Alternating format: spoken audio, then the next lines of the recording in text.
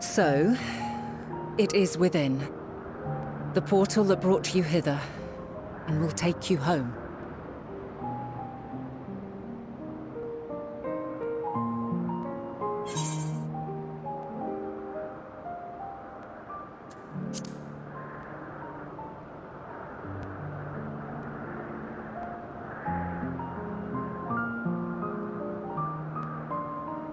I appreciate your sentiment. I truly do. But 'tis a very long game that we must now play. And while you have maintained a stable presence here thus far, there are dangers in lingering over long. No. You must return to your own battlefield. Make use of the knowledge you have attained, that your days here and our friends' sacrifice be not in vain. With Meteion free to pursue her designs, 'tis only a matter of time until the final days are upon us. We must be ready. From fortifying our defenses to securing our escape, there is much to be done. In spite of this, we cannot allow the report that set this calamity in motion to become common knowledge. Were the masses to learn the fates of the other stars, I fear the situation would spiral out of our control. I must carefully consider who can be trusted, and bring them into the fold.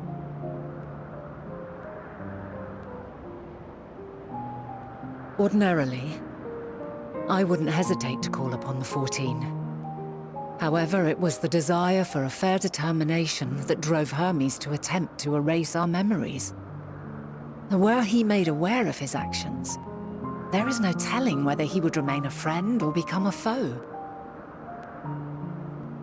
Alternately, we might try to alienate him from the convocation.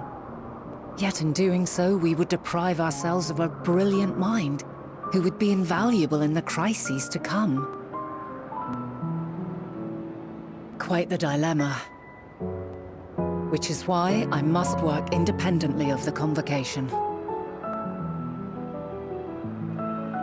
Regardless of how we proceed, if we are to permanently avert the final days, we must be equal to Hermes' challenge. We must prove that mankind is worthy to exist. And this hinges, I think, on how we confront the all-consuming despair that accompanies a senseless and seemingly inevitable end. Bewildered and divided, we would perish like the peoples of those celestial ruins. We could not hope to survive the final days, much less take the battle to Meteion at her nest. We must find a way to defeat despair, to unite and prepare as many as possible for the struggle ahead.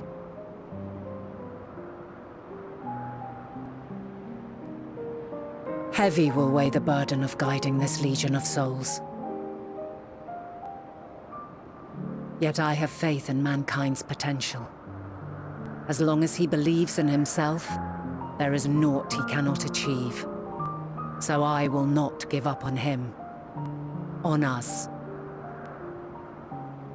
You may find your world to be very different, or perhaps the erasure of our friends' memories has sown the seeds of a conjunction between us. We cannot know until the moment is at hand. So shall I strive to do my best, taking naught for granted as I walk my path.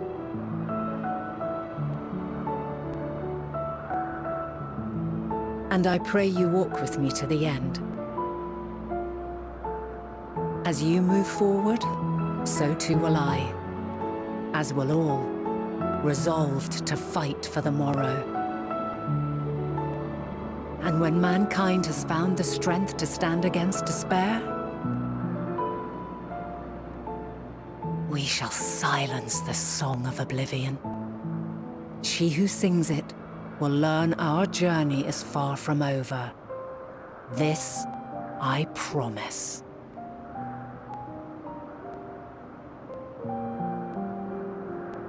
Fare you well, my light of the future. Till we meet again.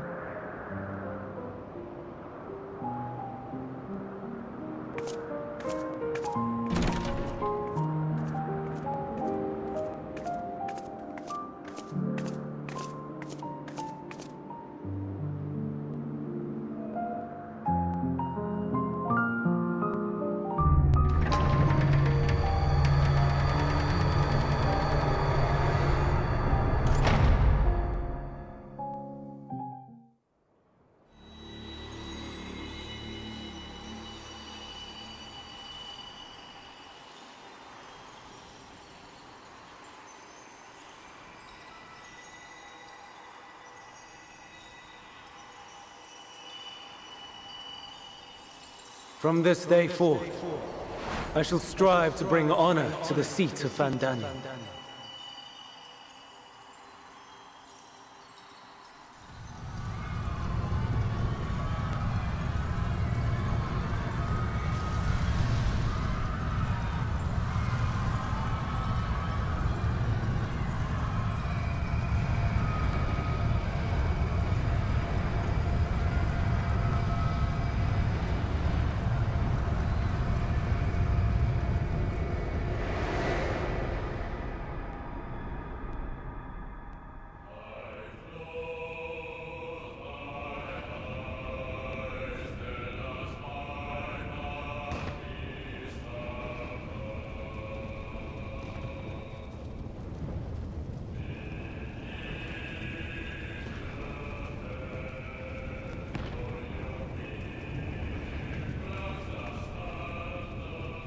Even now, I remember standing there, locked in a moment where the sky is aflame.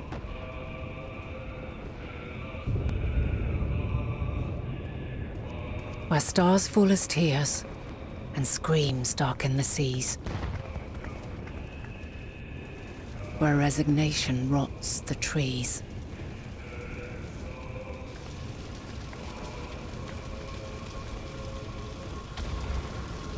Where terror twists magics into abominations.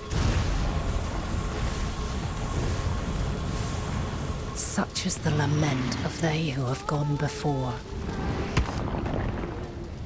The song of they who tried and failed to create a better world. The song of the end.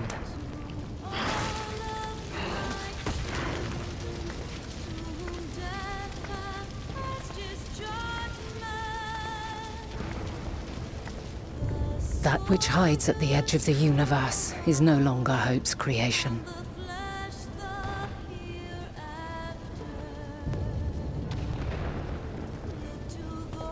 It is hopelessness incarnate.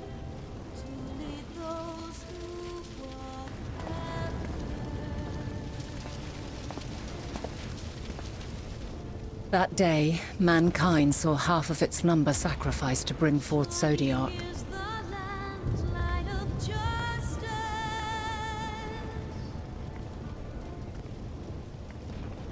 And covering the star in a shroud of ether, we forestalled the final days.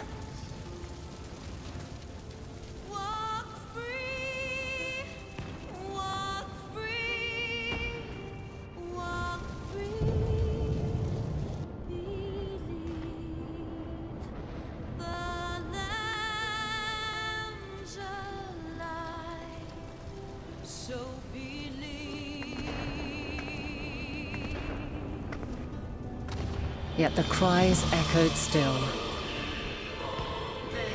We wept for innocence lost, wailed for death inevitable.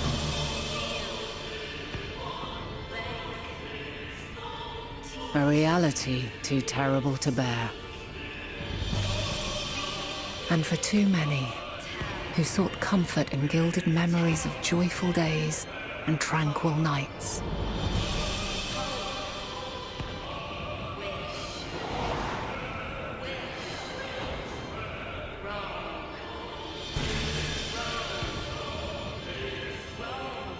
This is all wrong. Why must we suffer so? It needn't be like this. No. There must be a way to restore things to the way they were. To reclaim the perfect paradise we once had. No, my friends. Suffering exists, and we cannot pretend otherwise. No civilization, however great, could eliminate it. If we would live, we must accept it as our constant companion. Let us not seek to forget this tragedy. Let us carry it in our hearts, that we may grow stronger and know true happiness. We can't accept it. We won't accept it. It will be ours again. A world free of sorrow. No, it will not. For there has ever been sorrow. Mankind was but spared its biting sting for a time. So please, open your eyes. To try and reclaim those lives we lost by sacrificing yet more isn't wisdom. It is weakness. No paradise is without its shadows. If we cannot accept this truth and learn from our pain, then our plight shall be repeated.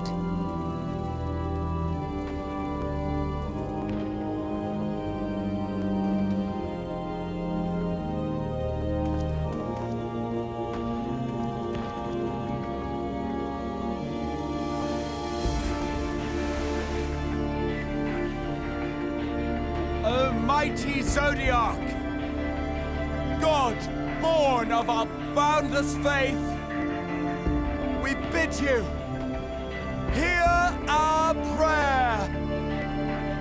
Accept this offering of lives, and deliver unto us the lives we once had. Deliver unto us the days of old, the days when the star was a font of love, and we knew naught but bliss.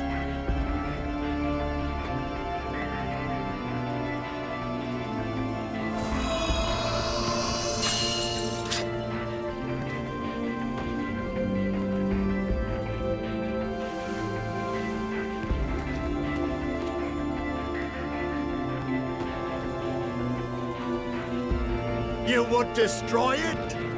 Our beautiful world?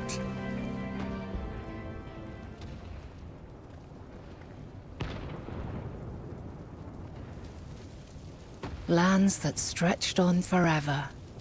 Skies one could drown in. The heartbeat of nature, silent yet strong. And amidst it all, a people. Beacons of light and life. Laughter that warmed my heart like naught else before. They are my meaning and my purpose. My love. In spite of, or perhaps because of this, I choose to believe in mankind's potential, in his ability to find a way forward. So let there be no way back. From that temptation, I sunder us. No more shall man have wings to bear him to paradise. Henceforth, he shall walk.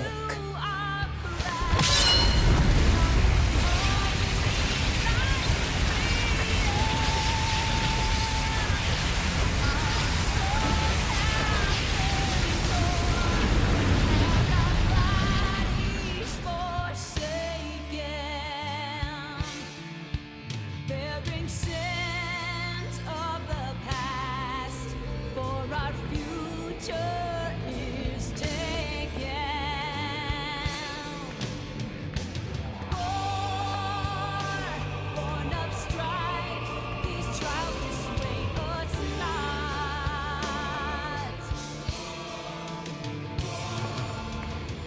all is excruciating pain. I breathe fire and torment.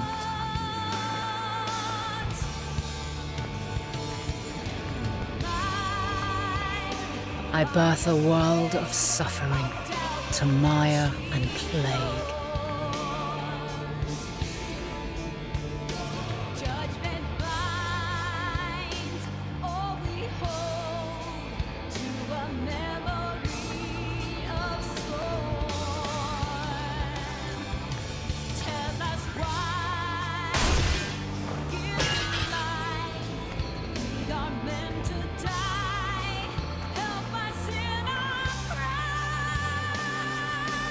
In one fleeting moment, lives come and go, ever moving towards the unknown.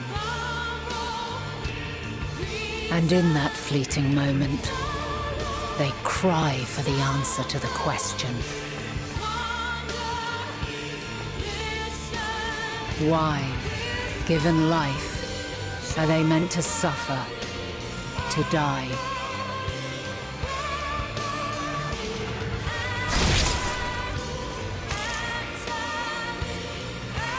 As fragmented, imperfect beings, yours is a never-ending quest.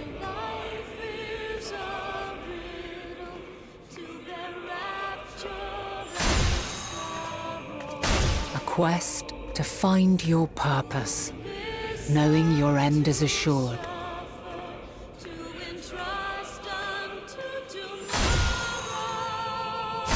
To find the strength to continue when all strength has left you. To find joy, even as darkness descends. And amidst deepest despair, light everlasting.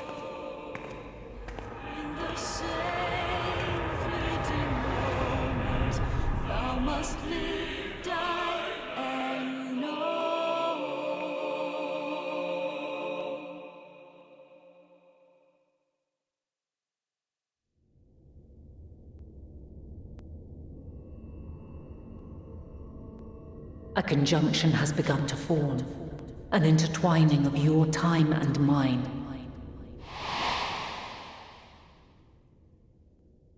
When you truly understand what is at stake, and your journey has prepared you to surmount the insurmountable, then shall I honor the promise made in another time, another age.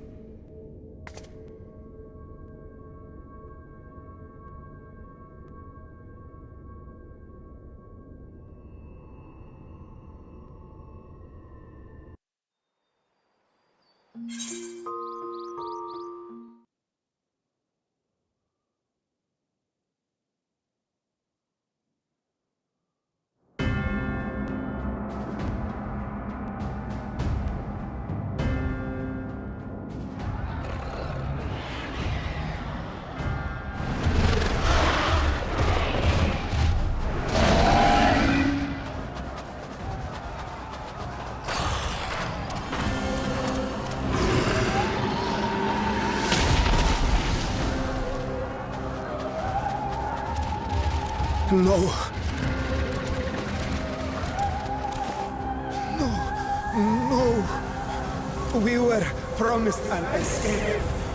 Not the same you we fled.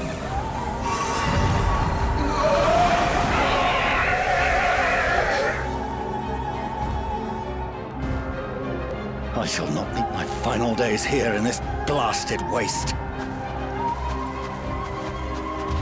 Calm yourselves. Your panic is our greatest enemy. Come, we must build a line of defense.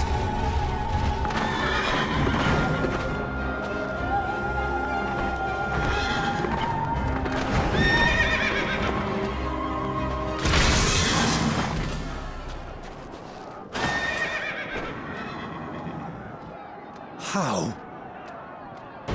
Leave the fighting to us, Father. You must lead the people to safety.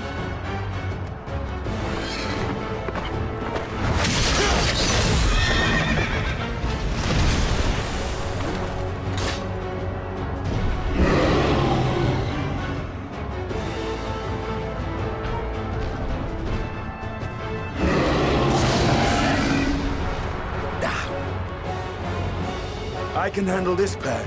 You? Shall tend to the refugees. Let us be about it.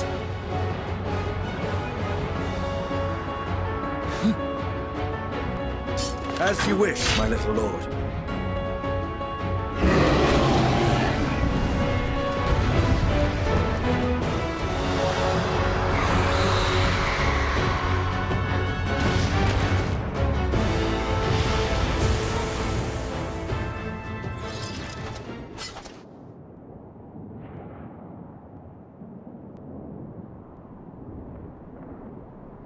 Help! Someone, please! What? No.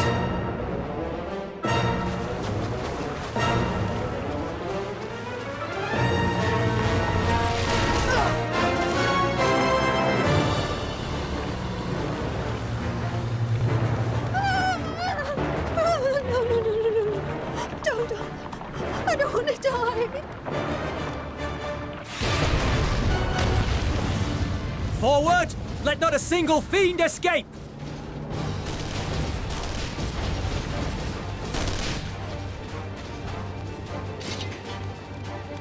Wait, that's... Euless and the army. So, you've recovered then? In time enough to be of aid, for once.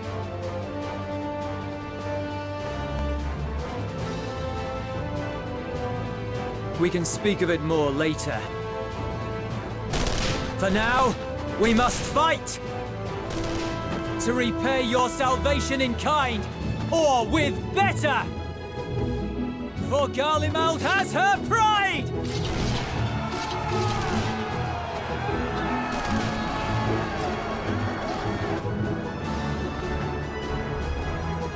Of that I've no doubt.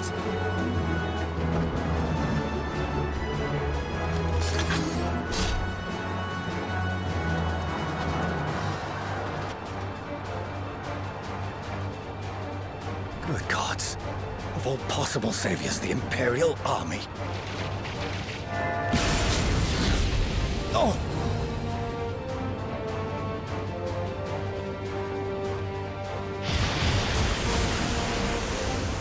I had hoped to take all of them down at once. Think a withdrawal might be in order? Oh, sod that! You know who would never abandon these people to their fate. To be devoured by their former friends. That'd be beyond cruel. These beasts must fall here and now. Well then, I'd say it's high time we threw caution to the winds. So long as you spare me the heroic sacrifices. Now, let's go!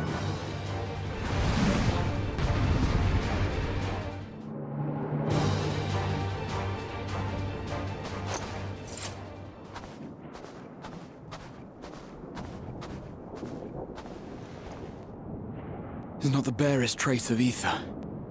Maybe there really is no way to bring them back.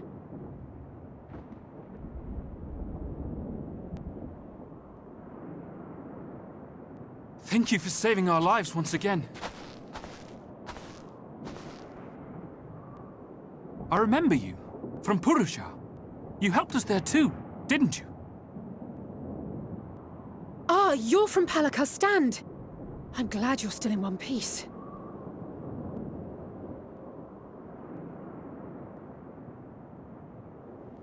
Or you will be, once I see to that injury of yours.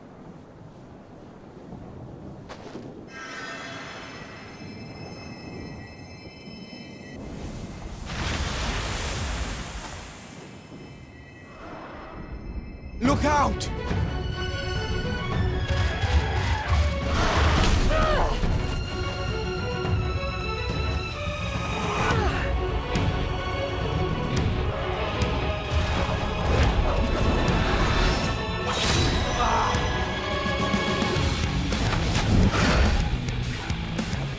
Get out of here! Quickly!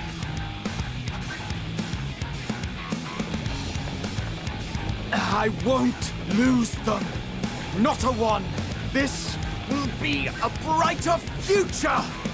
I won't let a madman's apocalypse ruin everything we've fought to achieve!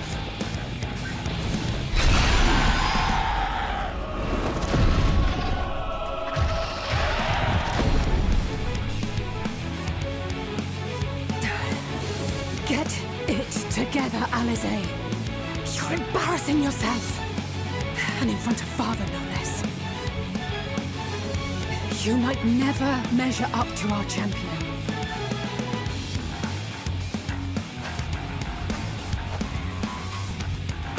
But we ask too much of her as it is.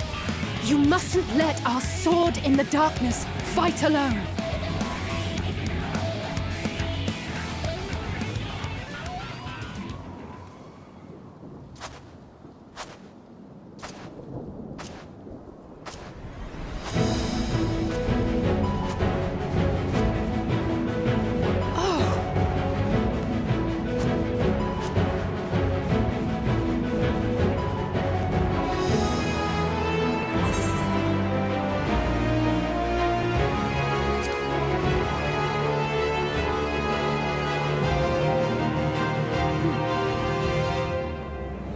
I can look after myself, you know.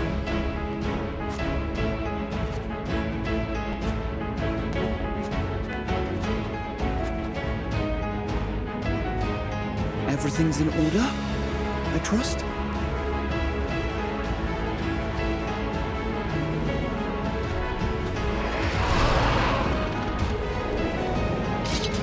I've had enough of this rabble! Come on!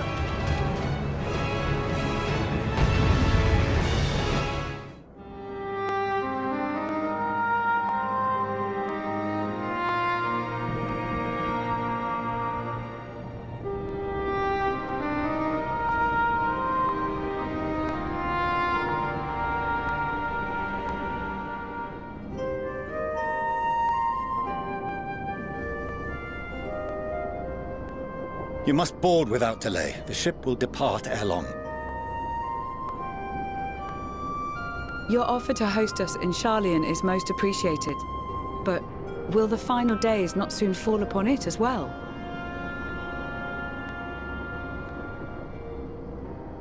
Your hesitation is not unwarranted. The satrap entrusted me with your lives, yet I have failed your comrades. Nor are you wrong to fear that this corruption will continue to spread. I cannot promise you complete safety, even in my homeland.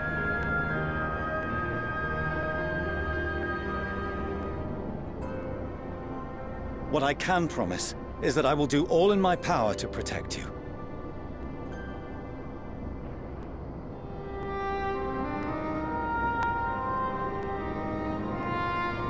That power is not inconsiderable. Even now, my countrymen are preparing the vessel that will deliver us to a sanctuary on the moon. Join us on our journey there, and beyond, to new horizons. Come to old Charlian. Please.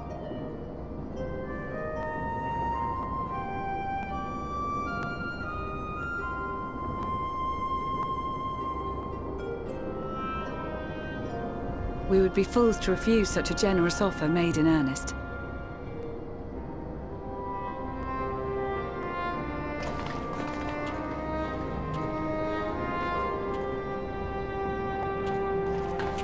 It seems they've a new destination. The people of Radzat-Han have known too much suffering. The march to Garlemald will only bring them more, short though it may be. I quite agree. Fortunately, they have you to look after them. Yes. Well.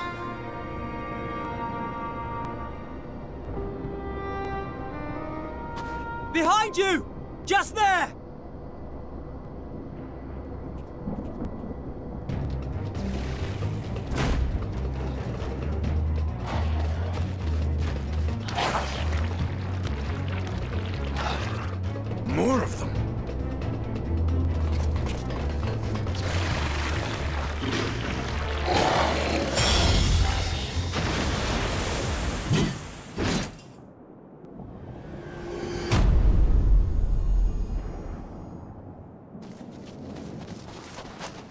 Xenos! Here!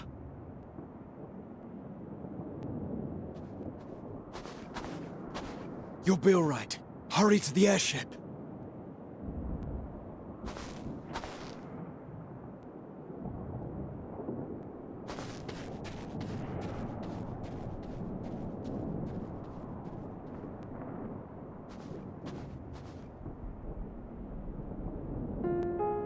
Why have you come?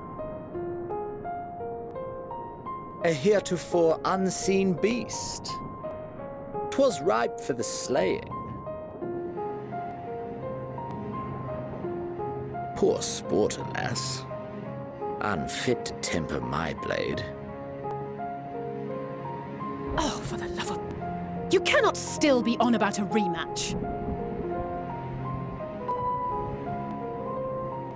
That is and has ever been my sole concern.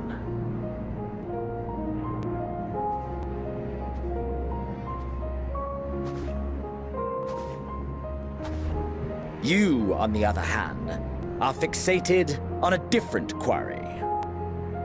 Your passion pales before mine, yet neither hate nor despair seems sufficient to recapture your misdirected bloodlust.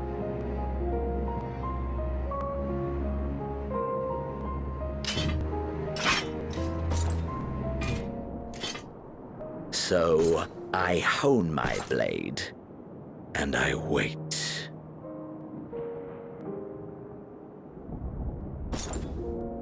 That's it. That's all you care about.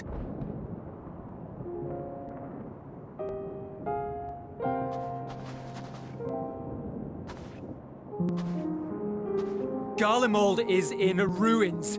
Our homeland, the nation you rule, is as good as gone. Along with so many of its people. Not just soldiers like us. Not only those who fought and killed for power and duty. Innocent civilians.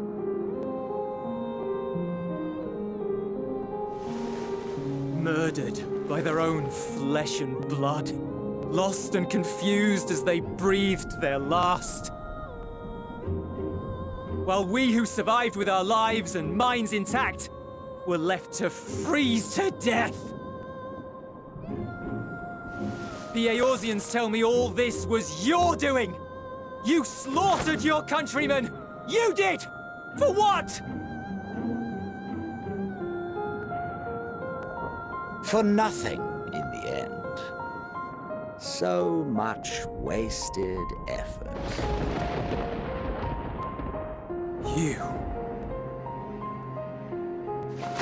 You bastard! For your own sake, Eulus, you must control your anger.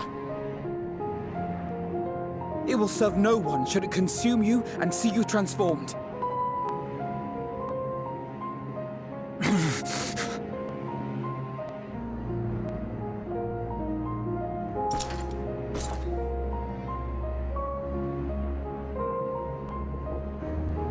Would you be happier had I a good reason? What? If my motives met with your approval, would you no longer resent the outcome?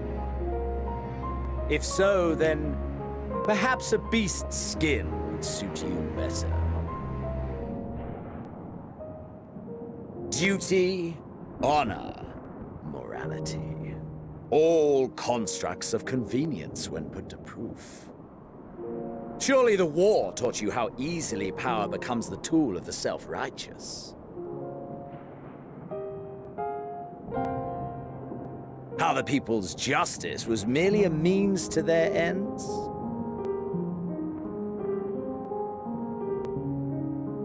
Yet you would ask me why. Ask any creature of this star and those above for answers, and they will tell you what suits their fancy. And they would be right to do so. What meaning there is to be found in the petty vicissitudes of your existence must be gleaned by you, and you alone.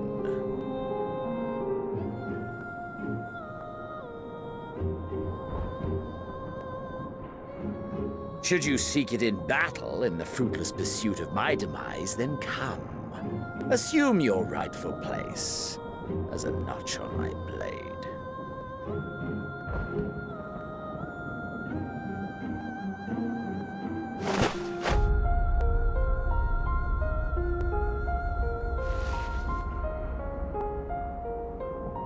You are a blight on the Garlean race, and there would be no more satisfying way to expunge it than by beating you to death!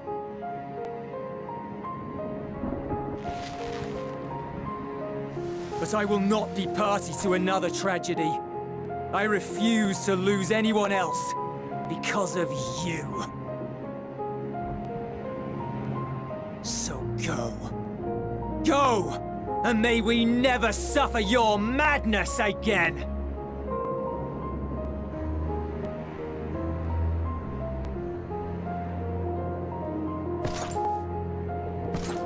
Xenos!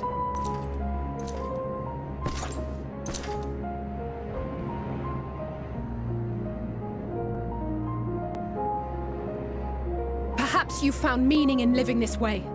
I cannot deny you found strength.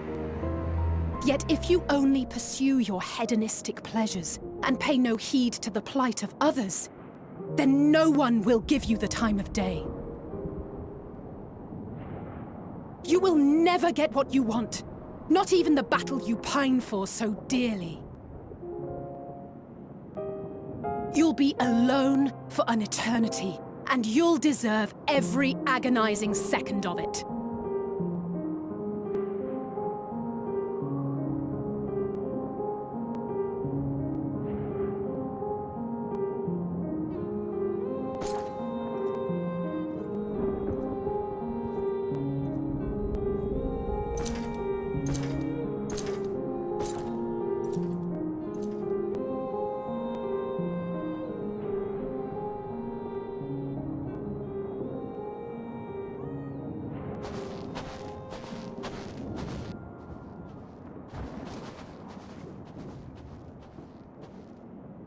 We're ready to depart. The refugee ships will be leaving shortly, but I've asked mine to remain for the time being. There's room enough for you to join me on it, if you wish.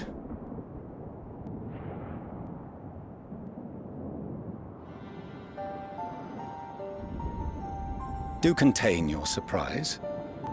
I needn't agree with the Scion's methods or intentions to acknowledge that their deeds are deserving of gratitude. We appreciate the offer. But might I ask why you are delaying your departure? I presume it is not solely for our benefit. I must visit Garlemald ere we return to Sharlayan. Having caused such an uproar, 'tis only meet that I explain myself to the Ilzabard contingent.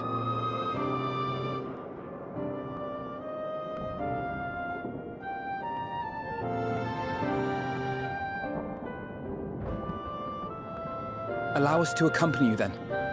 We should be glad to facilitate, given our familiarity with all concerned. If you would like to join as well, Eulus, we can speak of recent events on the way.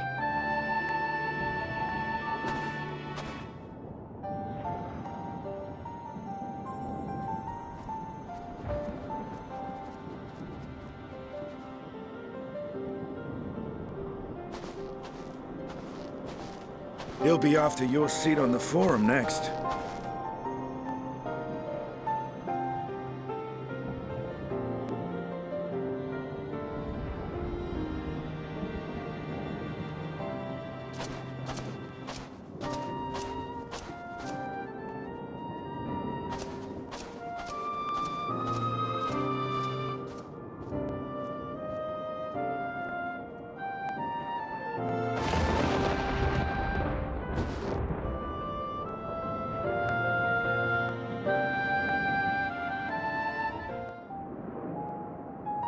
No major injuries then. Good. I briefed the recovered soldiers and sent them on their way as quickly as I could, but nevertheless feared they would not make it in time.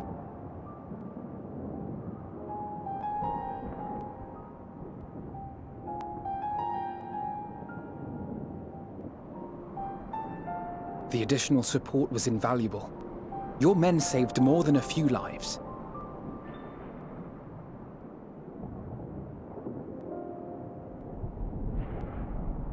Though not all, I regret to say.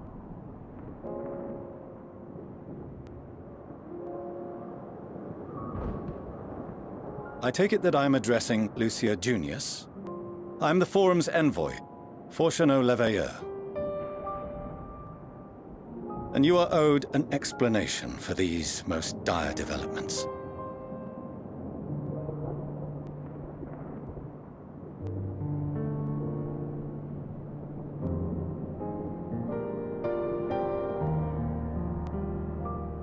Another trial wrought by the final days. I was beginning to suspect as much.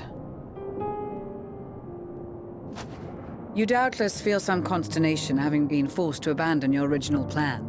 But trust me when I say you were right to send the refugees elsewhere. Beasts have been sighted within the capital. Perhaps it was a stroke of grim fortune that the population was decimated beforehand, as they've yet to appear in any great number, but in time.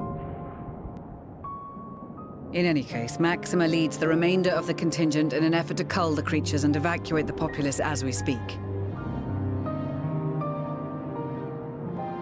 Once the airships have taken to the skies, I pray your men can be persuaded to join him. You'll permit us to retain our weapons? I wouldn't have sent you after the Scions were I expecting you to stab them in the back. And I, for one, would not consider past transgressions more relevant than future contributions. Regardless of the circumstances that saw us at odds before, we need men of courage now, more than ever.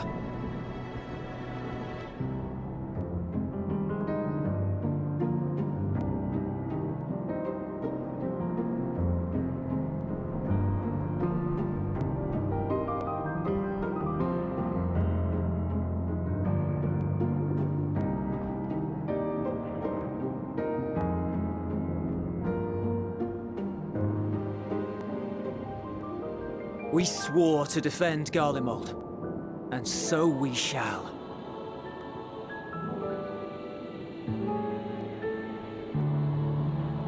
It seems you have everything under control.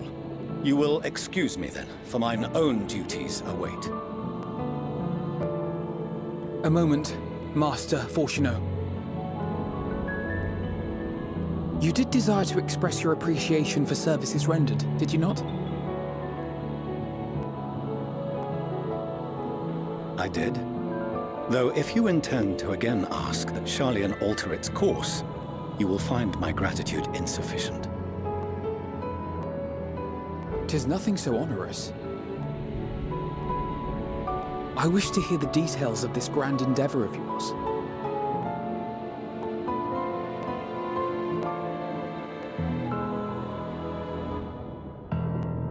Do you swear to listen and to learn, and not to embark upon some scheme to impede us? I swear.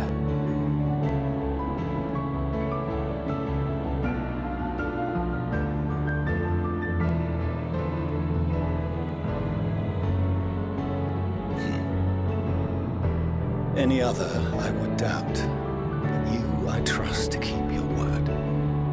For not once have you broken it. Very well. I will request that the Forum make you privy to our plans. You may await our summons at the Baldessian Annex, assuming the decision is in your favor. Does that suffice? It does. You have my thanks. Excellent. You can regale us with tales of your most recent sojourn to the First while we wait.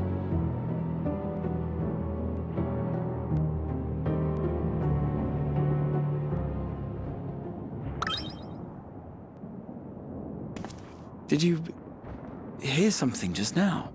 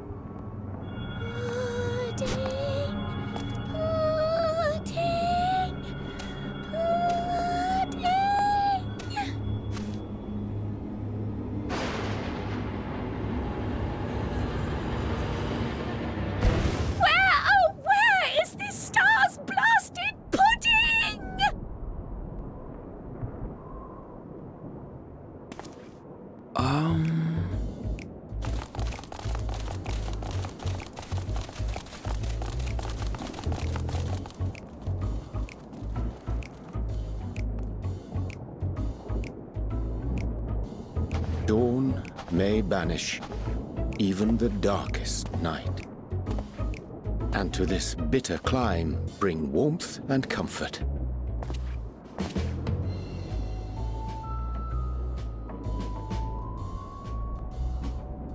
'Tis heartening to see such an assembly upon my return.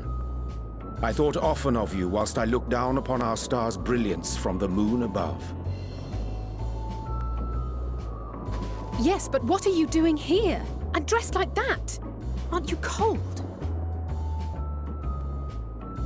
Verily, I fear for my health should I proceed to expound upon our purpose ere I procure more suitable garments. Then allow me to summarize. We're here because none of you lot are up there. Nor has anyone deigned to send word about any changes in the plans. It's rude, is what it is. At least that's what I thought at first, but then folks got to wondering if you weren't in a spot of bother, so we decided to take matters into our own hands. Come down here and help, if our help be needed. So she says, but it's also something of a convenient excuse to visit Aetherius. Urianger made it sound absolutely marvelous. More so before the impending doom, but still. And it's not like there will ever be a better time. What with the aforementioned doom?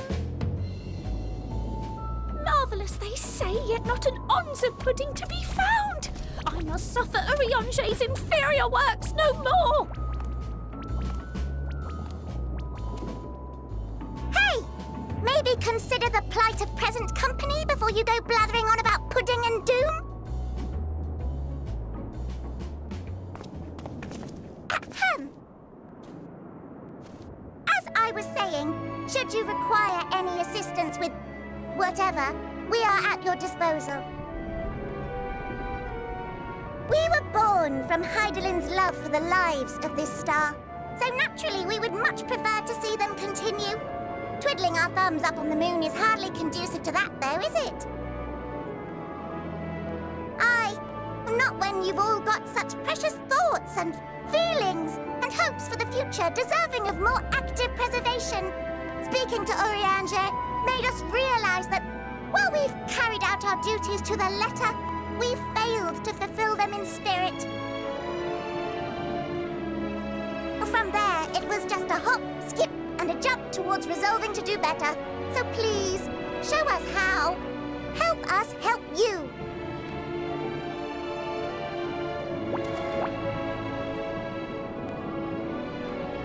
Forgive me, but are they...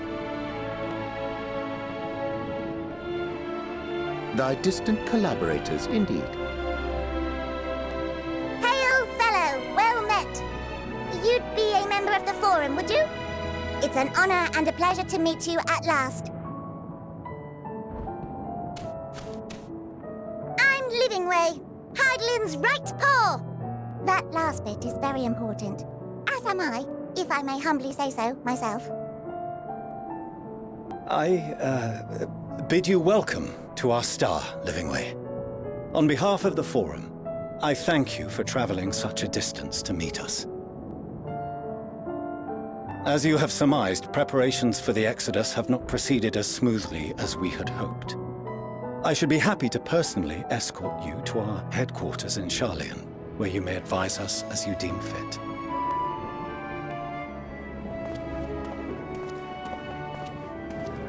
'Twas with reluctance that I set aside the great work of readying the moon for habitation. Be assured that I did so only after the Loperids made plain their earnest desire to come hither, and I myself felt a growing certainty that their contributions here would prove invaluable. 'Tis trite, perhaps, but I followed my heart.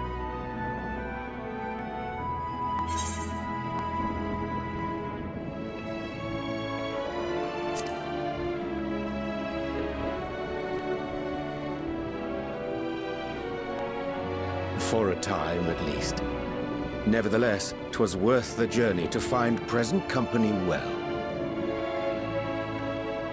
Wilt thou attend us at the Forum and lend thine own wisdom?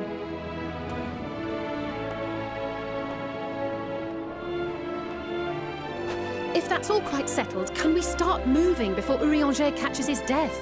Even I'm freezing out here. Oh, I dare say you'll warm up quickly once you're aboard the airship. Sat shoulder to shoulder with our fur-covered friends.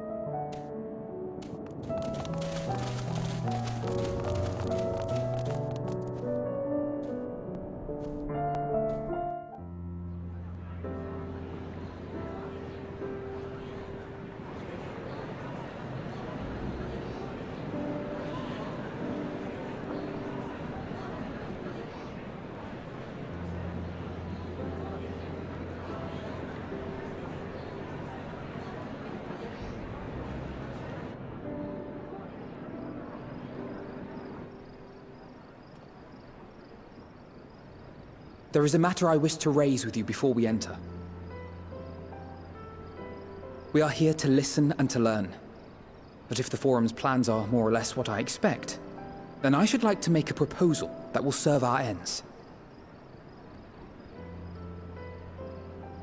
By your leave, of course.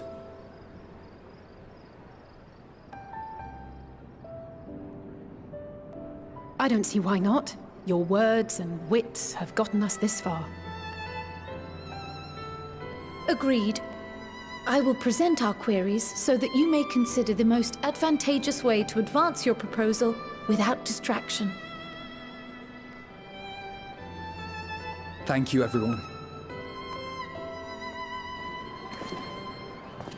If I may have your attention, the ad hoc session will now commence. The purpose of today's assembly is to brief the Scions of the Seventh Dawn, at their request, on the Great Exodus. You may enter.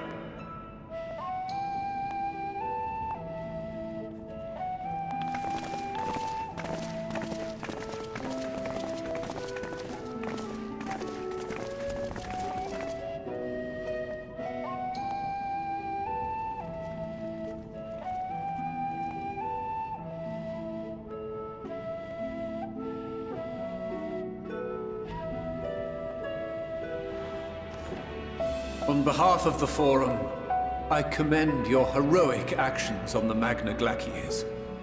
We shall not soon forget your service to us and the people of Radzat-Han. The Satrap, whom we have informed of the refugees' new arrangements, sings your praises as well. As an expression of our gratitude, we will endeavor to answer your questions as fully and openly as we are able. Then let us begin. First, it is the Forum's objective to ferry the life and knowledge of this star to the moon. Am I correct? You are. It is for this purpose that Sharlayan has labored these many long years. We have collected biological samples and scientific records from across the star. When the time comes, they will be moved from their places in Labyrinthos and Numenon and conveyed to safety. Once that critical task has been accomplished, we will begin transporting the Sharlayan citizenry, which has been categorized into groups. The earliest arrivals are to ensure hospitable environs for those who come after. Following our people, we will send those of other nations in turn, beginning with our allies. Radzat-Han was foremost among these, but since the final days have already come to Thavnair, we saw fit to include the refugees with earlier groupings. An ambitious plan. You have accounted for the safety of all nations and tribes, then? As many as we can. And how, pray tell, do you decide who to leave behind? To journey beyond the sky is an unprecedented and immeasurably difficult endeavor. Introducing sources of inevitable conflict would condemn all to certain death.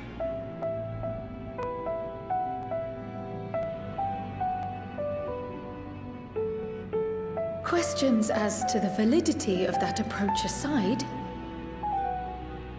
are your plans proceeding apace? We're under the impression that your primary means of celestial transportation is incomplete.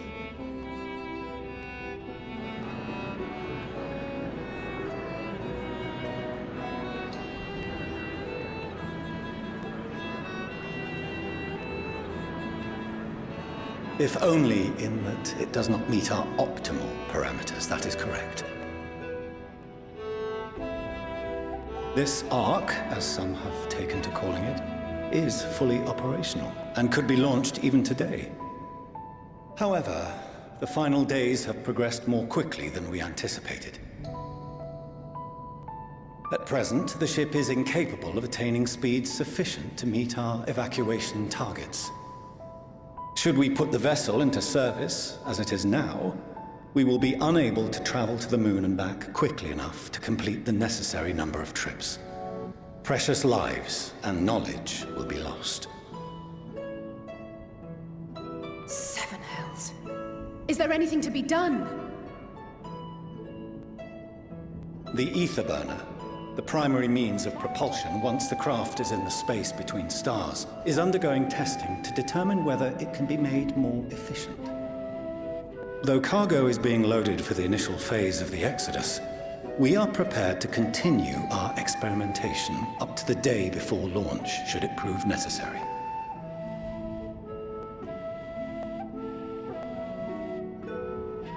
What if the Scions were to solve your problem?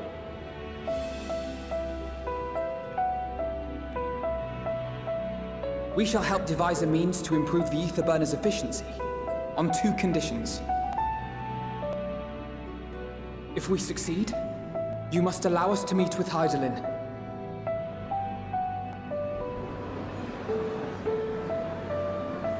"'Twas simple enough to deduce. You have a Concord, and so you would never have abandoned the anti-tower had you no other means of communication. One far more convenient, I suspect.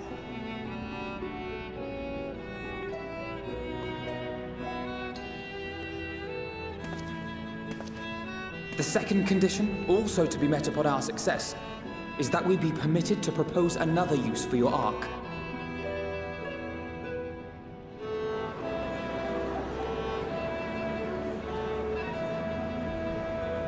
We would be at liberty to refuse this proposal. Of course. If we cannot prove its merit to the 99 here, who are we to stake on it the lives of all peoples of this star?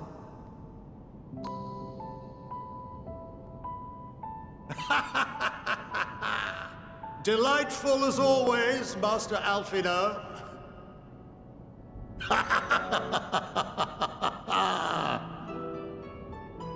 Oh, we couldn't have asked for a finer plan. Allow us to solve this complex engineering problem of which we were entirely unaware until moments ago. What could possibly go wrong? The satire writes itself.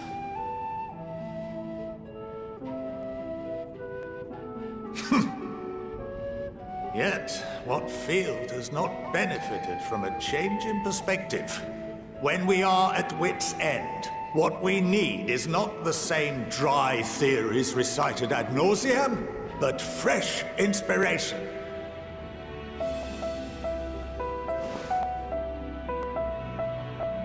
I, for one, have faith in my erstwhile students to provide it, and I find their terms to be perfectly acceptable.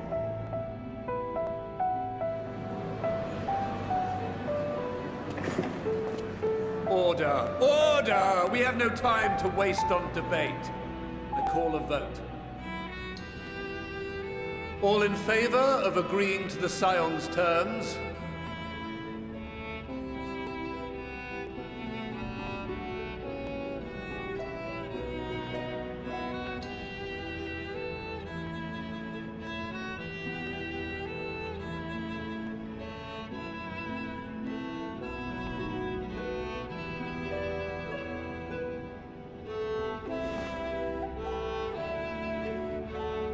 "71 in favor, 28 against. The ayes have it. Fortuneau, as the architect of this project, you are the best candidate to show them its current state. And bear in mind that regardless of your personal misgivings, this is the will of the Forum.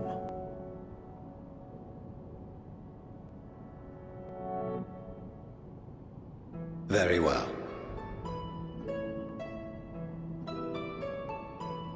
I call this session to a close. Return to your tasks with urgency. The final days wait for none.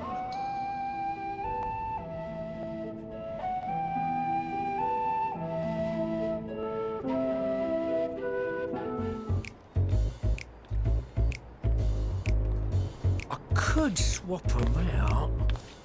No, been there, done that. Damn near lost my eyebrows.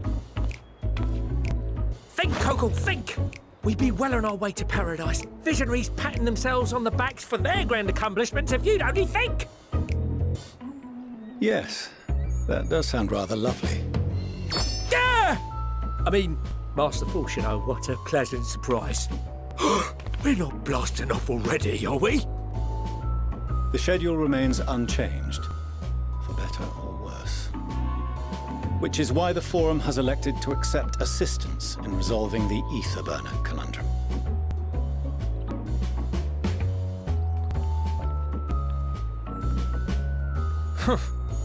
Not seen you lot down here before. There are Archons among their number, but engineering is not their expertise. Nevertheless, the Forum concedes the slim possibility that they may have insights to offer. If not, you are at liberty to return them to the surface, by whatever means you see fit. I assure you that won't be necessary. Now, about your troubles with the ether burner. Aye, aye, I'll walk you through it. Suppose I could do with a change of pace. As the name ought to tell you, the ether burner burns ether, ambient or otherwise, and transforms it into motive force. Think of it like a giant bomb that never stops exploding. Even out in that black void where the ether's right sparse, it's strong enough to move our arc. And it probably won't kill you like an actual bomb.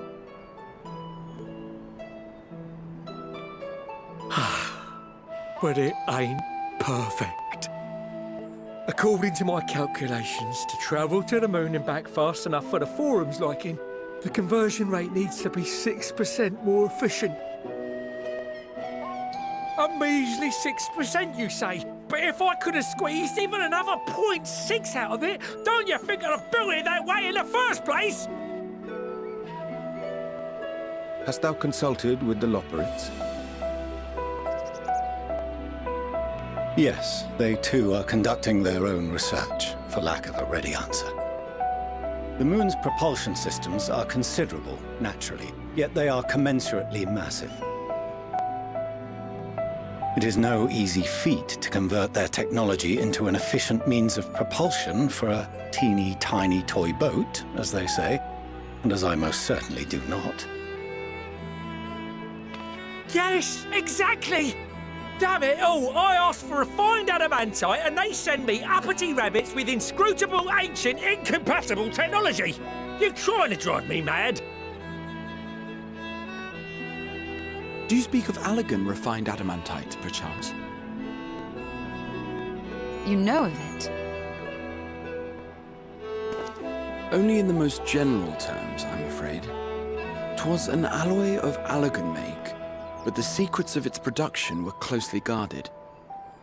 As I recall, the record stated it was vital to Dalaman's construction and launch. Aye, that's the stuff. No material more conductive far as I know. Slotting some ends like blowing up a dam and watching the river of ether come rushing through. Ain't a living soul that knows how to make it though.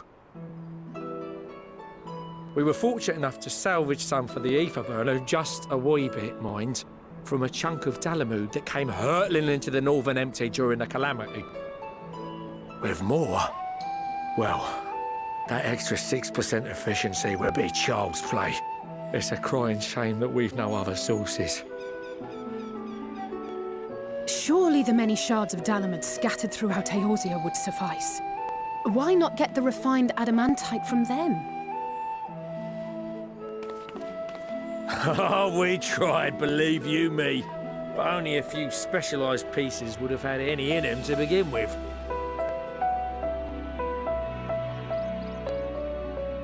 Drive calls from Ragnarok-class internment hulks.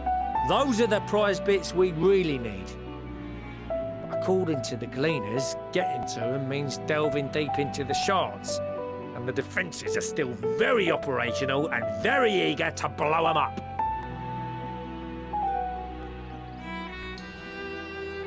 It's rough going in there, even for the cream. Not sure they'd make it out alive. Weren't we near that part of the Ragnarok when we went to destroy Bahamut?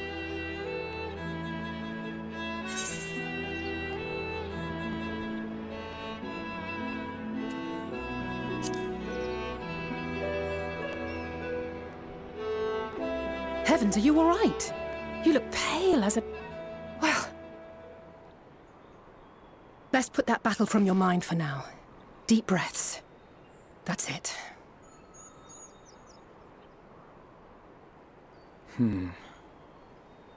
There are multiple internment hulks in Eorzea alone, so handling this ourselves may not be the most efficient option. Rather, if we could salvage adamantite from the shards simultaneously... Thancred, is the link shell we established before you went to Garlemald still active? Of course. The floor is yours.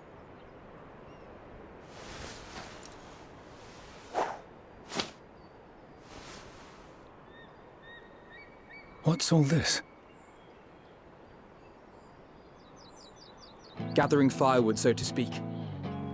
We alone can accomplish little, but joined by others, we may yet build a bonfire to carry us heavensward. This is Alphino. The Scions have need of you.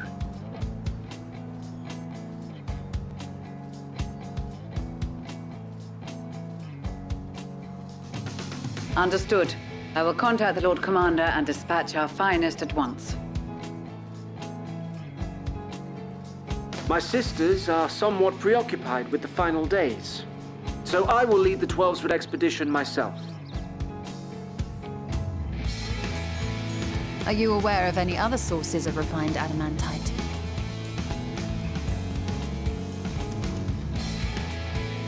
Logically, such an invaluable alloy would have been utilized solely where absolutely necessary, in components intended to conduct or collect surpassing amounts of ether.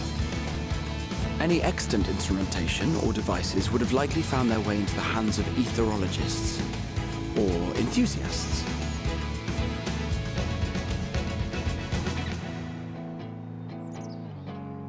Magical artifacts of Allagan design? The Eastern Alliance will send word to one and all. Are there other ways we may offer aid? No shards of the Lesser Moon scar our soil, but our stake in this cause is no less for it. Is there anything in Othard that might be of use to you? What did you say? Oh, you got friends in far places, lad.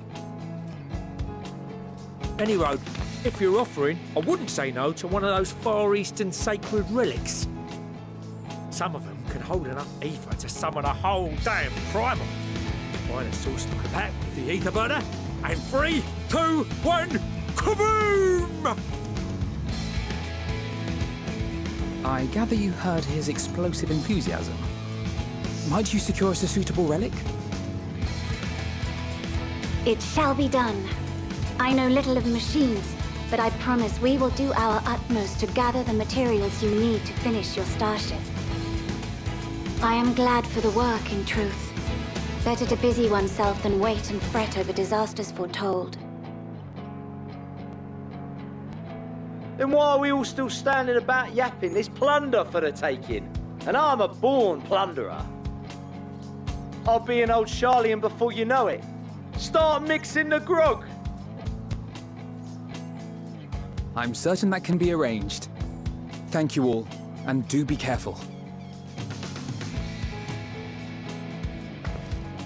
Just like that. Aye, just like that. Our refined adamantite is on its way. Now let us consider our next steps, shall we? There's yet much to be done.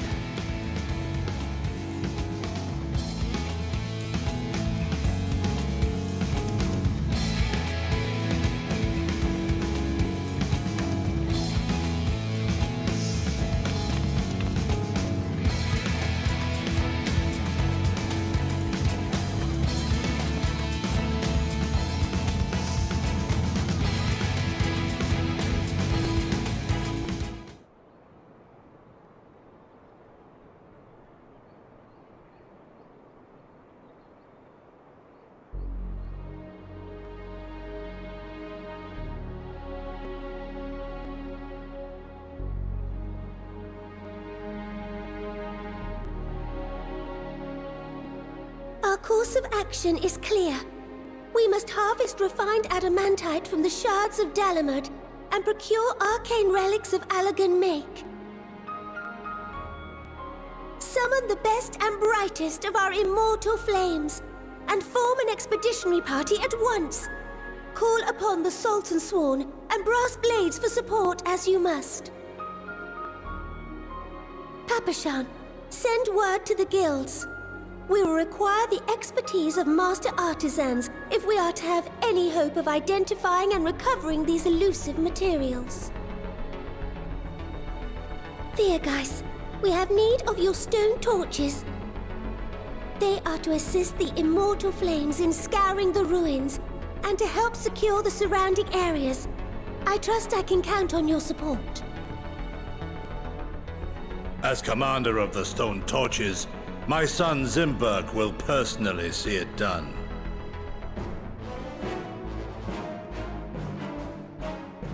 Pippin, I would have you lead the raiding party.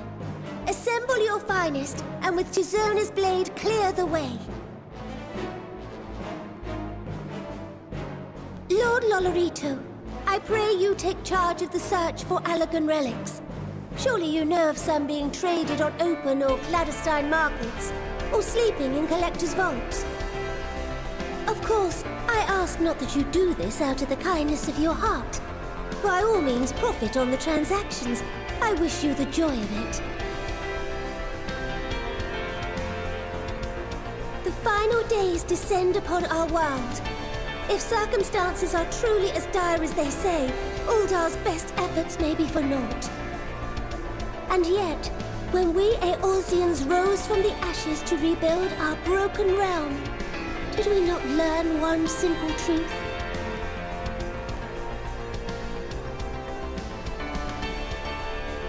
That which seems all but impossible to overcome alone may yet be possible if we stand together.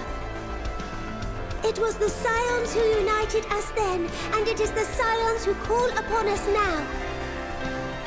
Uldar will answer that call. We will summon our courage and join the fight for our world's future. You know your duties.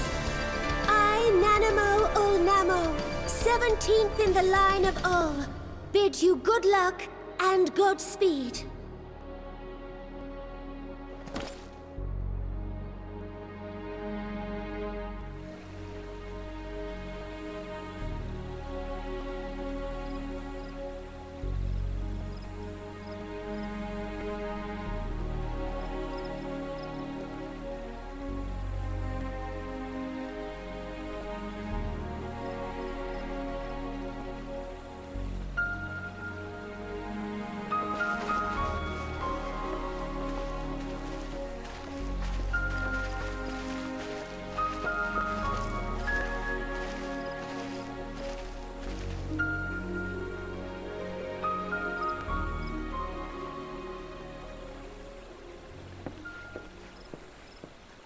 We fielded a goodly number, but our ranks are heavy with healers, and an abundance of restorative magics will be of little help in destroying Dalamud's defenses.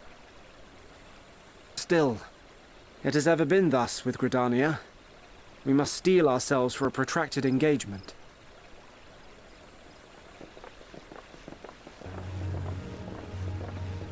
In that case, might I suggest taking us along?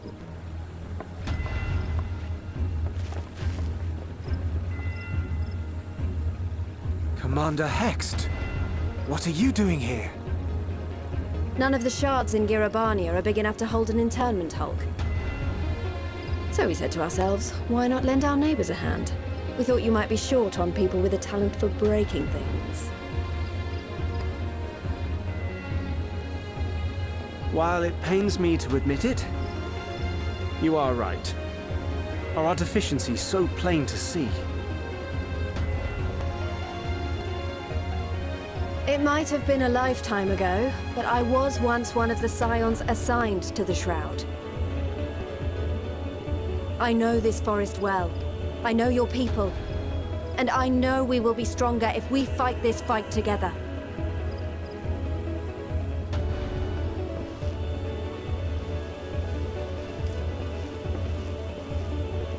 Then I will impose upon you with a clear conscience. Come, let us speak of how to integrate our forces.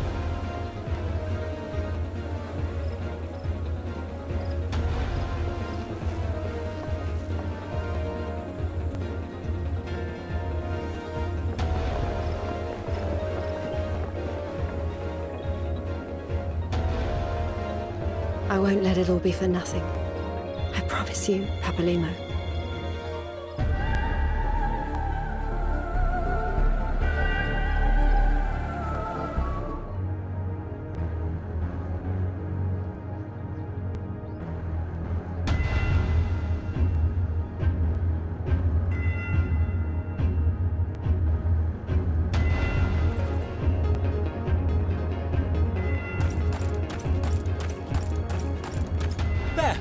There you are!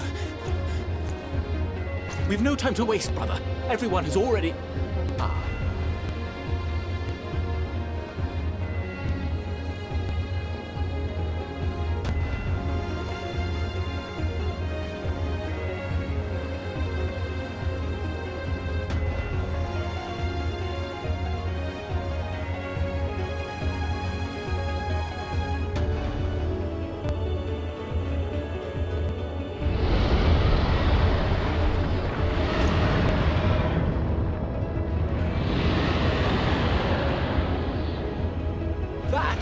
That was a roar! A dragon's roar!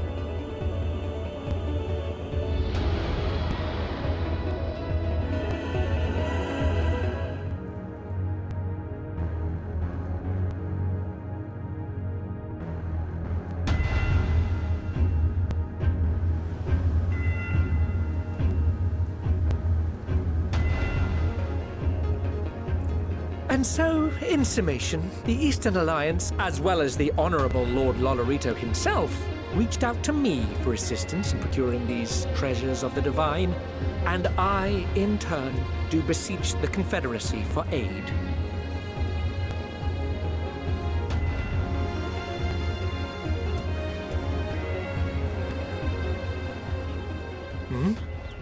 Is that... Hancock? What a surprise this is. And a fortuitous one at that. I have a favor to ask, you see.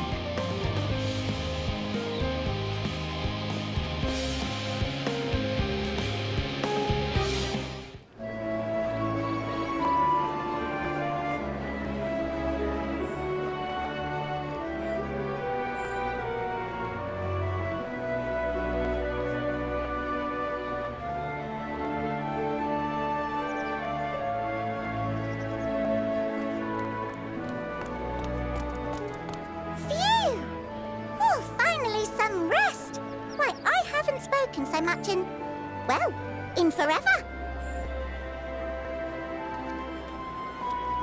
Lively, isn't it? The town is abuzz. Everyone eager to meet with our friends from the moon.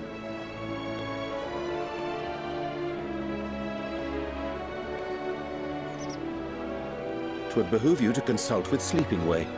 As our moon's pilot, his advice should be most pertinent. I'm impressed. Truth be told, I struggle to tell one from another. No offense intended, of course. None taken.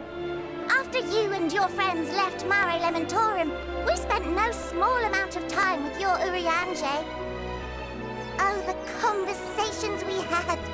He told us all about Atheris, answered our every question, no matter how trifling or trivial. Look! Every page filled to the margins with knowledge. When I first arrived, I was struck by how little I knew. It was daunting. But then I realized that, were it not for Urianger and his teachings, we'd still be stuck on the moon, gazing at your world and wondering what we've been missing.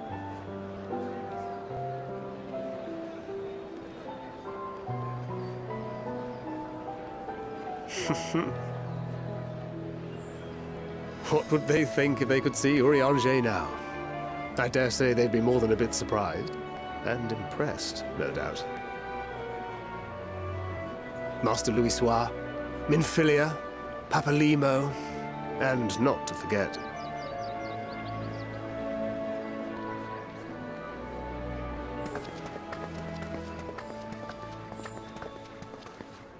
Oh there. Heard there was a visiting expert who we might bother with a few questions. I take it you'd be the one.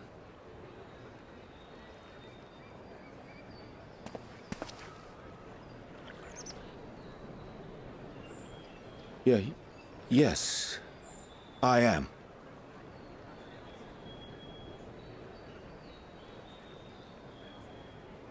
Wilson and Blovida, Sharlayan's foremost researchers in the field of teleportation magic, and Moonbreeder's parents.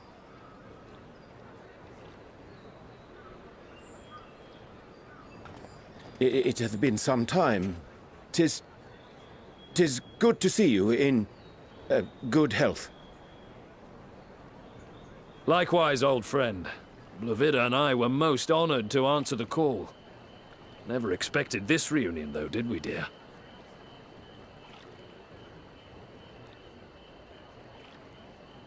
I'll say, the nerve. Sending that letter, then running off to the gods know where.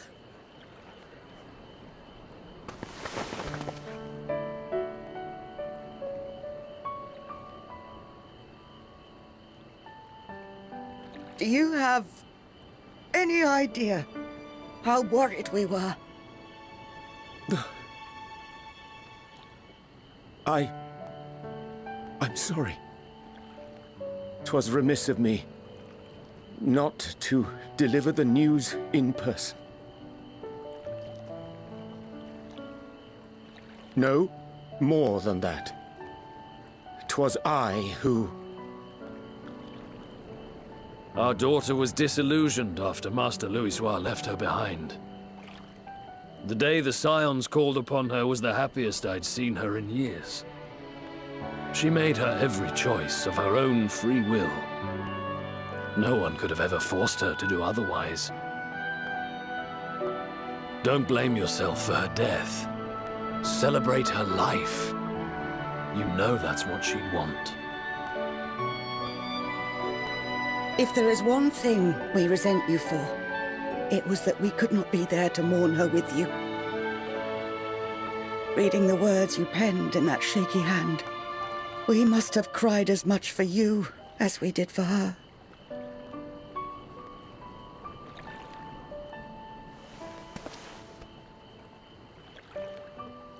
I'm sorry. I truly, truly am. I knew not what to say. Knew not how to express my feelings. The poems and platitudes of wiser men, musings on sadness and loss, studied and memorized, and meaningless in the moment. Silly boy. We are all powerless before such grief. Even now, try as I might, the words escape me. But in our hearts, we know, we always know.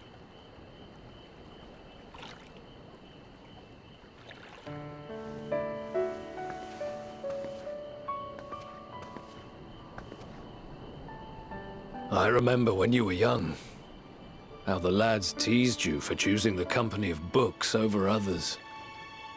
Our moon didn't take kindly to that. Be nice to Urianger, she'd shout, and give them a walloping. No matter how many times we scolded her. So we offered a suggestion. Rather than starting fights, why don't you be the bridge between Urianger and the others? She had to mull it over for a while, arms crossed, brow furrowed in intense thought. But from that day on, she never let you be alone. She'd drag you outside to play, pepper you with endless questions, read the same books you read, all to try and understand you that much better. I'm sure it was annoying and exhausting at the time, but she only ever had the best of intentions. And look at you now, at the center of the crowd. The reason there even is a crowd, having brought these people together. You've no idea how proud we are. To see the boy our daughter trusted and believed in more than anyone, grow into the man she always knew he could be. I can see her in you too. Feel her. She walks with you wheresoever you go. So thank you, Urianger, for being who you are.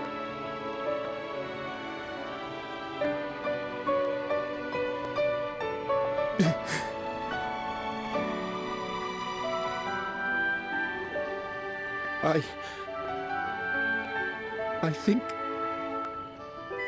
I can feel her too.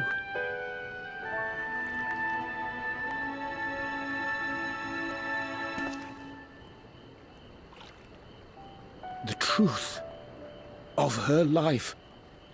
Not sorrow, but hope and love.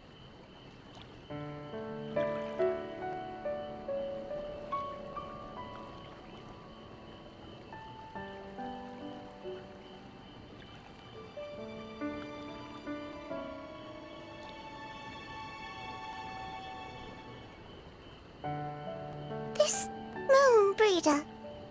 She was important to him, wasn't she? You could ask the man himself. Oh, no. But watching this exchange reminds me how much I've yet to learn about your world. And its people. You can live here your entire life and hardly learn a thing. And that's why it's too soon for this to end.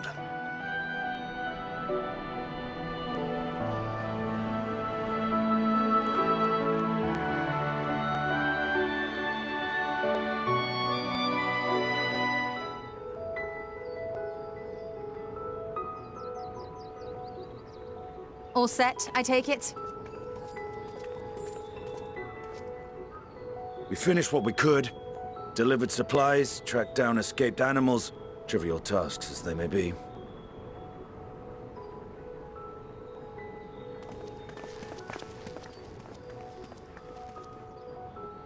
That's enough, don't you think? If there was anything more important still undone, that would be a problem in itself. The vessel is essentially ready for departure. All that remains is to load the final batch of supplies and see everyone on board. Once we've readied the ether burner, that is. Ah, had a feeling we might find you all here. Our consultations with the Loporrits, too, have run their course. Pleased I am to say that our researchers' concerns have for the most part been allayed, though some insist on making adjustments to the very end. For their part, Livingway and her peers have graciously offered to stay and keep the people company, lest any lingering queries go unanswered. All that remains is to wait for the refined adamantite.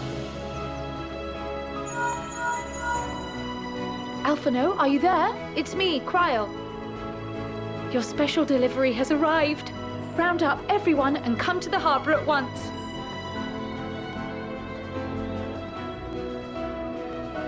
Speak of the devil. Let us go at once.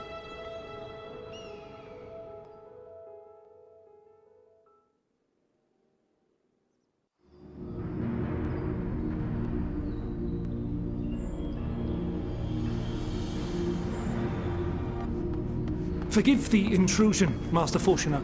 I bring urgent news. A great commotion has broken out in Scholars Harbour. Your presence is requested with all speed.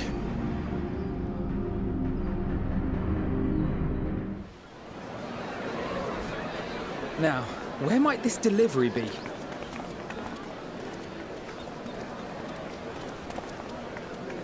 Oh.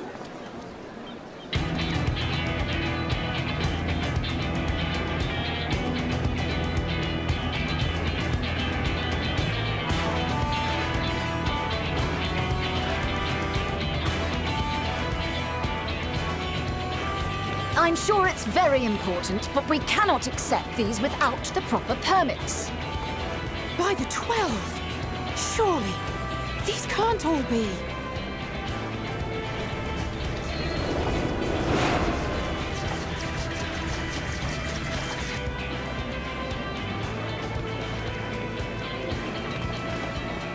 Bleeding hellfire! They're bringing them by sea and by air. All these folks in these crates.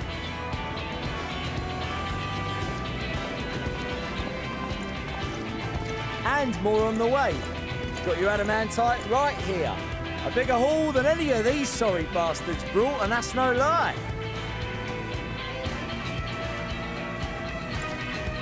Yes, because you were charged with seeing the shipments from Gridania and Uldar here, along with your own. Give credit where credit is due. Sounds like the sorry whinging of a sore loser. An hypocrite to boot. Ain't no way a scrawny whelp like you took a dozen steps inside a Dalaman shard.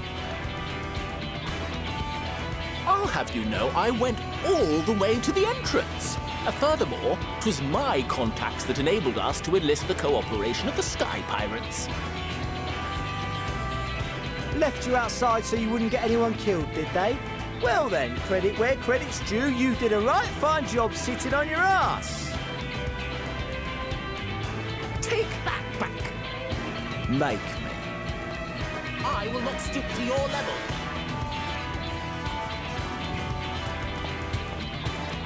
My, what a grand welcome party.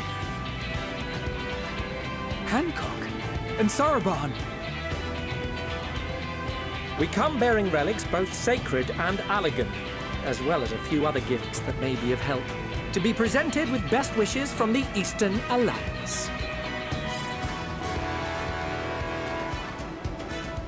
Our friends in Bosnia, for instance, have sent along a few artifacts for the brave allies of the Resistance. That's you. I myself have come with a sacred relic of Rayson Temple. 'Twas passing fortunate that Senri's dango craving brought us to Kugane. We arrived precisely as Hancock was making his arrangements. Upon learning of your need, we made haste back to Hell's Lid, with our dango, never fear, and consulted with the other auspices. All consented to the lending of Tenzin's legendary Phoenix Blade for this noble cause. Suzaku and Seiryu were nevertheless worried that it might be lost in transit, however, and insisted upon accompanying me to Onakoru, where I had intended to entrust it to our Confederate allies. I thought instead to give it over to Hancock when we chanced to cross paths yet again. But alas, Seiryu remained ill at ease, and ordered me see the blade into your hands personally, or die trying. We did, of course, need quite the impressive vessel to get it all here in time.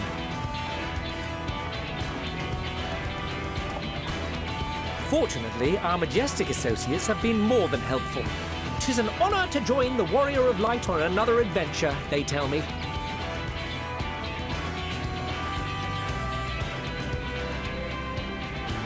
That is all wonderful to hear, but what of the extraordinary cost? I shudder to think of the ransom we must pay for such a bounty.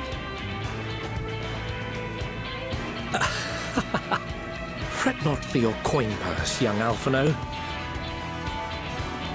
Lord Lolorito looks ever towards the profits of the future, and thus the East Aldenard Trading Company went to some lengths to reduce the financial liability. And since the Scions funded the entire venture, not a gill need be rendered up in compensation. Everything is already yours. We funded the venture? When? Don't let the name fool you. This coinkeeper knows a thing or two about spending.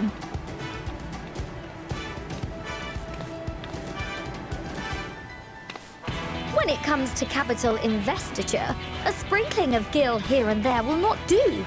You need enough savings to make waves when it really counts, which is why frugality is paramount. We also have the benefit of a generous patron. Generous being rather an understatement.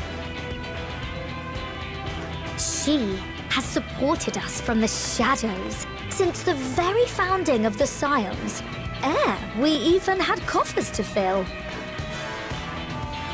Mother! Amelians. I remain, of course, an entirely neutral party. I simply thought our family's coffers were needlessly full. We can hardly take them with us on your teeny-tiny toy boat, now can we? And 'twould be a shame to leave all that hard-earned wealth unspent.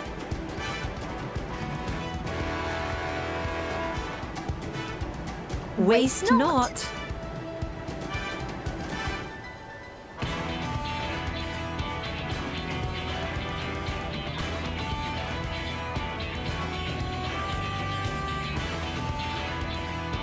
However did you manage so much in so short a time now? We expected word to reach only a fraction of our allies. Did I not tell you I have my ways? Erenville, you were involved too. I received a letter from Cryo after we parted ways in Labyrinthos. She explained what the Scions were trying to accomplish, and why you might soon require the services of the Gleaners, spread across the world as we are. I pray you do not interpret this as a betrayal of Charlotte. I accept that the Forum's aim in pushing us to our limits was to preserve what knowledge we have, and I bear you no ill will for it. Yet, in collecting that knowledge, what I came to appreciate most about our star is that there remains so much we do not know. That is why I chose to help the Scions, to combat the obliteration of those countless undiscovered wonders. I held no illusions that they would be less demanding taskmasters. Though, rest assured, if I had, I would have been sorely disappointed.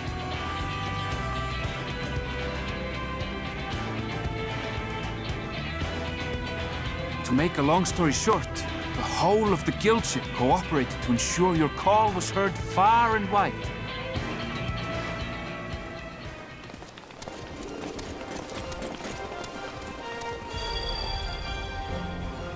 What's this about a ship that can fly to the moon? And why didn't you mention it sooner? The one time you don't beg my aid, your problem's a bloody ship that can fly to the moon. Sid!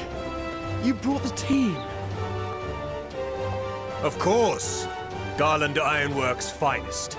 You need only point us towards my new favorite ship. Oh, I nearly forgot. We stopped by Whirlit before coming here and picked up a package from Gaius. He's still of the mind that actions make for better penance than words, contrite or otherwise. So we offer none of the latter.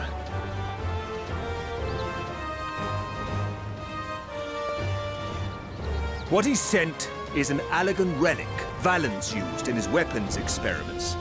Has a fair bit of refined adamantite in it, too.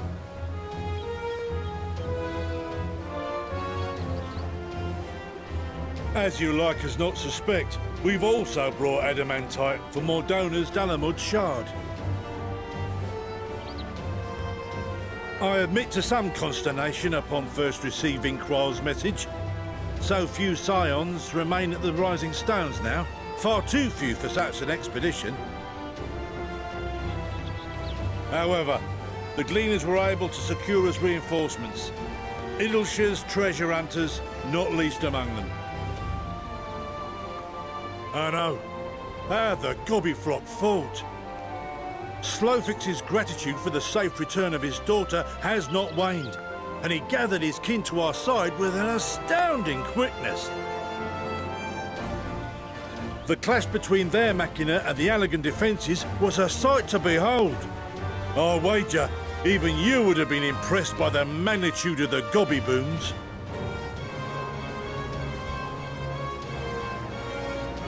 Fascinating as all this is, I fail to see how it explains your presence here.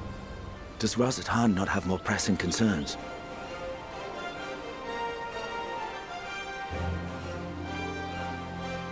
We do. Yet averting the final days would be the most expedient solution. That, and I am indebted to you.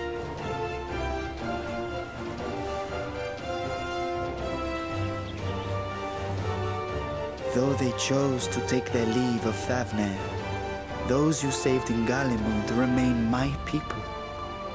My gratitude is beyond words. 'Tis appropriate that I aid you in kind. If in the doing we bring salvation to others of this star, so much the better.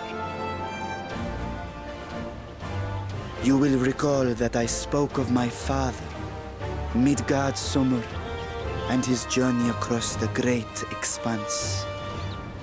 As he traveled betwixt the stars, his resplendent scales drank of the ether in those nigh empty surrounds, and imparted to him the strength to persevere. Thinking they might further your cause, I called out to my kin for consent. Ajdaya's answer was silence, as ever. Tiamat and Chrisvelgre, however, responded favorably to the suggestion. My sire, too, stirred from his slumber long enough to speak and say, "Very well." Thus have I brought you his own worm scales. Fit them to your purpose, and seek a worthier fate for us all.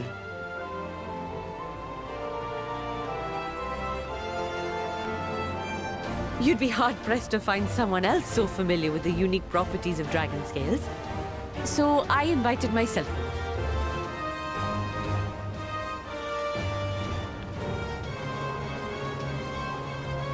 Look at me, this is so unbelievable. I've gone right back round to believing it again. Forget a 6% gain in efficiency. With all these goodies, we could get 7, no, 10, no, 14 bleeding percent. Think of how far we could go! What we could do with that much power! What we could blow up! If Kokol is duly convinced, then it must be true. In which case, the Scion's end of the bargain has been fulfilled. Would you not agree?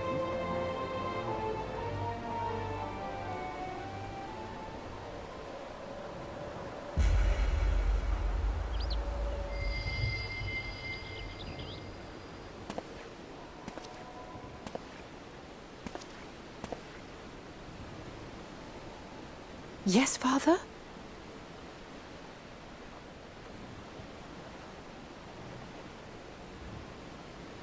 I know not what you seek of Hydaelyn, nor for what purpose you would take command of our ship. Yet this much is certain. To do so will be to dictate the fate of this star and the lives upon it. The lives of each and every creature, in their magnitude and their fragility. Do you understand? And are you prepared? We have seen and we have felt how much each life shapes this world. And so we are determined to abandon none. We understand what is at stake, and we are prepared to bear this burden.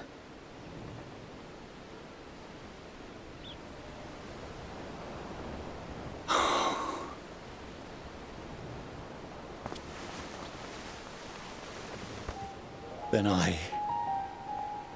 I will bear it with you. I beg you, share your struggles with me. As family.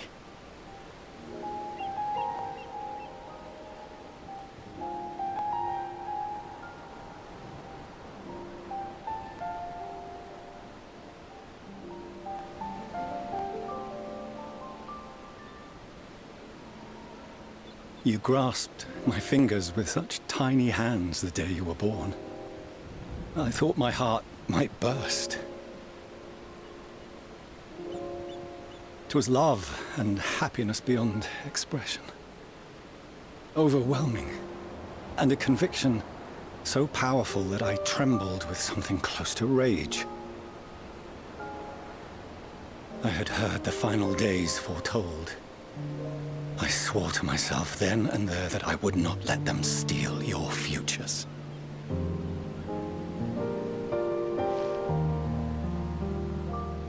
The great exodus would succeed, must succeed. No sacrifice or sin was worse than the alternative. If anything gave me pause, 'twas mine own father. The Archon Louisoix openly decried Charlian's policies, a perspective which I regarded with increasing disdain as I grew older. Yet even as part of me thought him a fool. Perhaps I also hoped that he, of all people, would devise a brilliant means to save my children. A naive hope, but stubborn enough that I could never bring myself to keep you apart.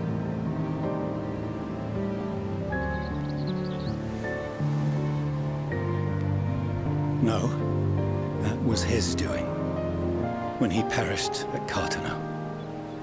As we pulled that twisted slab of Dalamud from the sea, I remembered the warmth of your newborn touch.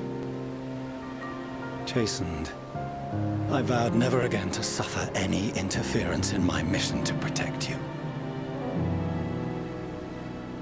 No matter that you yourselves wished otherwise. Detest me, fight me tooth and nail. I would suffer it, and more, and be satisfied so long as I could force you onto the ship.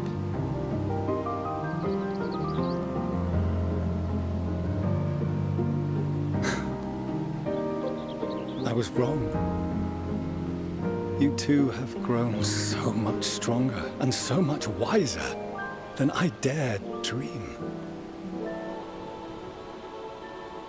You have earned the right to walk your own path, and already begun to do so.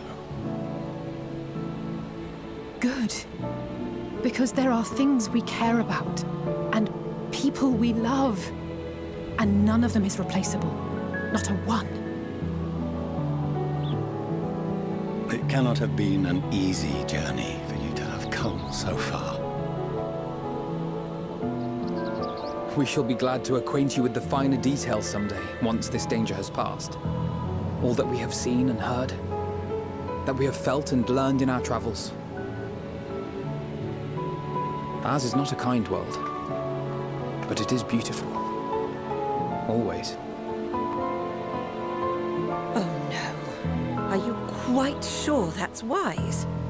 After all, someone turns pale and flees the room when he sees so much as an envelope containing word of your adventures. Whatever will happen if he learns what you were really up to. Amelians.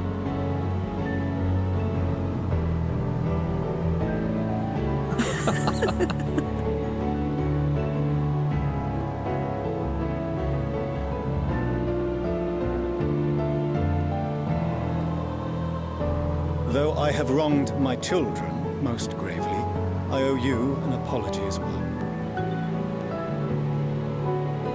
I assumed that it was the Scion's influence that made them so keen to charge headlong into danger.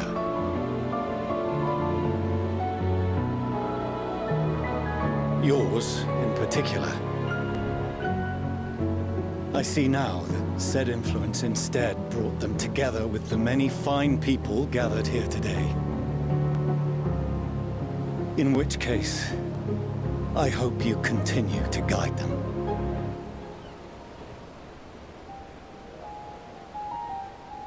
If we've finished loitering about the harbor, might I suggest we put our plans into motion? People are beginning to look confused. Perhaps you can spare a few words ere they resume the tedious lugging of cargo. You've no small number of friends and admirers here, after all.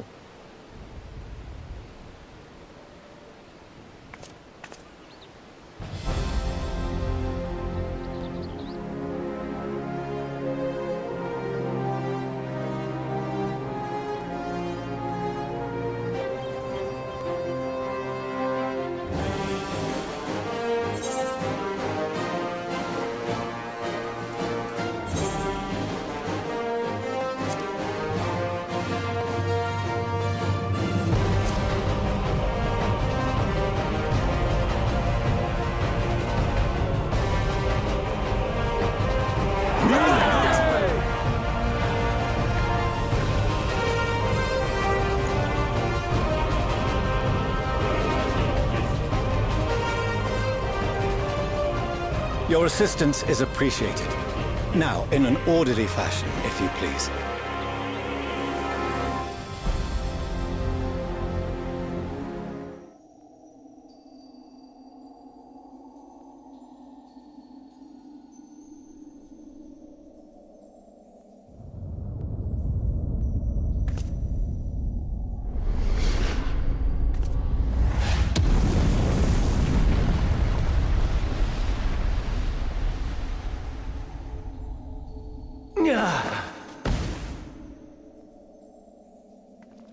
My very essence begins to wane. Sweet, sweet agony.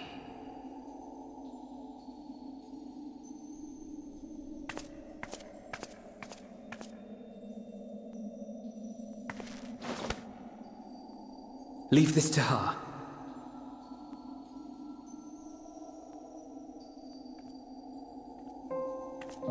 Come to deal the coup de grace. Good. Watching you struggle against the inevitable is bad comedy. Erase me from existence, soul and all.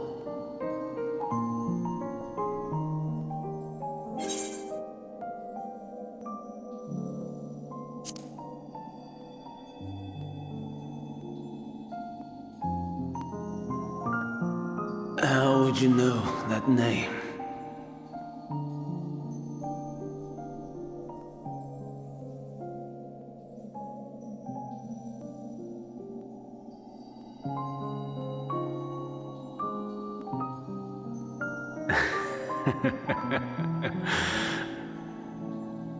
Then it was you. Elpis. With them it sucked. The final pieces fall into place.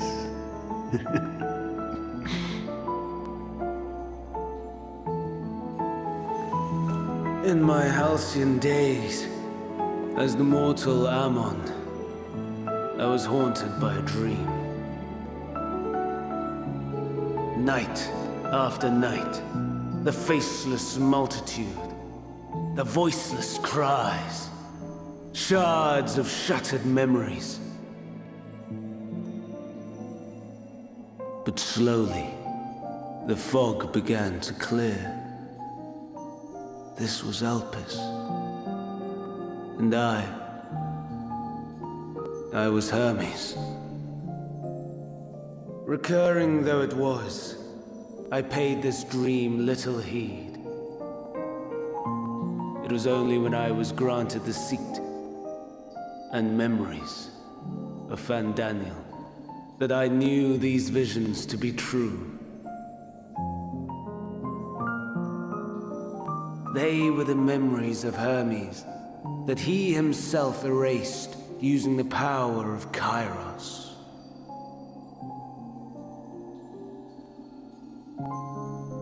Or so he thought. In his attempt to burn away the events of that fateful day, he succeeded only in searing them more deeply into his soul. My soul. Death failed to expunge them, no matter how many times it came. Rebirth after rebirth, from one Fandaniel to the next.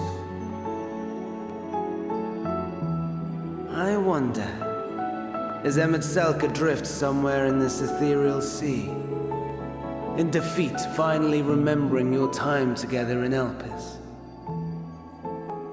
How it must gall him to be entrusted with knowledge of the final days, only to be rendered powerless to act upon it. So many lifetimes dedicated to restoring his beloved Amarok in blissful ignorance. Oh, folly! But make no mistake, my life as Hermes is not the reason I invited the world's end. I have lived. I have struggled. I have dredged the very depths of despair. And in the detritus of existence, I found the truth. I served a great ruler, powerful beyond measure. The world his dominion. Yet even he and his vast empire were destined to fall, to become one with oblivion. At the end of life's journey lies only death.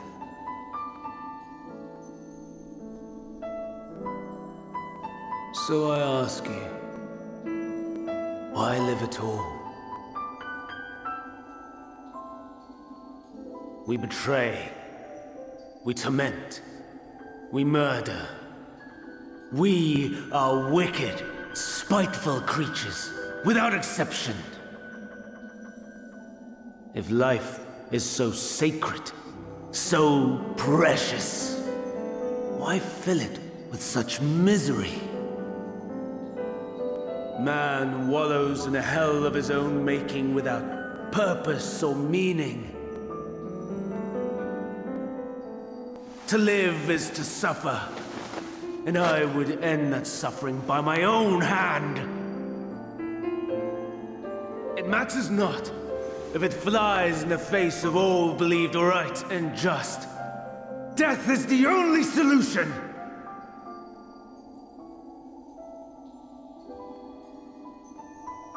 That is my truth, my answer to the question. And yet, even as the words pass my lips, I am filled with doubt. Has my search reached its end?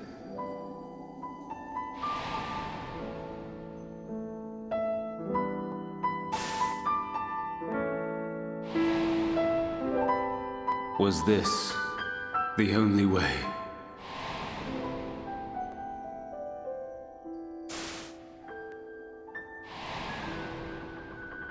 After all these years,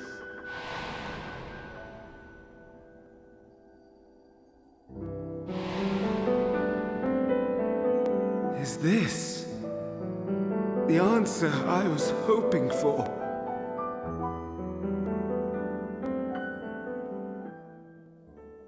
lamentations of the damned.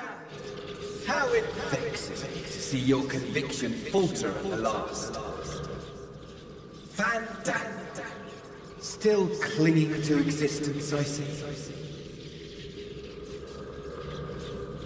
You, who champion death so fervently, unwilling to accept your own, refusing to be purified and swept into the sea of souls, as do I.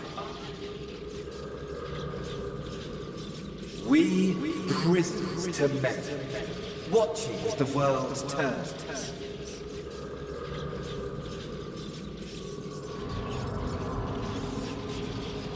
Though unlike me, you will be spared the ignominy of having your corpse made a puppet, dancing to another's tune.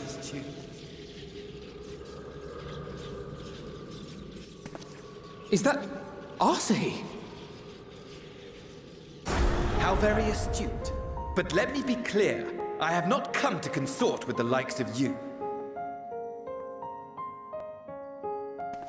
Nor have I come to bemoan the state of the world following my untimely demise. In fact, I delight in mankind's downfall and the anguish it brings the savior of the savages. If I played some small part in the chaos, all the better. Not that I was in any position to resist. But to be made accomplice to the betrayal of Lord Xenos. I would die 1,000 deaths to exact my vengeance.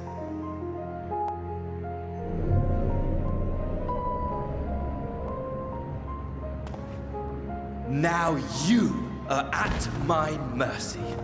I shall drag us both into oblivion, and you will never see the fulfillment of your magnum opus. Even should you be reborn, your desperate search for answers must start again.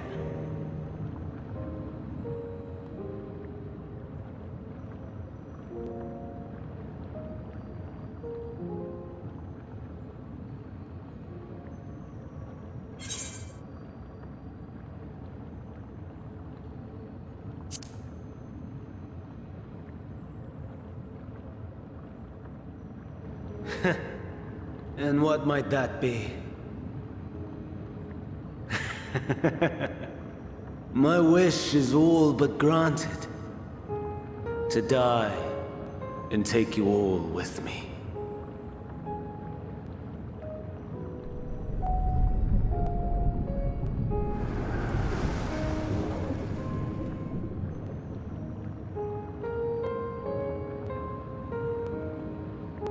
Don't try to follow me. I had more of you people than I could stomach in life. Never mind in death. Likewise, I pray we do not meet again. You had better hope not.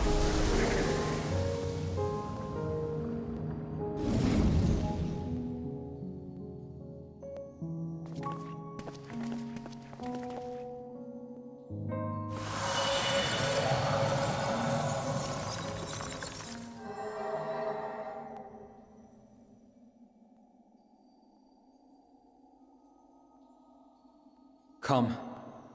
Hydaelyn is waiting.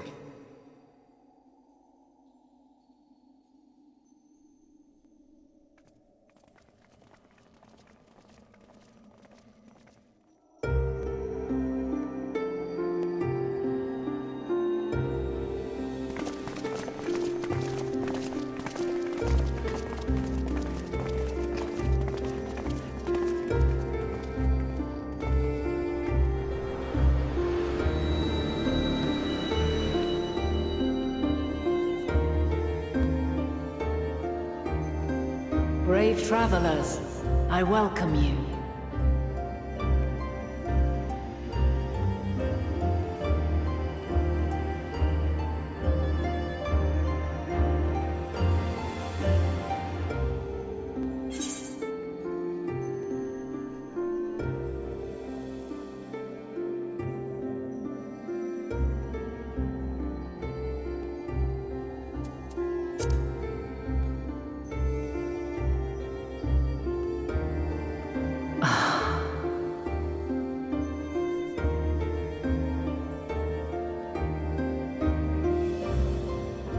sea. Thou didst journey unto Elpis. And now, the rivers of time converge.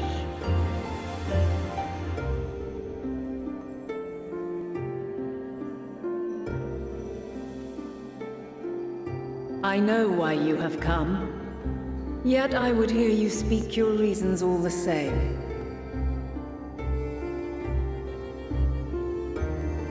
You created the moon to deliver mankind from the final days. But is that really how it has to end? We do not wish to abandon this world. We want to protect the source and all of its shards. To flee is but one of two paths.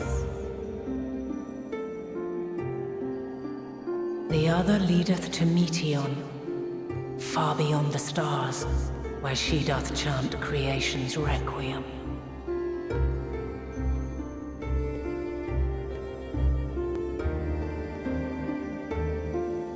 Her domain is formed of dynamis, pure, absolute. Where emotion and memory govern all, ether will avail you naught. Meteon hath gathered the pain and despair of countless stars, and to go unprepared is to go unto your doom. We'll beat her. We'll win. I swear it. Is what I might have said once. After everything I've seen, all the times I've succumbed to my own anger and fear. I can no longer pretend that courage and faith will be enough. But are we truly so powerless? That our only choice is to flee? Far from it, my child.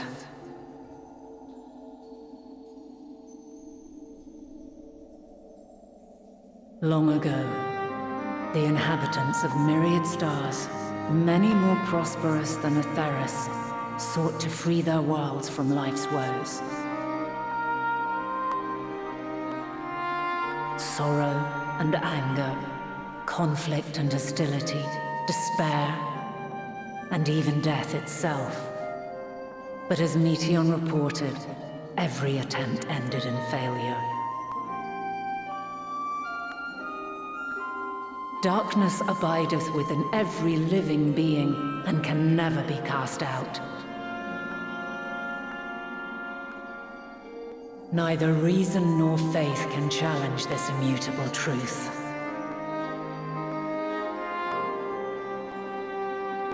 To live is to suffer. And in suffering, find strength and purpose and hope.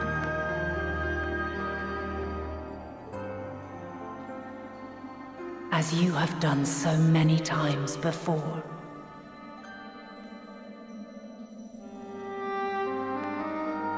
Thou dost pursue an impossible dream, yet knowing this, you pursue it nevertheless. And thou hast learned to depend on others as they do thee.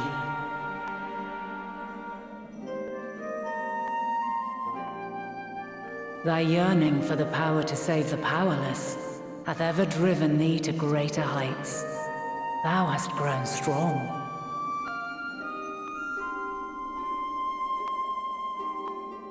Though those closest to thee no longer walketh by thy side, their love remaineth thy guiding light.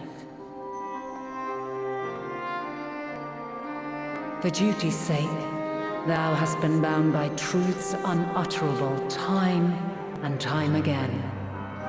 Yet thy heart hath never wavered, as thy companions will attest. In thy pursuit of mysteries great, all thou believest is brought into question. Undaunted, thy thirst for knowledge remaineth unquenched.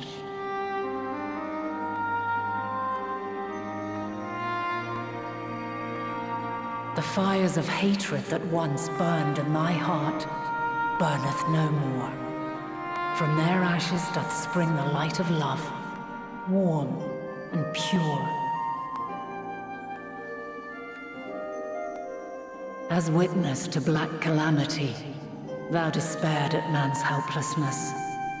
Resolved, thou didst unite a distant world on the brink of collapse.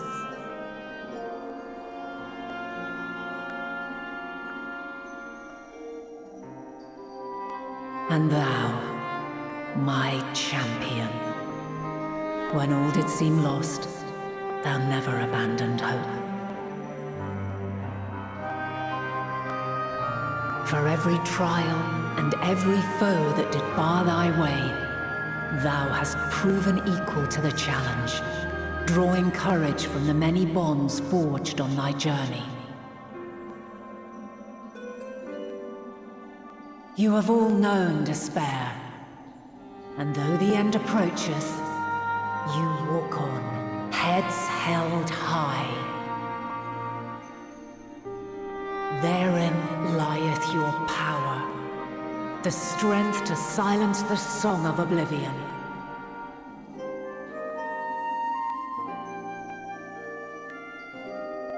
Then there is a means to confront her.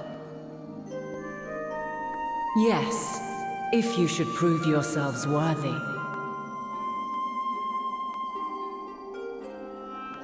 Hark!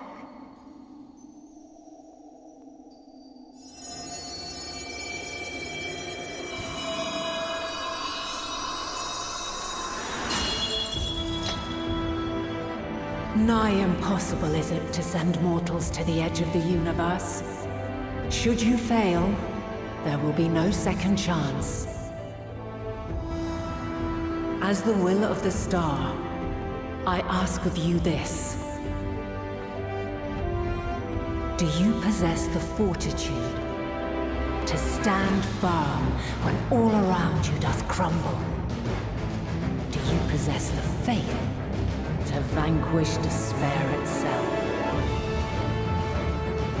Should you lack the strength to best a supreme deity, I cannot allow you to make the journey.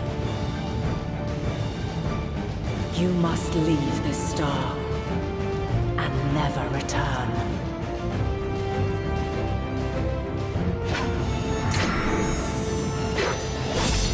Prepare yourselves. Prove ourselves worthy, then. Sounds straightforward enough. Aye, no room for confusion there.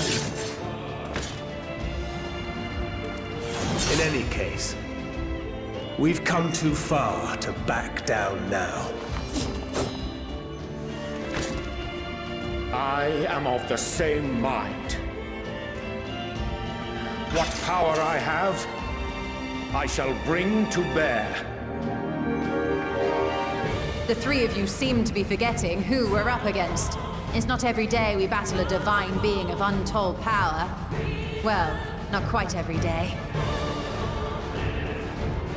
Do try not to get underfoot.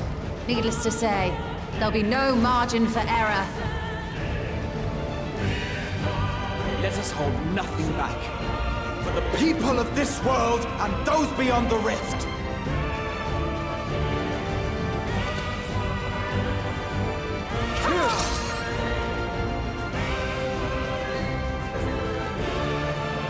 Alas, the question I posed to thee in Elpis hath remained unanswered these long years. I would hear thy response, warrior of light. Shouldst thou emerge victorious?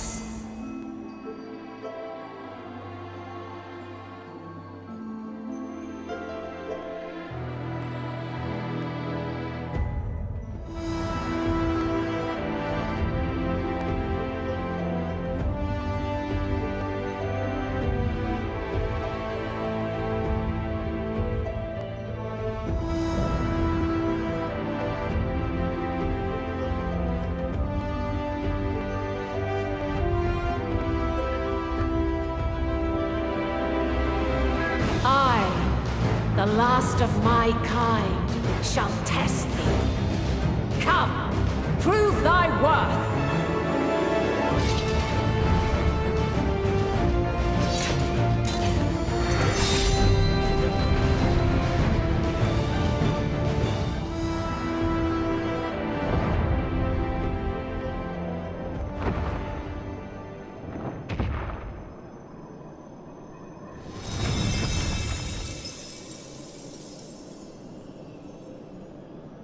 At last, man has the strength to...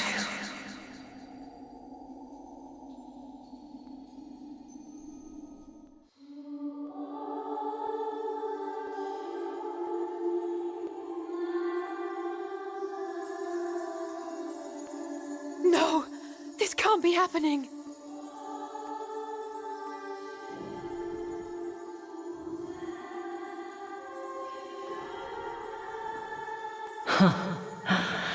Though my power is in constant flux, I have always kept a reserve for this very moment. It was a true test of your prowess. You have done well.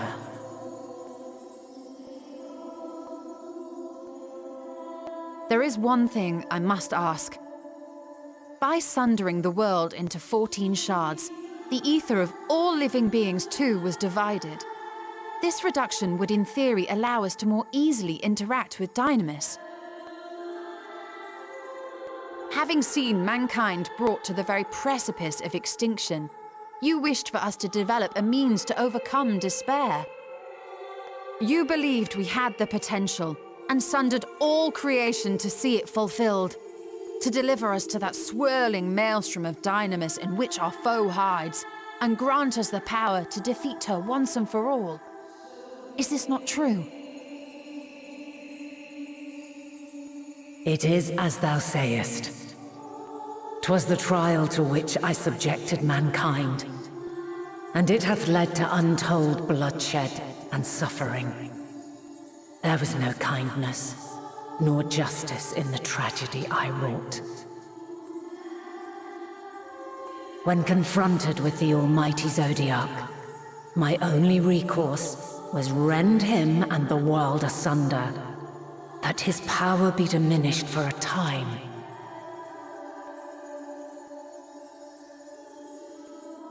And so it came to pass. Now you, my chosen, have surpassed my expectations, surpassed me. I entrust the fate of the universe unto you.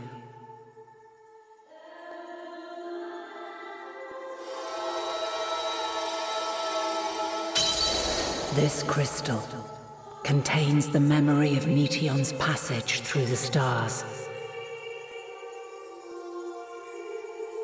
Deliver it unto the Loporrits.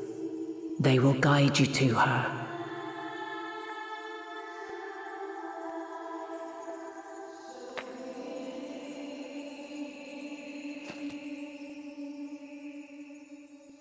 Though they may be capable of crossing great distances, there is a vast difference between traveling to the moon and the furthermost reaches of the great expanse.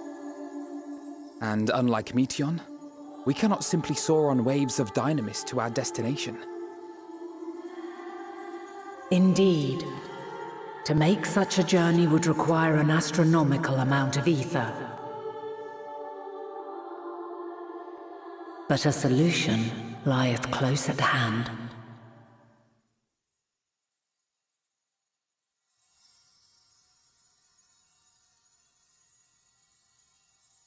Of course. Yes, my child.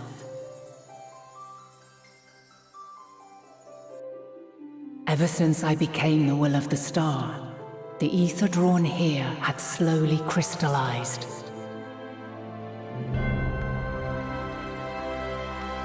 They who have answered my call know it well. While I have remained hidden, it hath become the embodiment of the planet's will in my place. A faceless, omnipotent force of nature.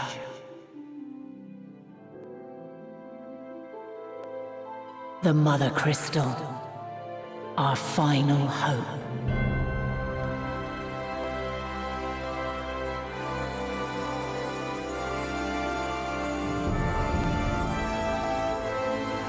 Alas, I can do no more. The fulfillment of this task doth fall to you, my chosen.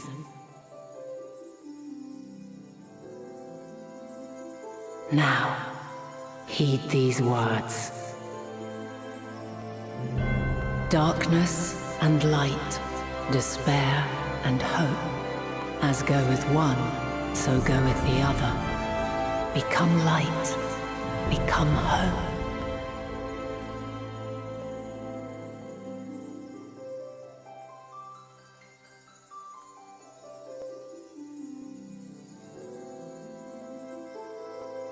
I have a gift for thee. Come closer.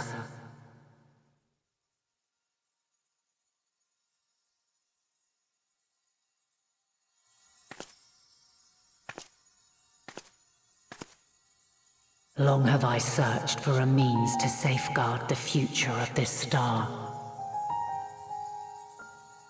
Though I knew failure after failure, by recalling thy tales and my promise to thee, I found the strength to carry on.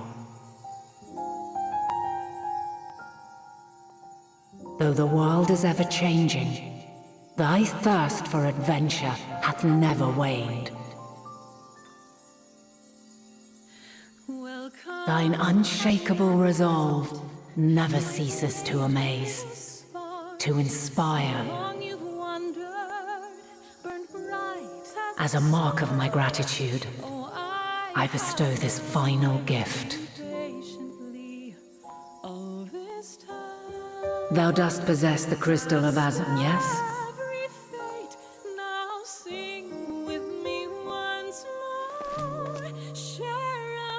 As Hydaelyn, I reside over the forces of stasis, tranquility, peace.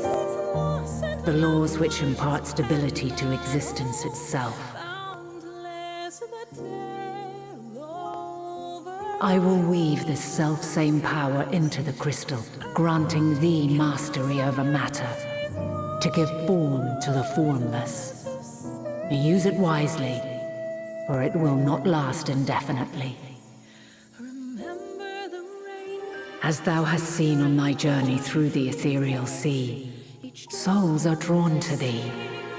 Mayhap this trait will prove to be a boon rather than a hindrance.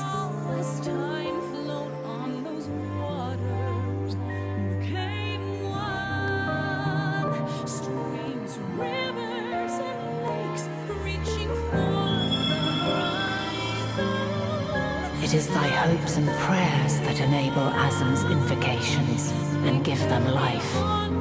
So keep them close. But pray, remember this.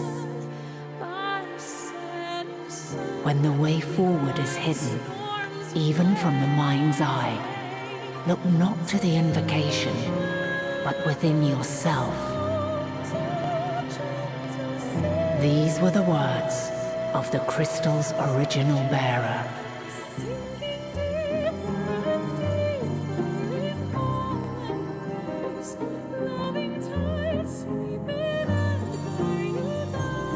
With that, my work is finished. Fulfill our promise.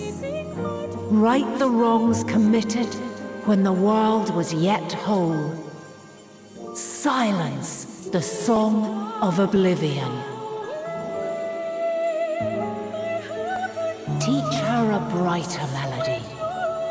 Show her our journey is far from over.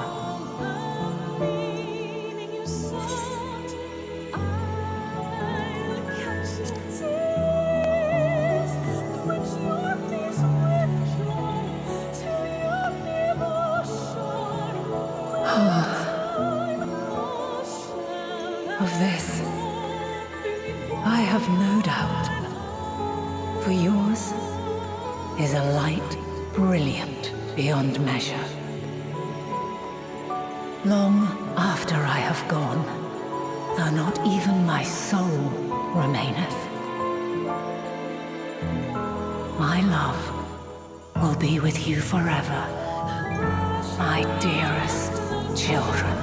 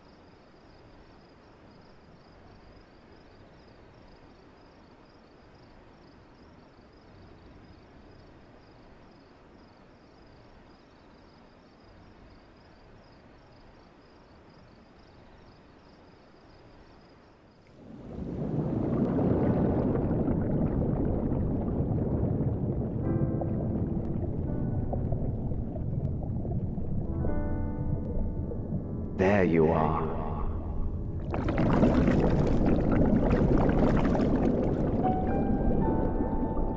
Some time, indeed, yes. For you, at least.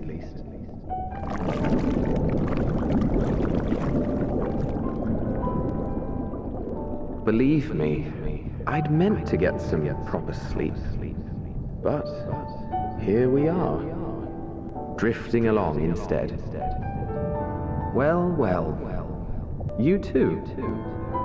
And so we remain, to watch and wonder.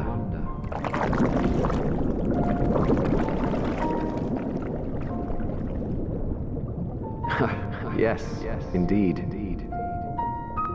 To begin, we first must see the end.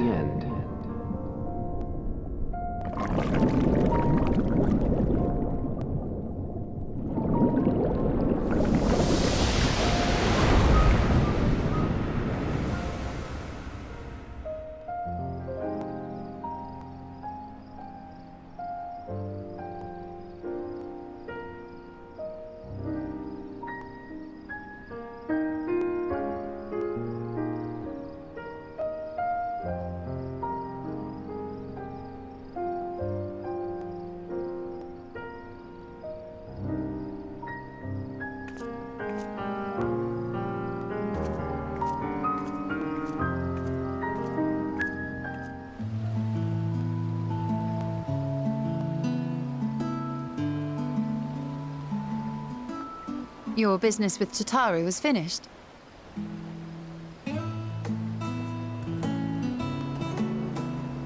My, what a thoughtful surprise. Whatever would we do without her? Indeed. And she's right, you know. It hasn't been all doom and gloom. Feels like a lifetime ago that Master Louis Soir gathered us together to form the Circle of Knowing. Since then, we have experienced much. But rather than feeling wiser, the more I learn, the more I find my knowledge lacking. Forsooth. As a student, vainly did I believe that I held the secrets of creation in my grasp. Yet that which I had seized was but an insignificant sliver of what awaited in the wider world. Every encounter, every experience hath served to open mine eyes, enlightening and humbling me in equal measure. Even from those whom I called enemies have I learned many a valuable lesson.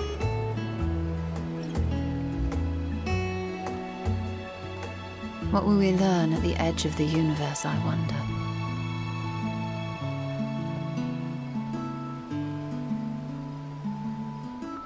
Ultima Thule, where the bringer of the end makes her nest. I, for one, can't possibly imagine.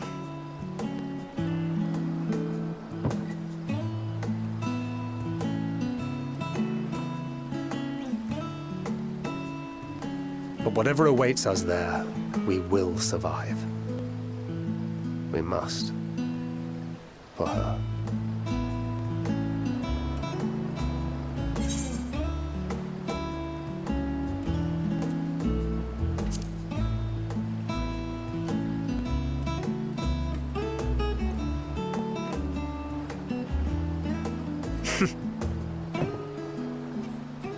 Gods, it feels like only yesterday that we went on that mission to Drybone. We've both changed much since then, have we not?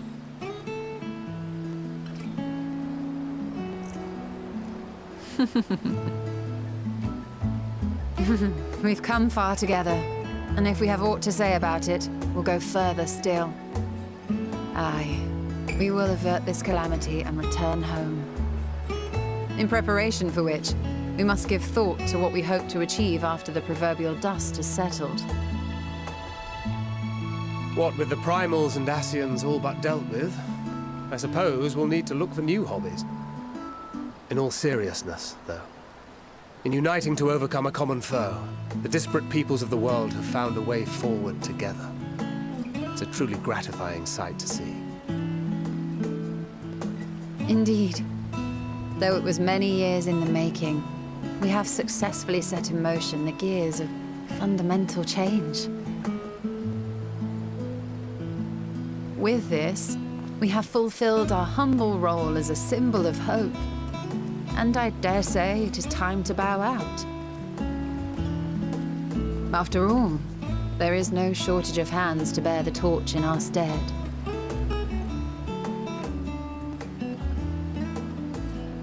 You know, I never really considered I might live long enough to see an after. But even if my time as a scion came to an end, I don't expect that much would change.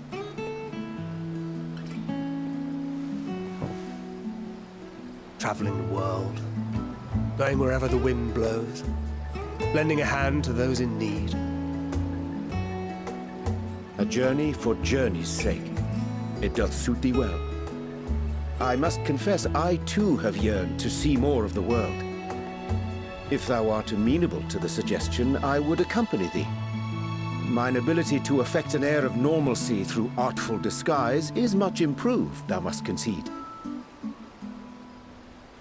Aye, well, improvement is relative.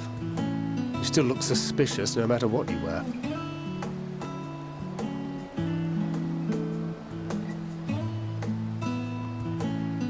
What of you, Ishtola? Any grand plans? Why, continue my quest for knowledge, naturally. To begin with, I wish to know the state of the reflections, to which end I must find a means to travel between worlds. 'Tis the least I must do if I am to keep my promise.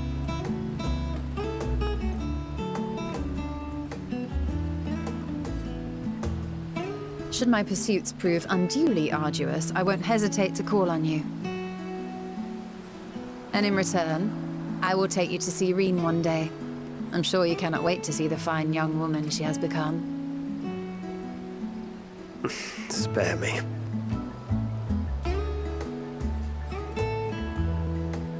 And what of thee? What wouldst thou pursue at duty's end?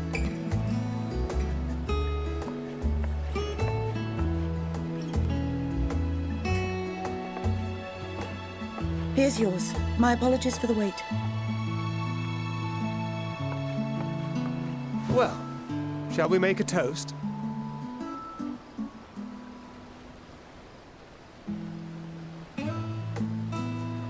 To victory. To our comrades.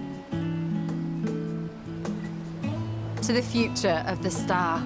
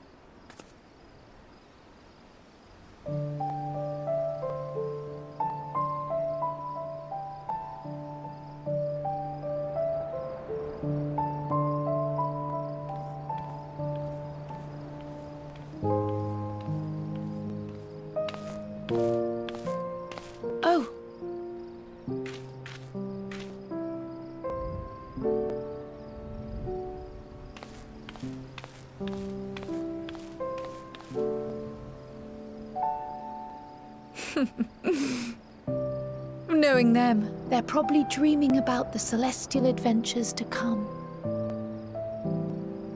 Just as well. They've been running themselves ragged of late. Unlike you and the others, I'm a few steps removed from the danger and excitement. The things you all get up to never fail to impress me. But by the same token, I can't help but worry. Not only for your safety, but for your happiness. After everything you've sacrificed, you earned it 1,000 times over.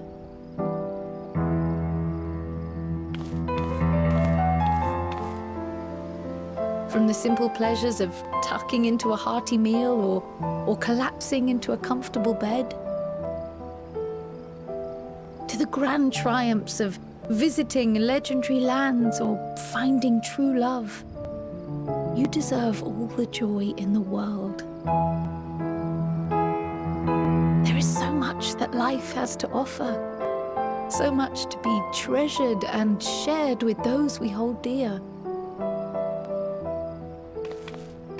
So promise me this. Come what may, you won't give up on your own happiness. When you're out there fighting tooth and nail, it's all too easy to forget. But in the end, your passions will be your greatest strength of all. Remember that.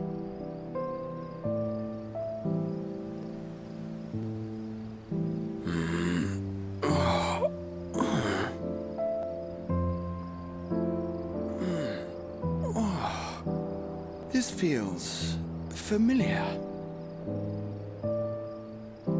Well, 'tis good to be...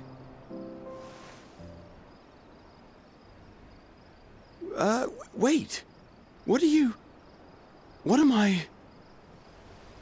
Gods, don't tell me I fell asleep.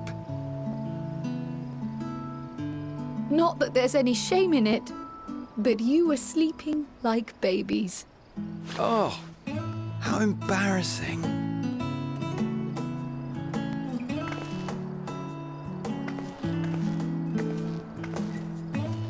Not a word to anyone. Understood? Not one word. I'm told that sleeping in proper beds of your own choosing is a much more effective way to prepare for battle.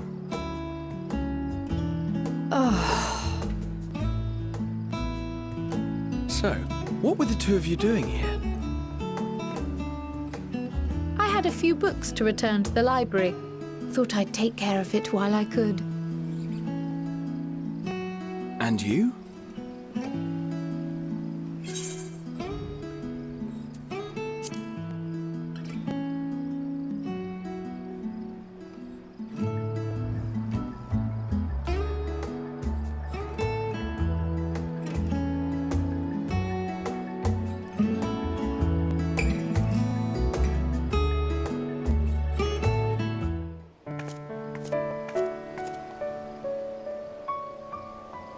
Oh. What brings you here?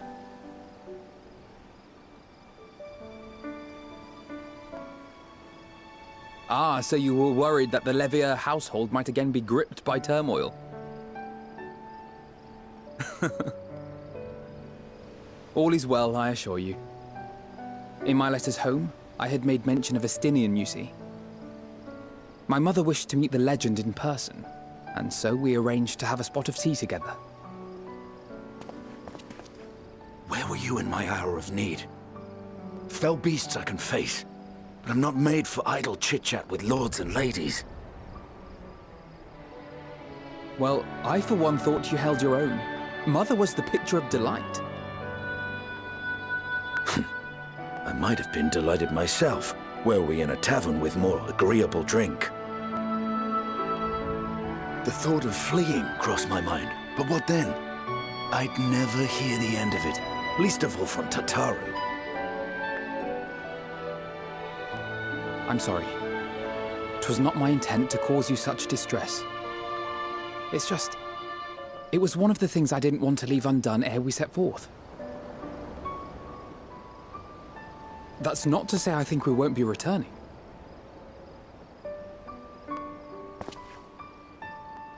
Yet, given what lies ahead, I did not wish to leave for later that which I could do today.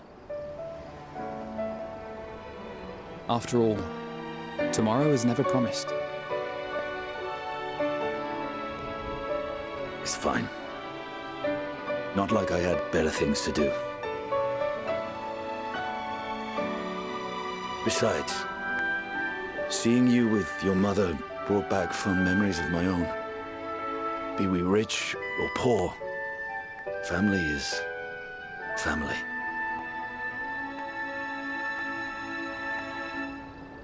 Well, it's past time we were on our way.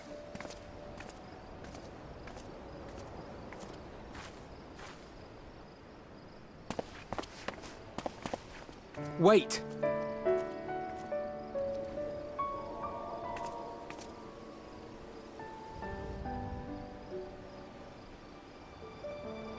Since I left home, I've made a great many mistakes.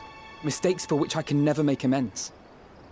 But through it all, you didn't give up on me. To have returned here with you at my side, it means more to me than you know.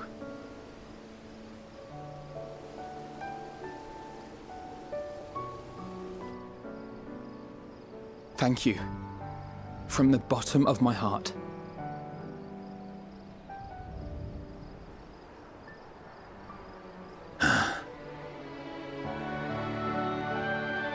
Forgive me, but it needed to be said. I'm the one who owes you thanks.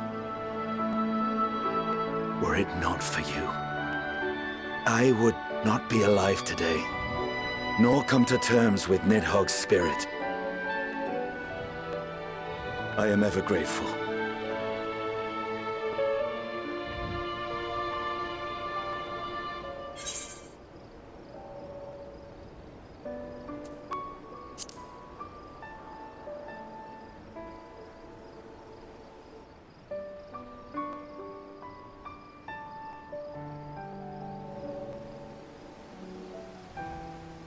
Well, we needn't make it a competition. You know, this must be what Hydaelyn meant when she spoke about depending on one another. However treacherous the road before us, together we will prevail.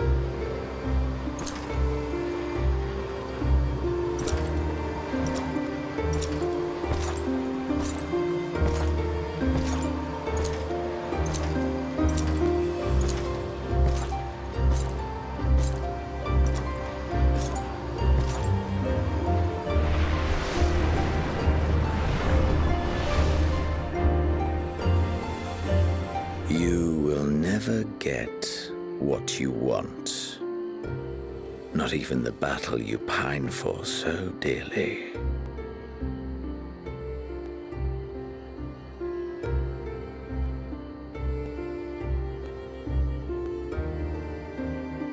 In that transcendent moment, what was it that I sought in you?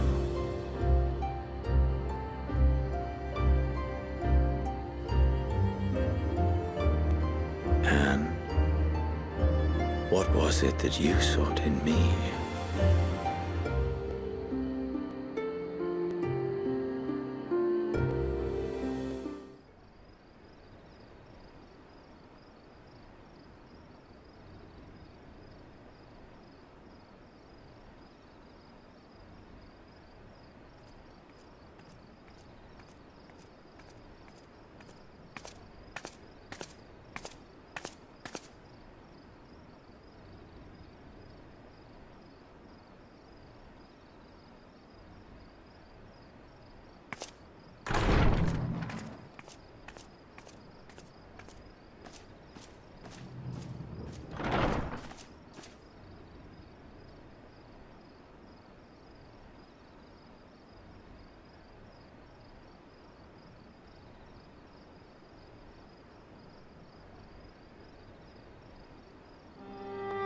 How often have we thus assembled?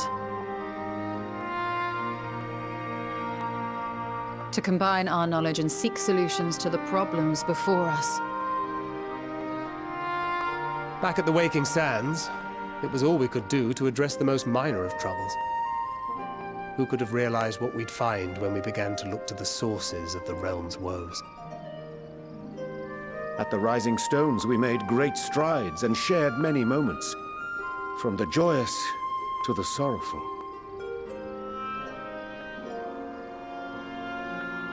We've had occasion to call other places home too. Be it Ishgard or Kugane, we were fortunate to find sanctuary wherein we might take stock and continue our fight.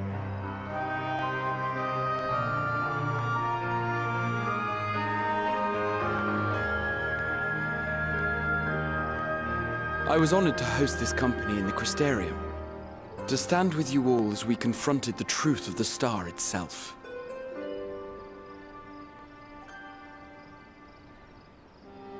And now from this place, we go to fight the most important battle of all.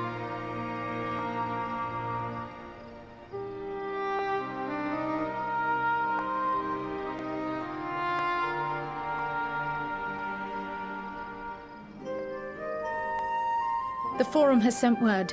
The Ark is ready. The Loporrits naturally will be commanding the vessel.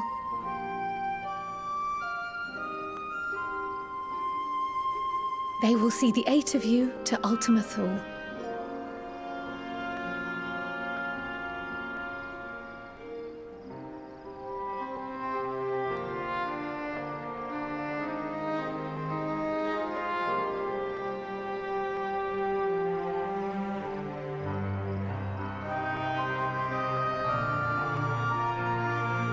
Upon arriving, your objective is to find and vanquish Meteon.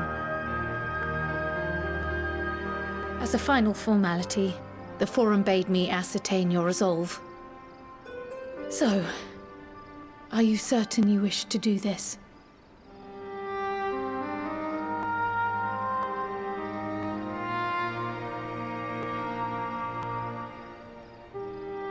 We are.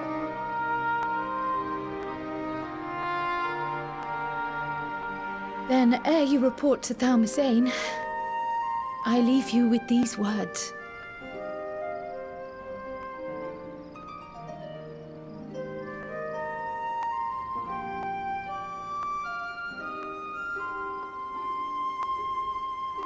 You must triumph. What that means will differ for each of you. To make it back home, or to simply avert doom, or perhaps something else altogether. Yet whatever it is that drives you, I have faith in its power to see you through. So please, triumph.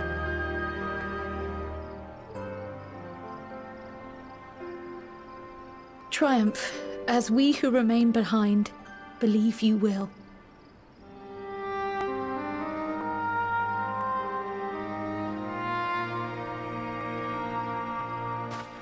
Let us be off then.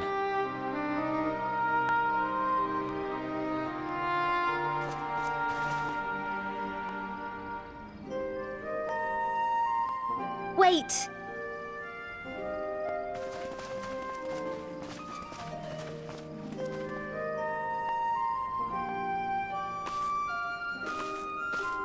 Both Kryl and I will be there to see you off, but as your receptionist, I feel I need to say this here.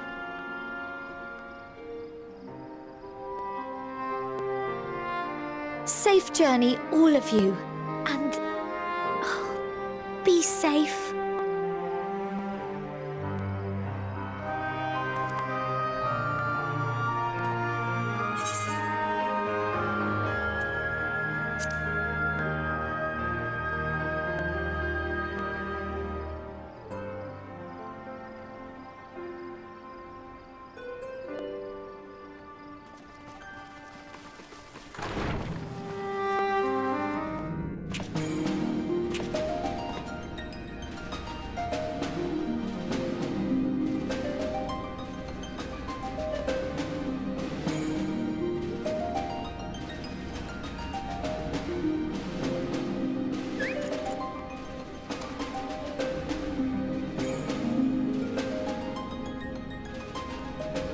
all present and accounted for?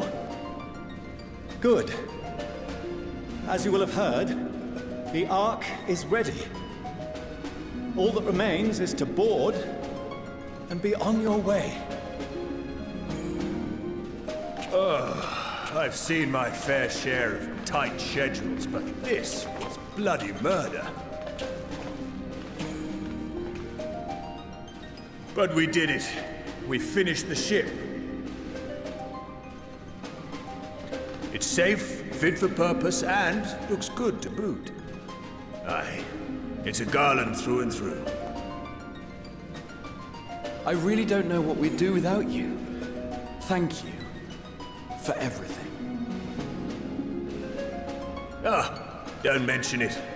Ever since that episode with Omega, I've been toying with the idea of starfaring vessels.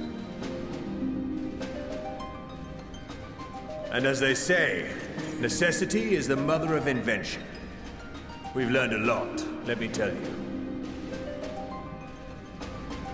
In case you're wondering about payment, the ongoing existence of the world ought to do. But feel free to throw in a colorful recounting of your journey on your return.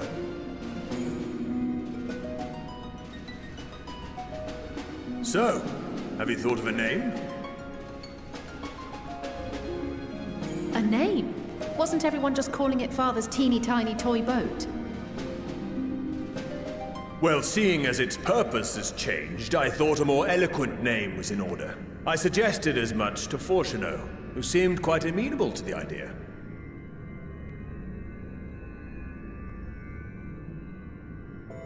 As you know, this vessel is the culmination of heretofore unprecedented collaboration. And though said collaboration is owed to the Scions, there is another whose noble deeds made our work possible.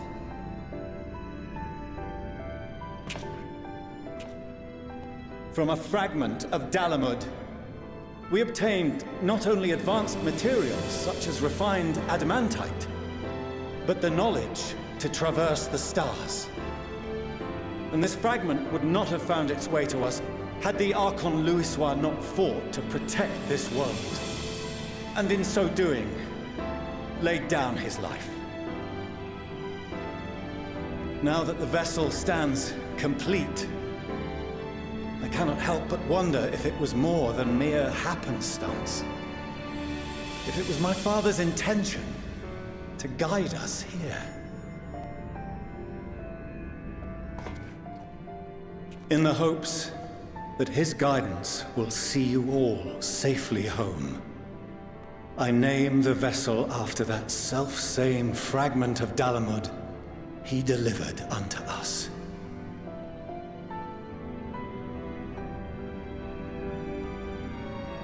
The Starship Ragnarok.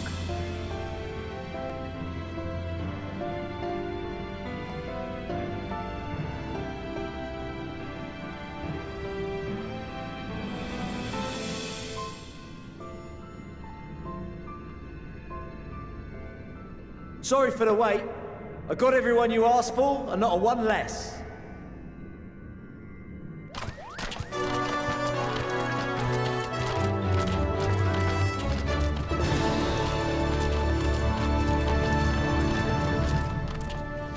What are you all doing here? Oh, I invited them. The representatives of those tribes with religious inclinations. You've done a fine job of readying the Ragnarok, but for it to take flight, we'll of course need the power of the Mother Crystal. Given its immense size, however, transporting it would be an absolute logistical nightmare, not to mention we'd need to shatter it into tiny shards for feeding to the engines. But a brilliant idea came to me. We convert the crystal's energy into forms that can transport themselves!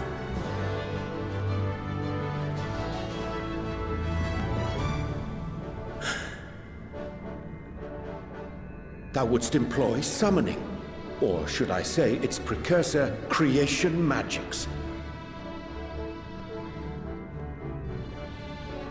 Care to explain for our benefit? As you may have witnessed at Bestway's Burrow, the Loperids are capable of creation magics, which they use to shape the moon's environment. Yet simple though they make it seem, 'tis a highly advanced and exacting art. To perform it correctly requireth that the wielder holdeth the object in his mind's eye in clearest detail. Hence the ancients' meticulous management of concepts. Drawing upon this art, the Ascians conceived of summoning as we know it. A derivative that replaceth the complexity of concepts with the simplicity of zealotry to make manifest a creation.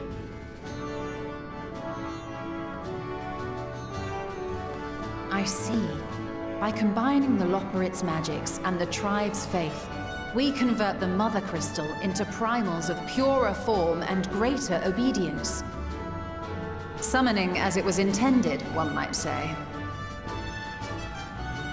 Indeed! Indeed! While Hydaelyn gave us the ability to use creation magics, she forbade us from using it to make anything possessed of a soul, or similar. She didn't say anything about fulfilling the desires of others, though. So, borrowing our friend's faith, we'll create deities using the Mother Crystal's power and send them to the Ragnarok! Am I the only one here concerned about the risk of being turned into a tempered minion? Oh, right, I was getting to that. From what I've read in Sharlayan tomes, it appears the Ascians incorporated an additional nasty element into their summoning method. The fervent desire to assimilate others into one's belief. Beings thus created are instilled with the self-same desire and use their powers to enthrall people, starting with the summoner. In contrast, our creation magics, the original and the best, except no substitutes, don't incorporate any of that rubbish, so there's no risk of tempering. I mean, if the being was on the scale of Zodiac, you might feel a little tug, but I think we'll be safe enough.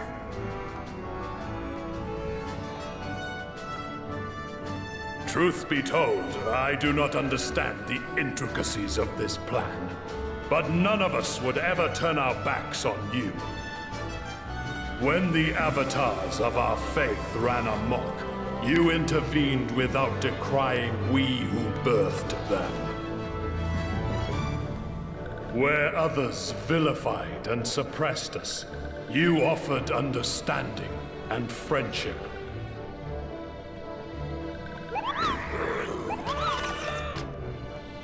In gratitude, we will share with you the true expressions of our gods. Not malevolent deities, but benevolent saviors. Alright, you lot, we're heading to the ethereal sea. Stay in sight, else you're liable to get lost. Lead the way.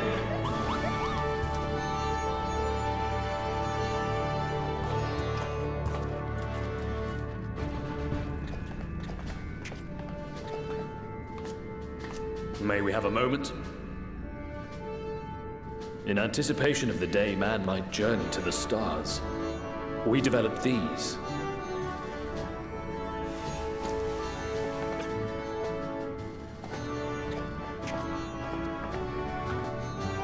Portable teleportation devices. One for each of you, designed to work in tandem.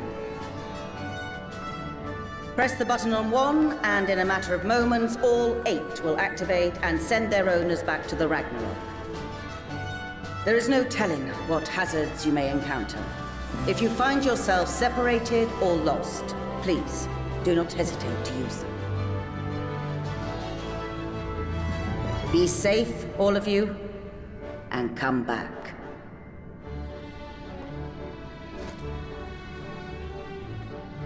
You as well. I pray you take care. Looks like everything is in order, so I'll go ahead and board. A few of my fellows will remain to assist with the summonings, but rest assured, the vessel won't want for competent crewing.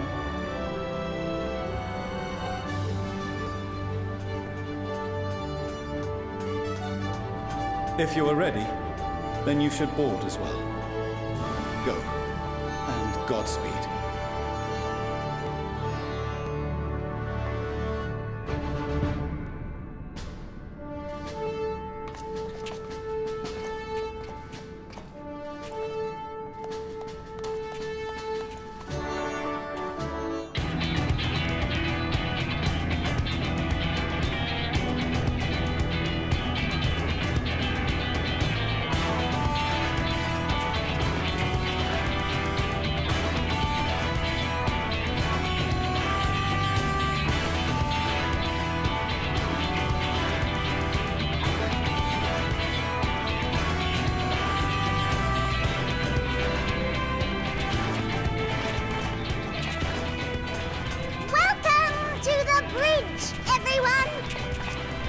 I hope you have everything, because I can't be bothered turning back.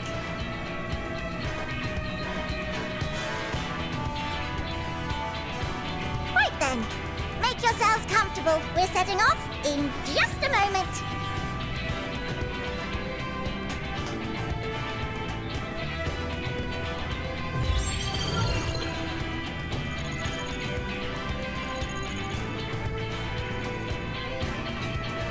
It's incredible.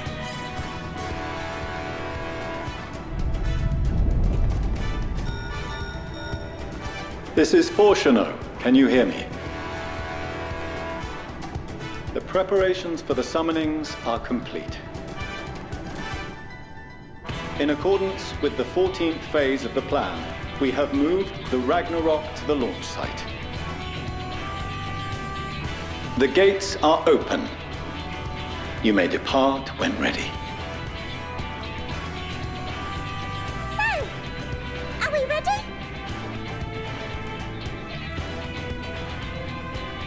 As ready as we'll ever be. Let's get going. Oh, come on. The burnt-out star's got more fire in its belly. Try it again, with feeling.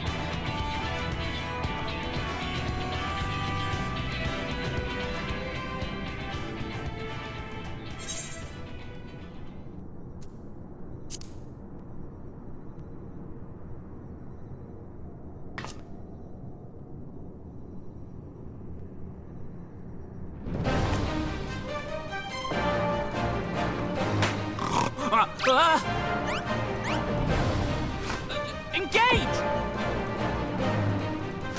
Engaged!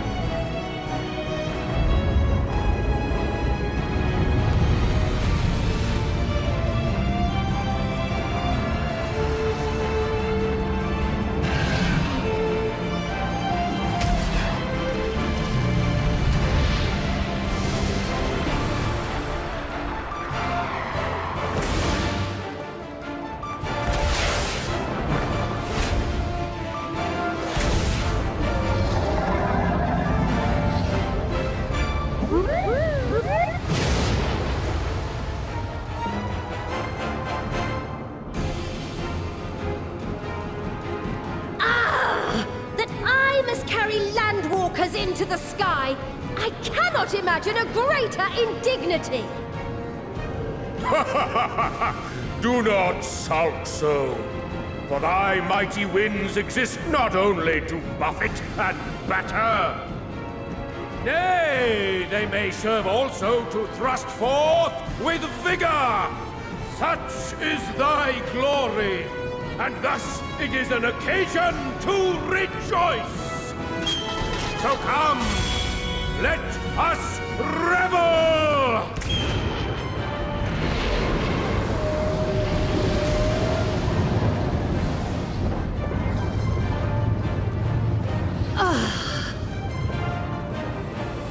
So long as the wind blows freely, I suppose all is as it should be in creation.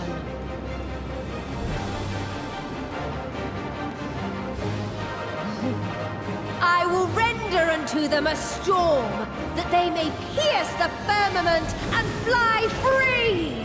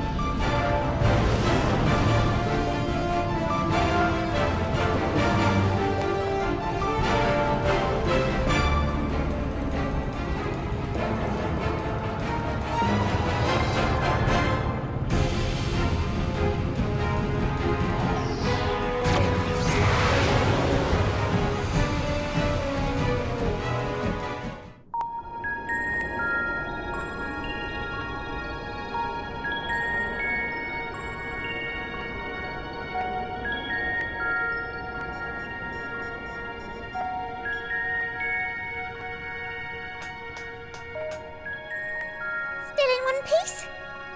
Good. Sleeping Way? Report? All's well. Fantastic, even. Thanks to the power of those primals, the engines are roaring and we're ripping along. All values are also within projected ranges. Time to destination is 8 carats. Perhaps 7 at a pinch.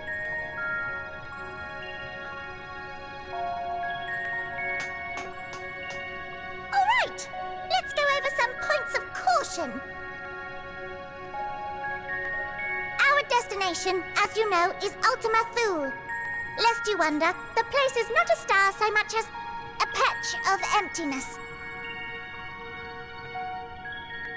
That's the extent of what our equipment could determine, anyway. From what we know of Meteion, she's likely used dynamis to obfuscate her location. So, in conclusion, we'll only know what's there when we get there. The crew and I will see to it the ship's ready to take off at a moment's notice. We'll support the search as best we can, but it'll be your paws on the ground, assuming there is any. But everything will be fine, I'm sure. Hydaelyn believes in you, so you ought to believe in yourselves. Just don't do anything I wouldn't, like waiting too long to use those portable teleporters of yours. Personally, at the slightest sign of trouble, I'd mash the button to bits, and you should as well. Understood. We promise to be careful. I suggest you brace yourselves. We're about to arrive and the vessel will shake a good bit.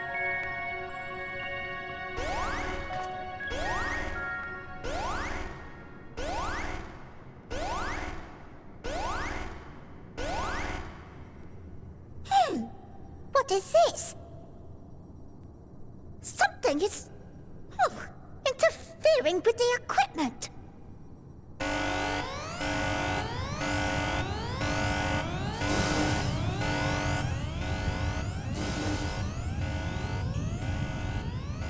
Greetings.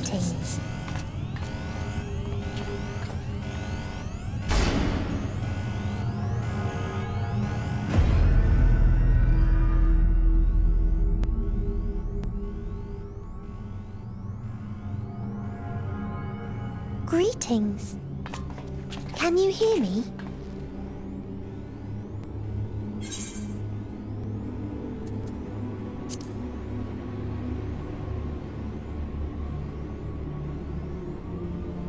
So this is Meteon. Oh. Have you met one of my sisters?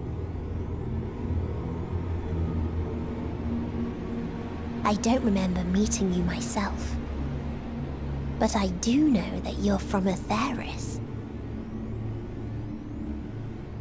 Why have you come? All you had to do was wait. I would have delivered to you your ends.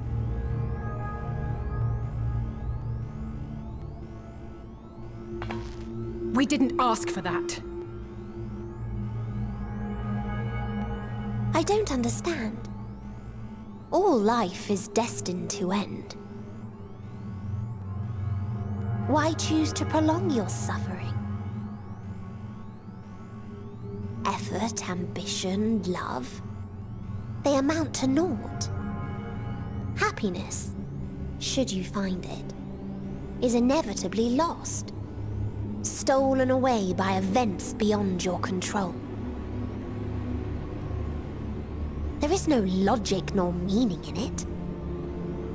You think there is. Convince yourselves. But it's all a cruel accident.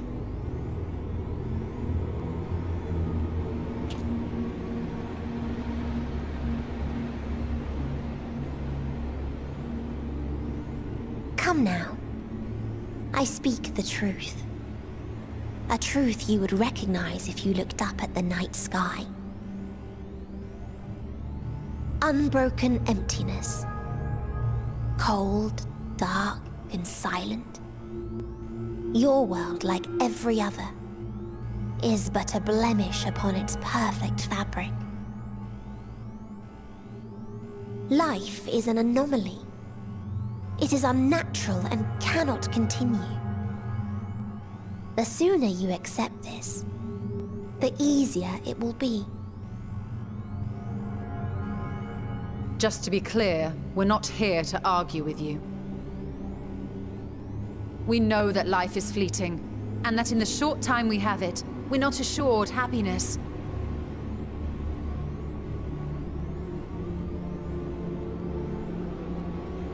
Indeed. I've seen far more sorrow in the eyes of many I've met. I myself have plenty of regrets. And one day they'll die with me. Gone to dust with my good deeds and unfulfilled dreams. But we accept this. That our existence may seem pointless. That sorrow, rage, and despair will always dog our heels. And we press on regardless. That is why Hydaelyn guided us here. In her boundless love for mankind, she has prepared us for this trial, and in her name, we have come for you.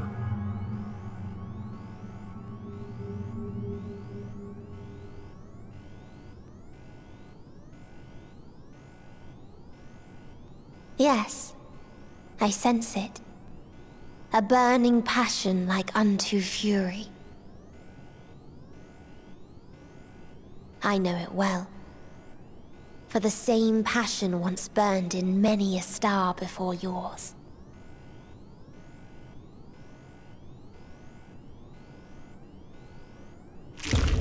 Suffocated and extinguished now.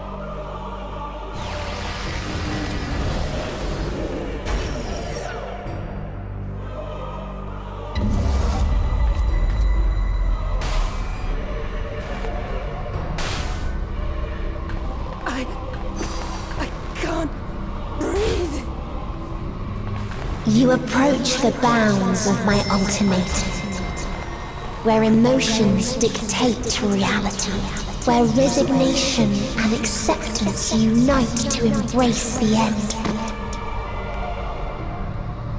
where those who yet valiantly cling to life cannot thrive.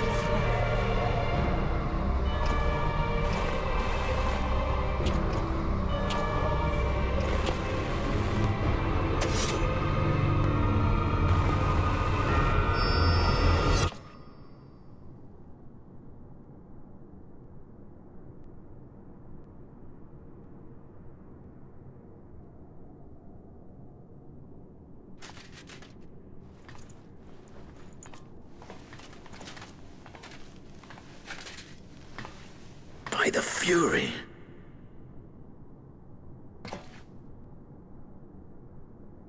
Thancred?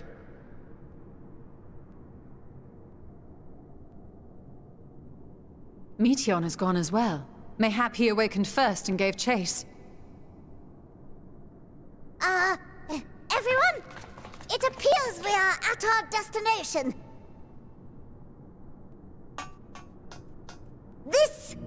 This is Ultima Thule. Not that we knew what to expect, but I wasn't expecting this. From atmospheric composition to ambient temperatures, all reading to within permissible range. This place is capable of supporting life.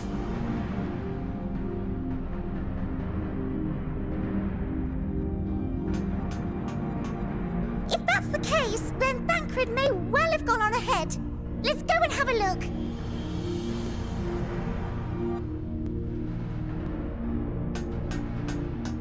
Meanwhile, I want the rest of you to perform a full inspection of the ship, as well as a biological scan.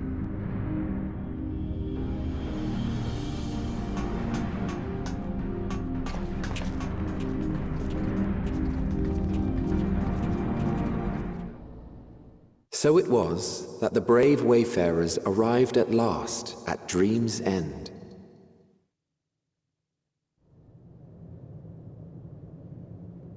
In following their path walked and history written, I am made keenly aware of one truth. Though the curtains may fall again and again, so long as others take the stage, ever shall there be more tales to tell. So, let them bring it to a close, I say. Let the curtains fall upon this, the final chapter in the tale of the star.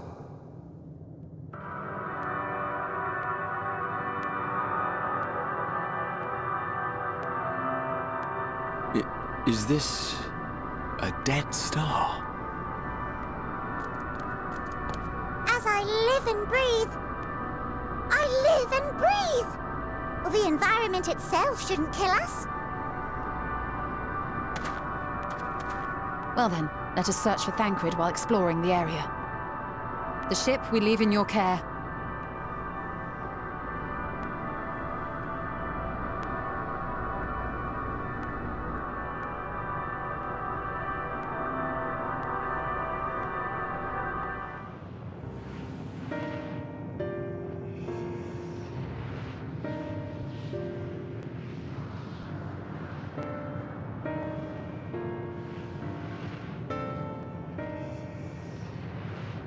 Dragons? Here?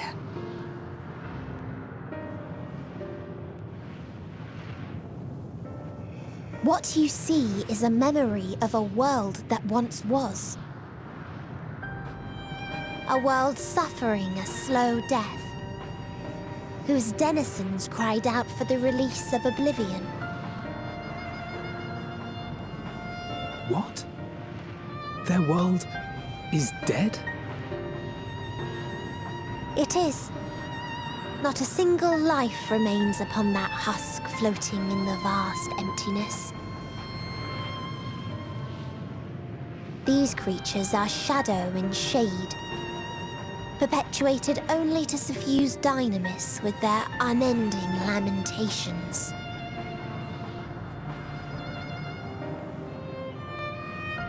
Our friend Thancred.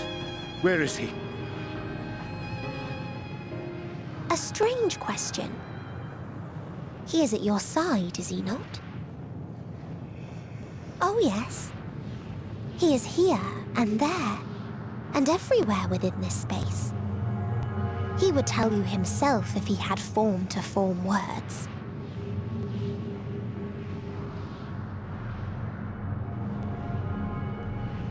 Huh. Such loathing and uncertainty. You don't know why you still exist. In like manner to the oblivion I send, I tried to drown out your ether with dynamis. Beginning with this Thancred, who came at me despite being unable to breathe. Such a simple thing, unmaking men. In the blinking of an eye, he was gone. Didn't even have the chance to be transformed. Yet somehow, he managed to leave a slither of himself behind. What you call the heart? Or perhaps the soul. In his final moment, he cried out from it. A single word. Survive. That wish proved stronger than the despair that ruled here. It overpowered it, causing this space to be remade into a place you can perceive, and where life can endure. That you draw breath is proof that his soul lives on. For how long, however, remains to be seen. Well then, we should hurry and tend to business.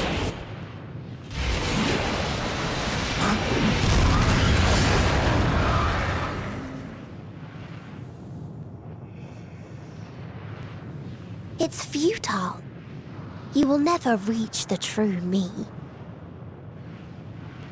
I told you, emotions dictate reality in this space. Such changes as you might work will not alter in its nature. You may see, but you cannot touch. Walk, but not advance.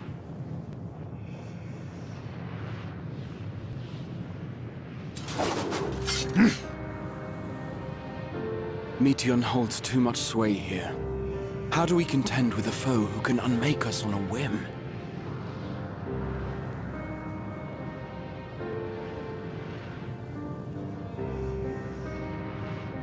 I do not know.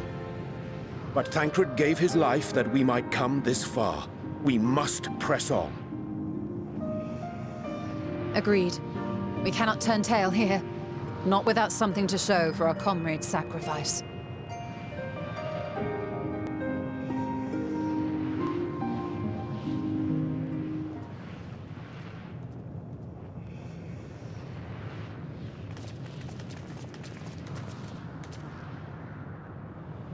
He remaineth as he was when I first approached, entombed in melancholy. I see. Perhaps I could... I'll handle this.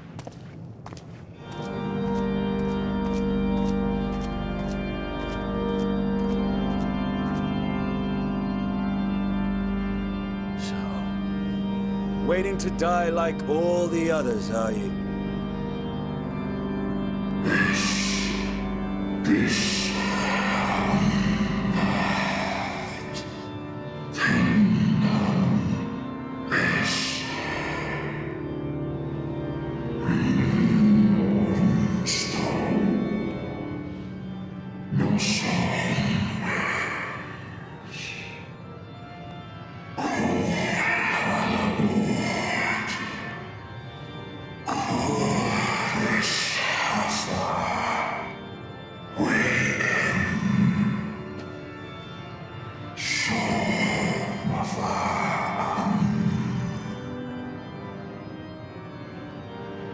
So you say.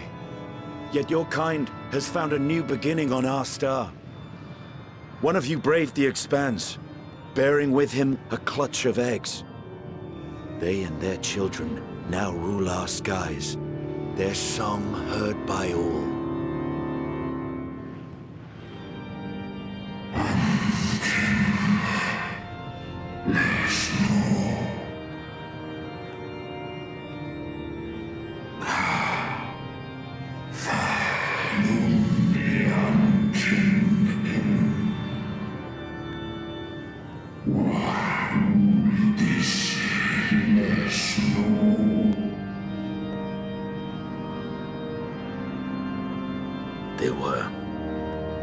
They suffered much, and repaid their suffering in kind.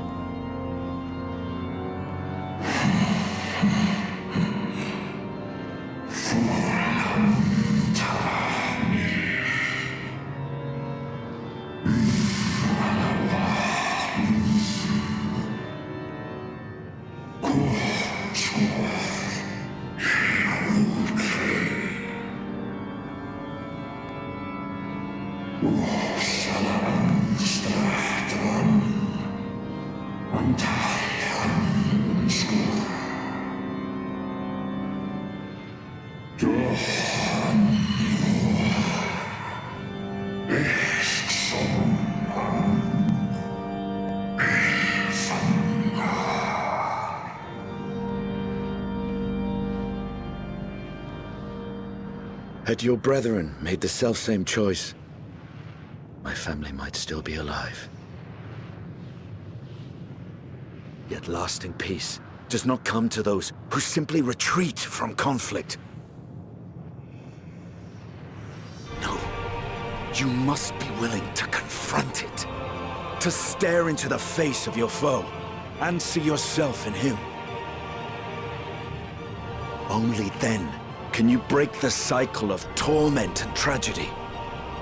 This lesson, a dear friend taught me at the risk of his life. There is no nobility in your penance. You wallow in self-pity. And after everything we've endured, we will not let you stop us.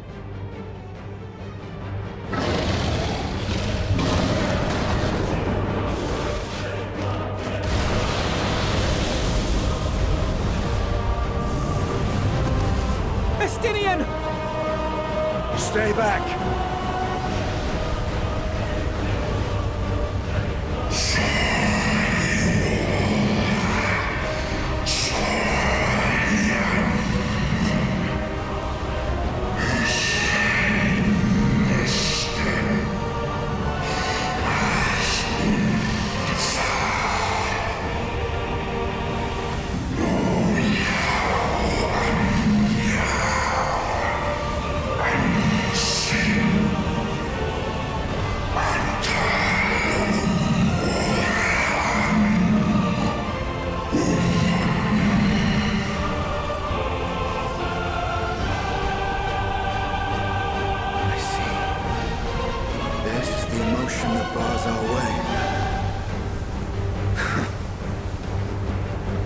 The rest is up to you.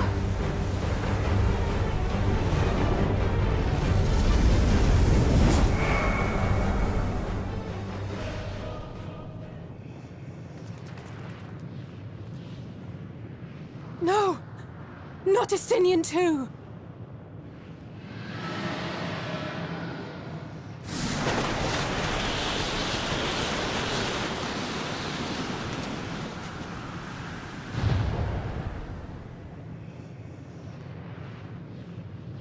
There's a wind.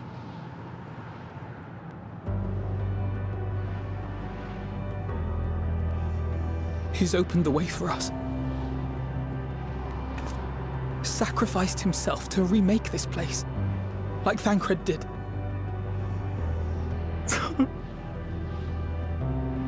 Oh, Alphino.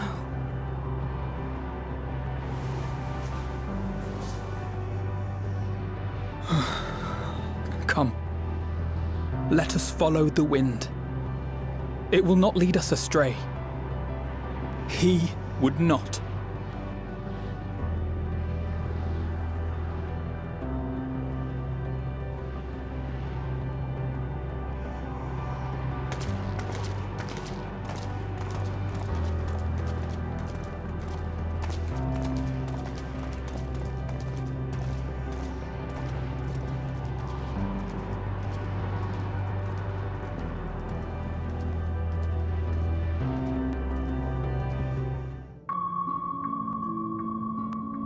Please, continue. Tell us about this truth you discovered. Very well.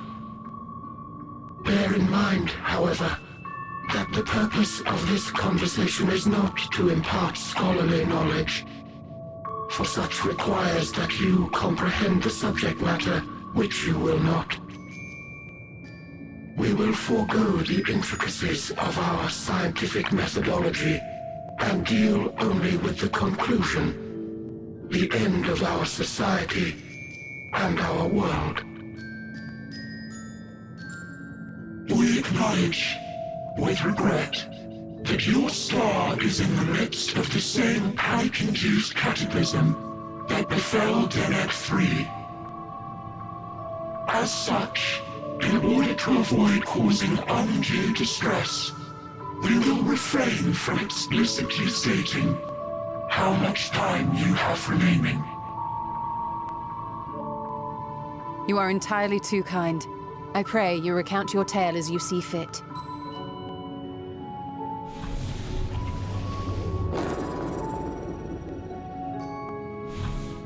In the beginning, the universe was but a tiny particle. Then suddenly, this particle began to expand. Having remained entirely in the bounds of your star, the phenomenon may be difficult for your kind to grasp. But this expansion has since continued unabated. Speculating that the universe could not grow indefinitely, we sought to learn what might occur, and made a worrying discovery. The stars will continue to spread apart, as will their finite thermal energies. Eventually, all heavenly bodies will grow cold and freeze.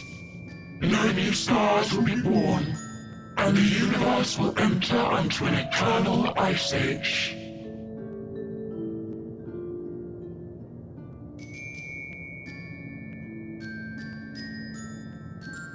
In hopes of proving that this determination was erroneous, we scrutinized our research from all angles, even as we sought to avert the everlasting winter. The endeavor proved fruitless.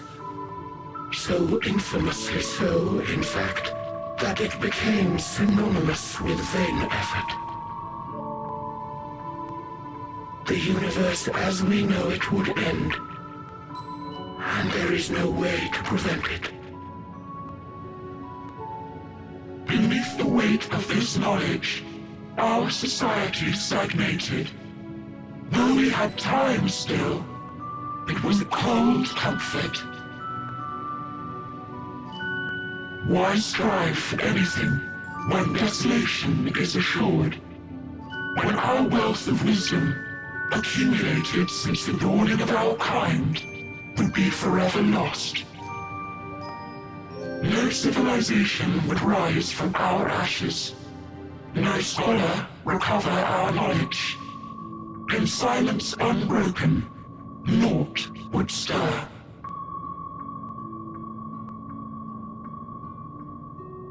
Intellect was once our pride. Overnight, it became our shame. Our works, monuments to futility. Immortality, our greatest invention, became a source of suffering. Rather than suffer on, many chose to unmake themselves by means of etheric exsanguinators.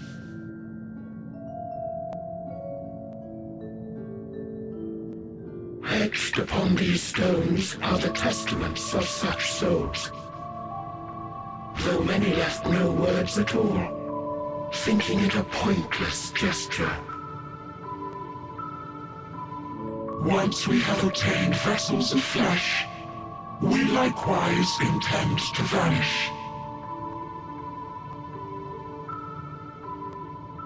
If you understand this, understand aught of our tale, you will abandon your quest for knowledge. Ignorance truly is bliss.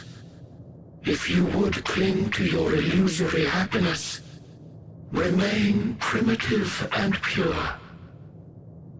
It is the only way.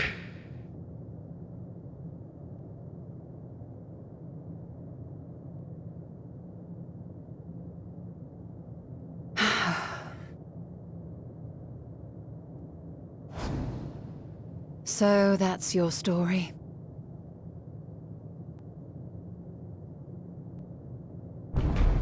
While I appreciate your advice, I will not heed it.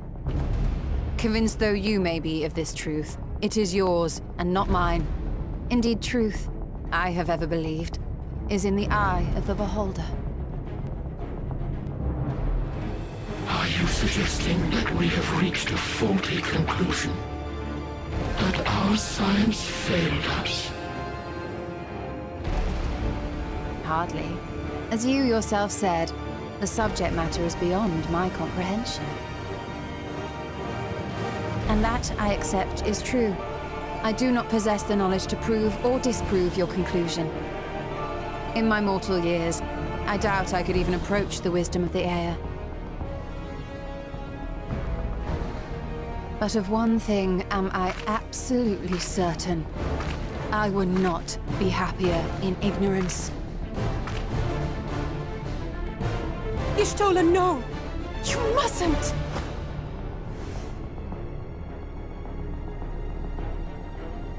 The most important lesson I've learned is that learning isn't simply passing one's eyes over words. Nay, 'tis when understood for oneself that knowledge attains its true value. This is what has sustained me, driven me onward in joy and wonder, in anger and sorrow.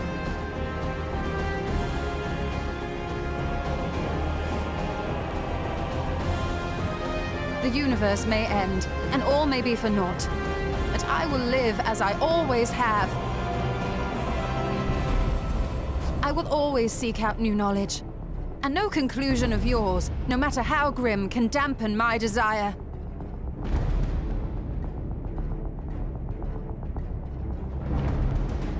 I suppose it is only to be expected. Their feeble minds cannot fathom the terrifying gravity of it all. But worry not.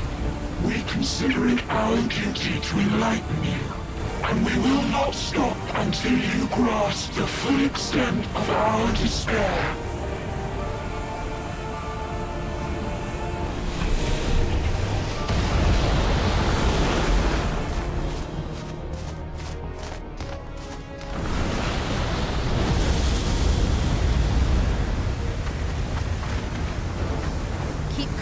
And listen well.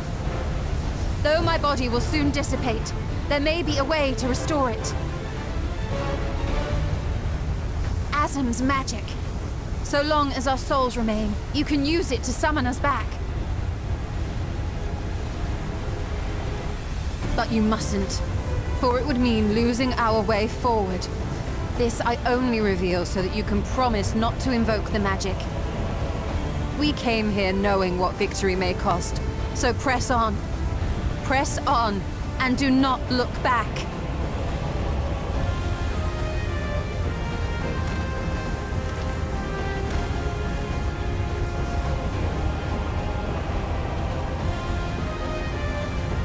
I shall join thee. As subterfuge is not required, thou shalt not suffer for mine absence. Riange. My resolve hath never been as strong as thine. Full oft have I wavered in my decisions, and afterwards been stricken with regret. In spite of this, I may still stand with my comrades, supporting them as they attempt the greatest of feats.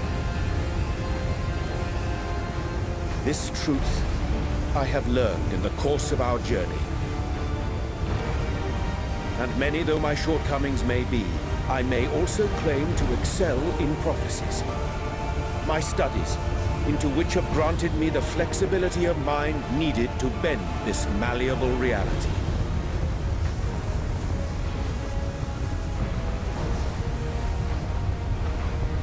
Thus shall I hope that thou mayest have the strength to resist, and our comrades the strength to continue.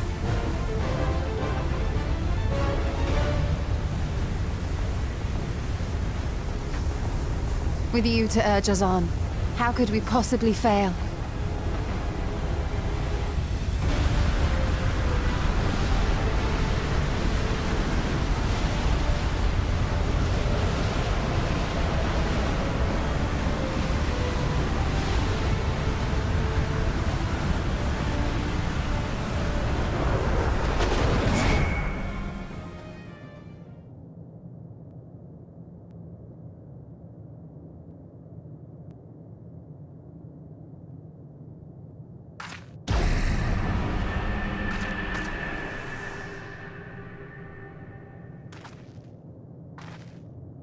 What's this?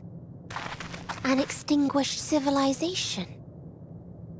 Rekindled.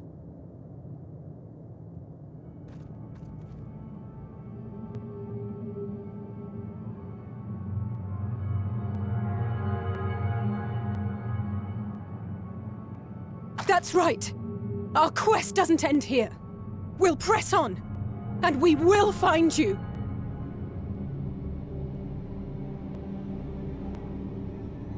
There. That's where you'll find me. Is that another star? Of the stars we visited, most were already devoid of life. And where there was life still, the inhabitants wished for death. But even death, we learned, isn't truly the end. It is but a part of the cycle of rebirth.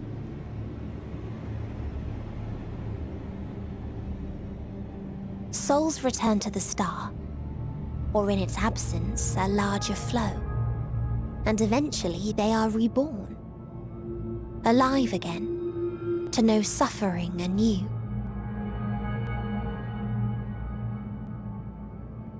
True salvation lies not in dying.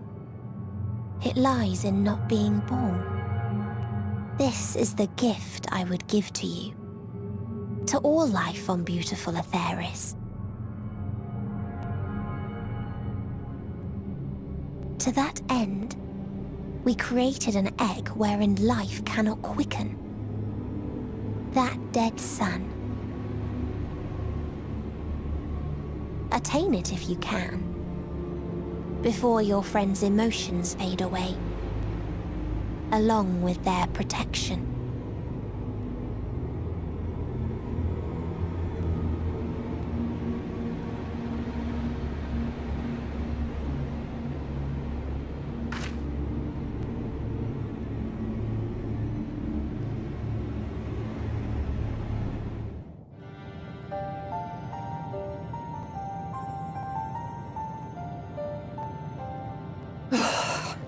Well, I'm out of ideas. As am I. Operating such consoles is trying enough. But if we can't even activate it? Perhaps there is a way. First, consider the world that has been recreated here. Its inhabitants were machines who gathered combat data to enhance themselves. And among the many wars they waged, the most notable was that against the dragons. As you've doubtless surmised, I believe this was the homeworld of Omega. Sid built a jamming device to defeat it, a device which generated massive bursts of lightning, its sole weakness. That's all well and good, but what does that... Wait. You're not thinking to strike the console with lightning, are you? As a matter of fact, I am. Ask yourselves this. Why would an entity as puissant as Omega not be designed to suppress the effects of lightning? Because it relies upon it, or something akin to it, as a source of energy. My thoughts exactly. And there is a good chance the same is true of the Omicrons and their devices. So, shall I cast caution to the wind and try something reckless and dramatic?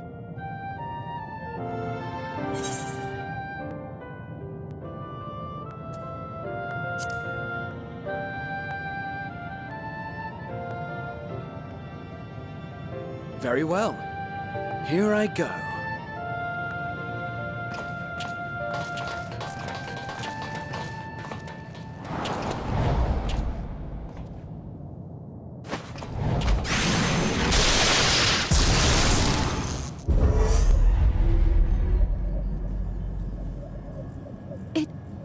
It worked!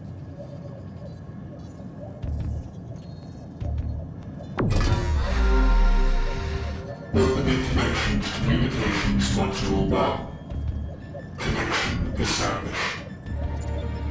Transmission Strategic Matrix Sigma 1 now online. As a primary strategic matrix, you may address me as Sir. Checking for new communications. None found. All units, please maintain current state. End transmission. Closing connection. Wait! We have questions for you. Of late, no mission orders have been issued. Why not? Has there been some manner of trouble? Reply. The Extended Operations Unit is yet to determine guidelines for future assignments. All strategies are calculated, devised, and actioned in accordance with said guidelines. In the interim, all citizens are directed to maintain a state of combat readiness. End reply. Awaiting query.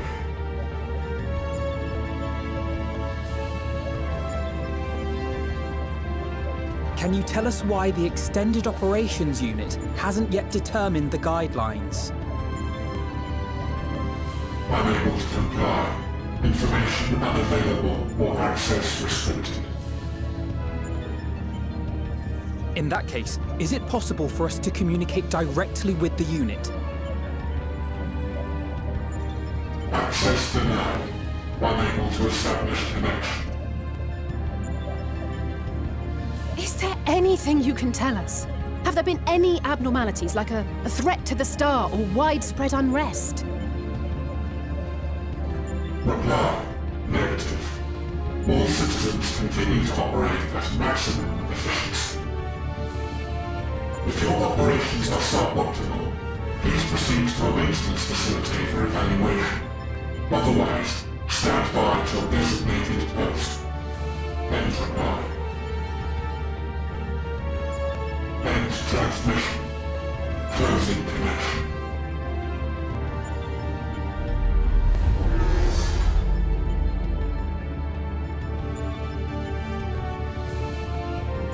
I could activate it again, but I doubt it would be productive. What do you think? If all the Omicrons really were running as efficiently as it claimed, then I doubt they were hoping for life here to end. As this Sir told us, there just haven't been any new instructions, and everyone is standing by. Should be standing by at any rate. If there are those that are neglecting their duties, perhaps we can glean a clue from them. I propose we take another look around, and also try to find the operations unit.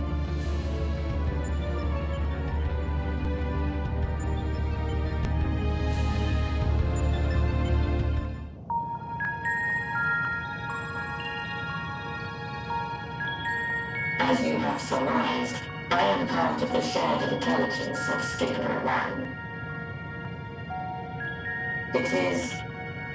Was my charge to determine the optimal path to achieving our prime function. This body had been abandoned by its former owner and lay unused. I took it and abandoned my own, and with it, my duty. May we ask why you did this? From what we gather, it seems to be a personal matter.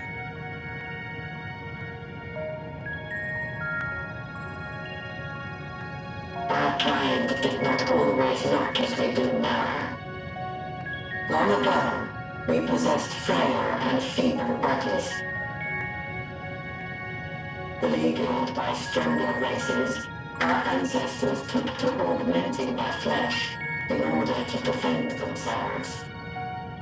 What began with limited parts eventually spread to the whole body, and at last, a means was discovered to convert the mind into data, rendering even the brain obsolete.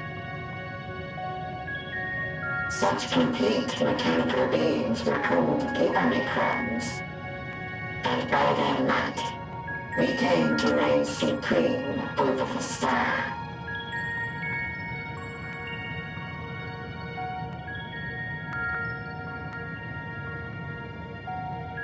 But But even then, we did not feel secure. For we knew that the universe was home to civilizations aside from our own. Civilizations that may be stronger still than us.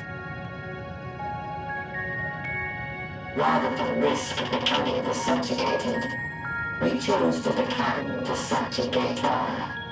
We began our conquest of the stars, that we might acquire the resources and knowledge we needed to reign supreme. We were successful in that endeavor. So powerful did we become, we could lay low even the mighty dragons. But then something unexpected happened. I began experiencing an error. I could no longer determine an optimal path. You were malfunctioning. I performed numerous full system scans, each time finding no issues. Yet the error persisted. It was then that I speculated. What could happen if we grew so powerful as to have no equal?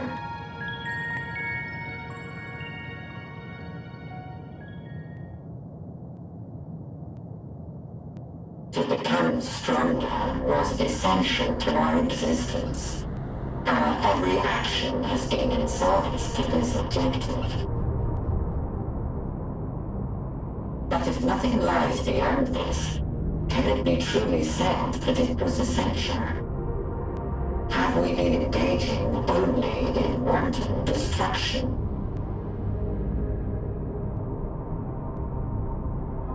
You could find no threat to justify your purpose. The Omicrons will never leave this star. They will stand by until their reserves of energy are spent. For I have no path to offer them. None. It is not our place to pass judgment on the deeds of the Omicrons. But surely, this does not have to spell the end of your people. With your power and knowledge, the possibilities are endless. Why not seek out a new purpose?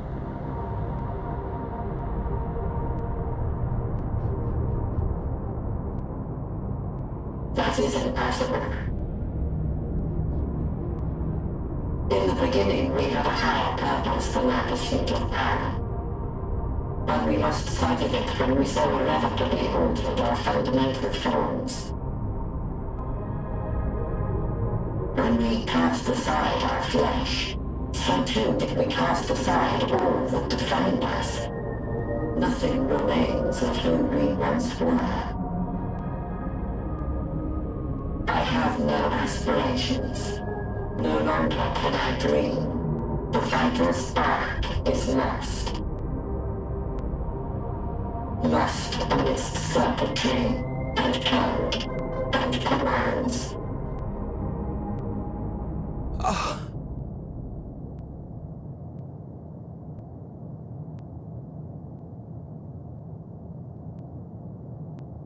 I believe I know how to overcome this despair.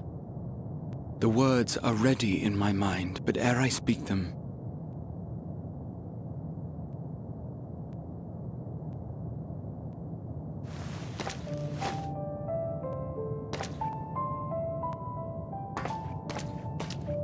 I want you to make me a promise. Be it across time or space, our promises have always connected us. And so I ask that you indulge me once more, that this won't be the end.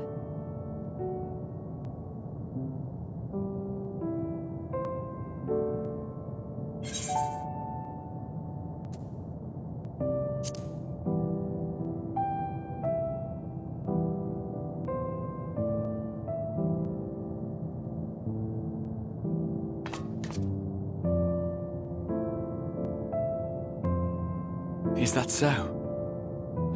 In that case, I won't hold back.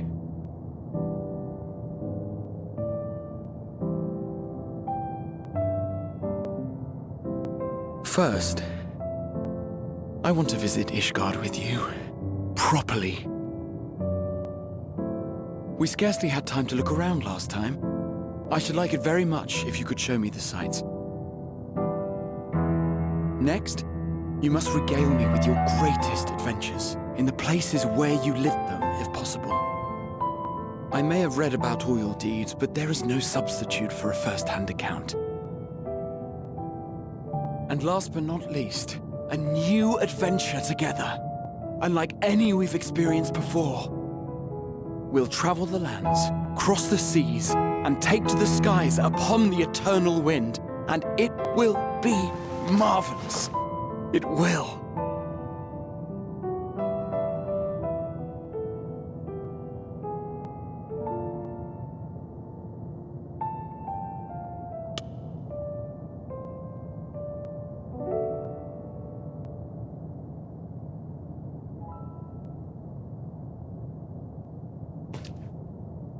If you would humor me a moment.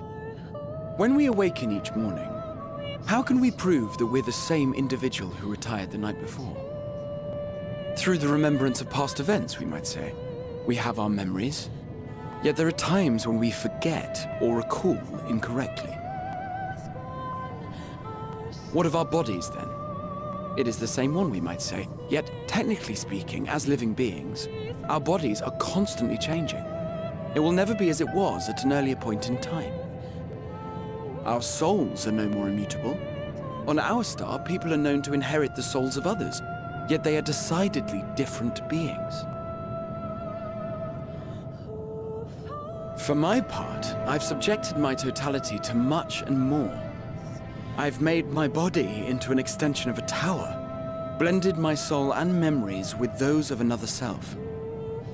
And each time I would ask myself, what is it that makes me, me? Were you able to determine an answer?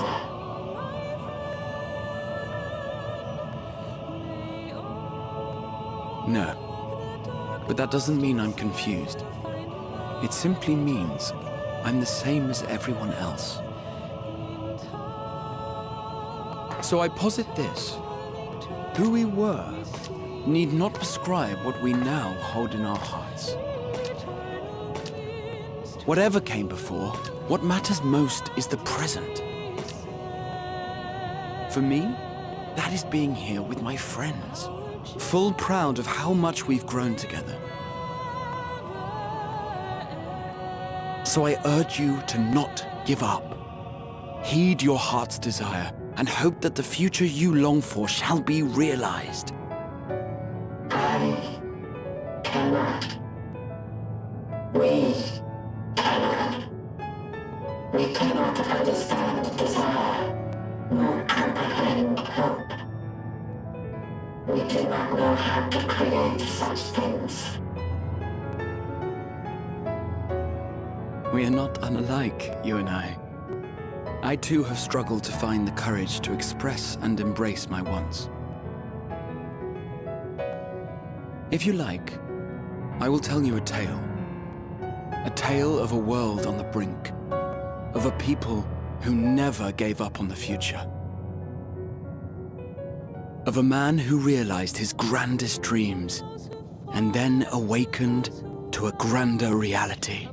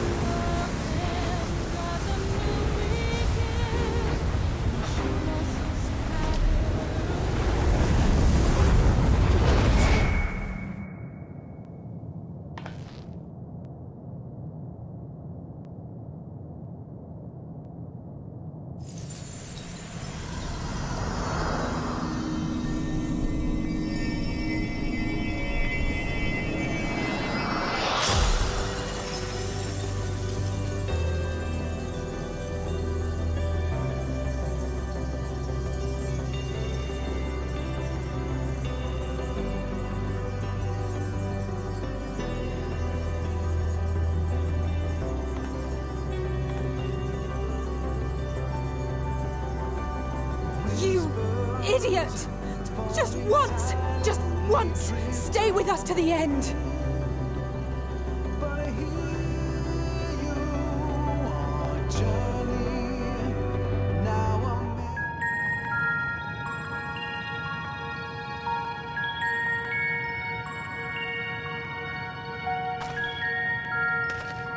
Did you find anything?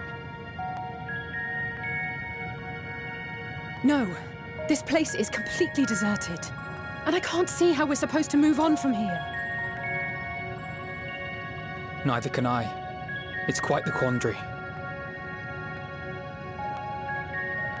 There are no denizens to bar our path, yet there is no way forward. For another mystery, we did find signs of very recent life. You'd swear everyone just vanished into thin air.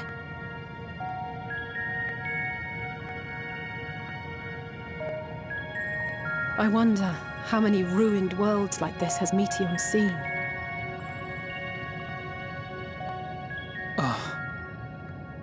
Could it be? Yes. Yes, I believe I may have puzzled this out. Despite how it appears, it's no different this time. There is someone here who has wished for this ruin.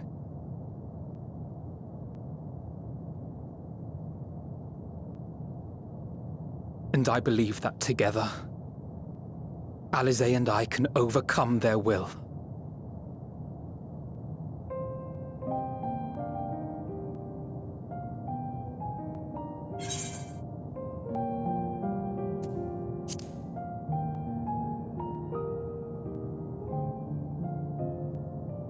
I know. I know. But if there is a chance this will work, then I would take it. For everyone, and for myself. I will not pretend otherwise. I have my fears. Not for myself, but for you. The last to remain.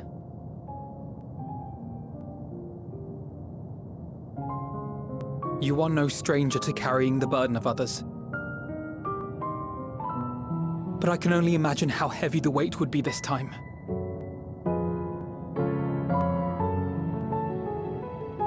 As your friend, I cannot bear the thought of making you suffer so.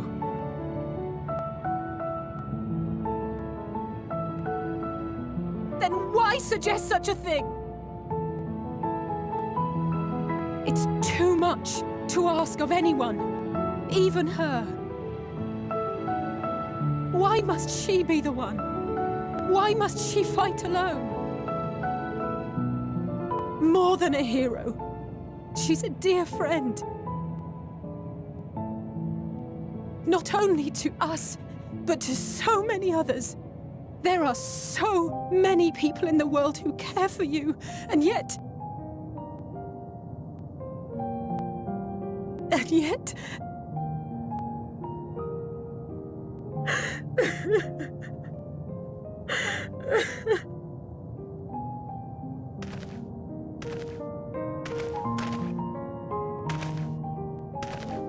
Alize, I have an idea. Given the nature of this realm, it may be possible to do more than unbar our friend's path. We might also pave her a new one.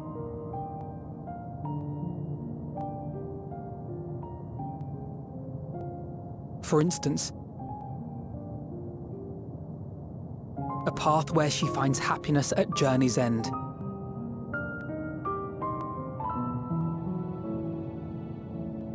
This much, I think we can believe with the utmost conviction, no matter how deep our despair.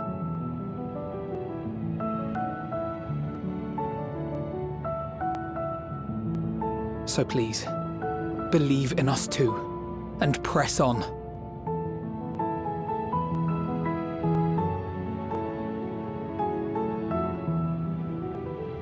Thank you. What are you? If the plan's decided, then let's not dally.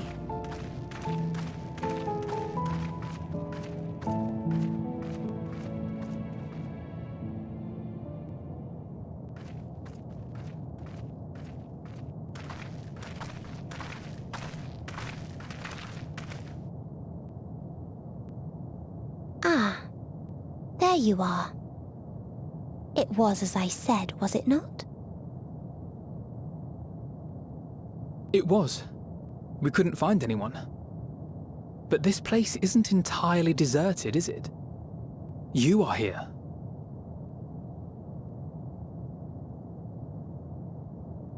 You sought out a star of promise and found a ruined husk.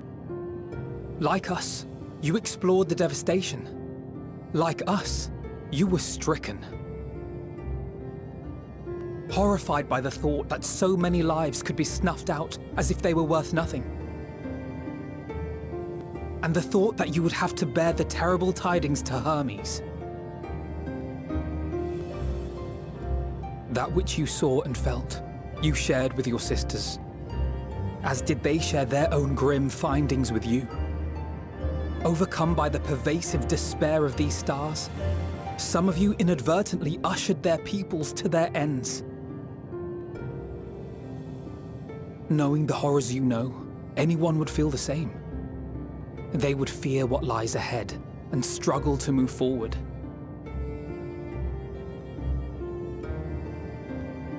Fear? I had forgotten that such a thing existed. So focused have I been on shepherding despair. If you can remember, then you can still face and overcome your own fear.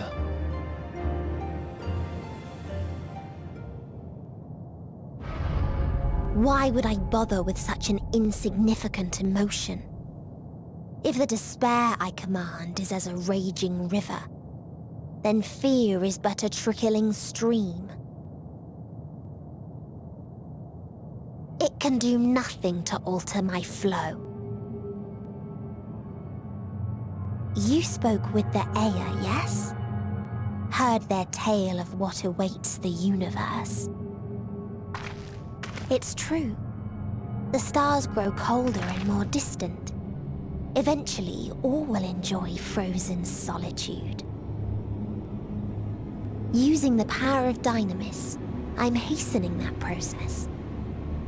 In so doing, nothing will be born ever again. Everyone will remain dead. Alas, it will take time for that to happen. So in mercy, I sent you my gift, to spare you needless suffering.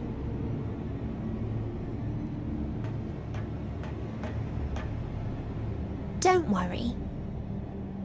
Even if no living witnesses remain to mark the event, I'll make certain that Atheris has a proper end.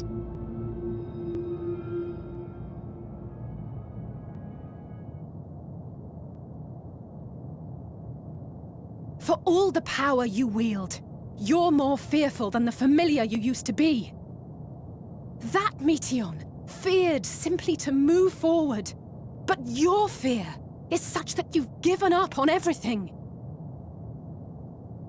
I know it well. That sense of defeat. I've tasted my fair share of it. But as many times as we've fallen down, we've learned how to pick ourselves up and carry on. We take each other's hand, share in each other's courage, follow in each other's footsteps, and turn sorrow into strength. There are times when we fail. We bear wounds that do not heal. But these experiences are part of life, and they make us stronger.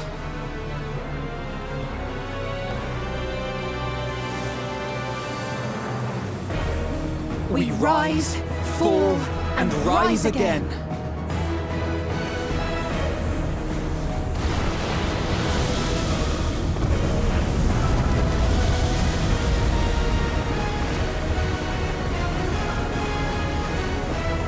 Don't worry about us. You must take the next step, and all the rest after that.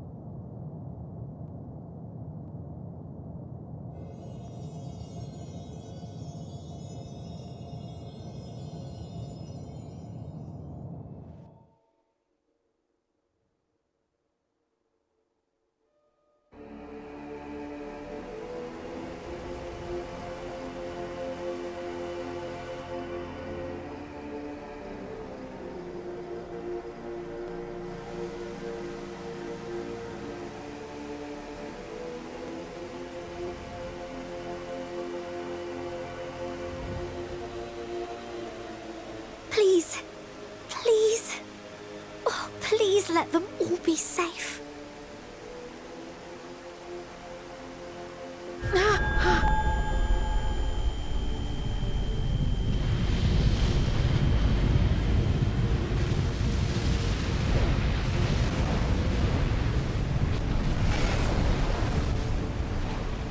Cryle? Are you all right?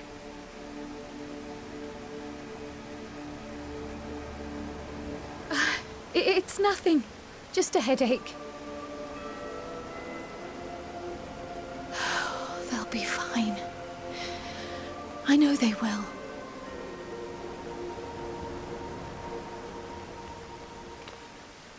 Apologies for the interruption. A man arrived on the last ferry. An associate of the Scions.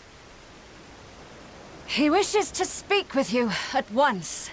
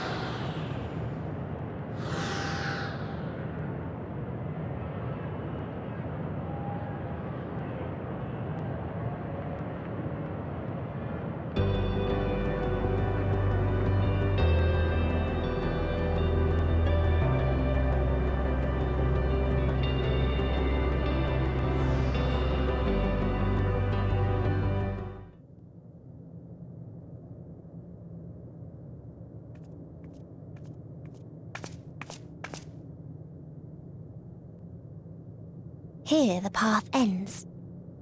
There is no way to reach our nest.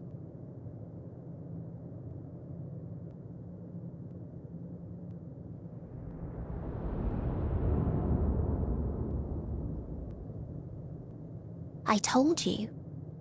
Resignation and acceptance reign in this place. The rejection of life by those who came to curse it. Those whose dreams were unfulfilled, whose prayers were unheard, whose labors were unrewarded. Hope cannot deliver you unto hopelessness. Our refuge is beyond you. Always has it been. Such is the nature of this place.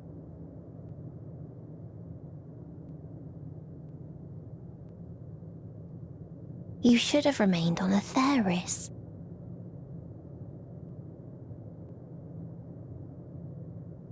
Struggle will avail you not, nor will it grant your comrades peace. Come, let me relieve you of your burden. You have suffered enough.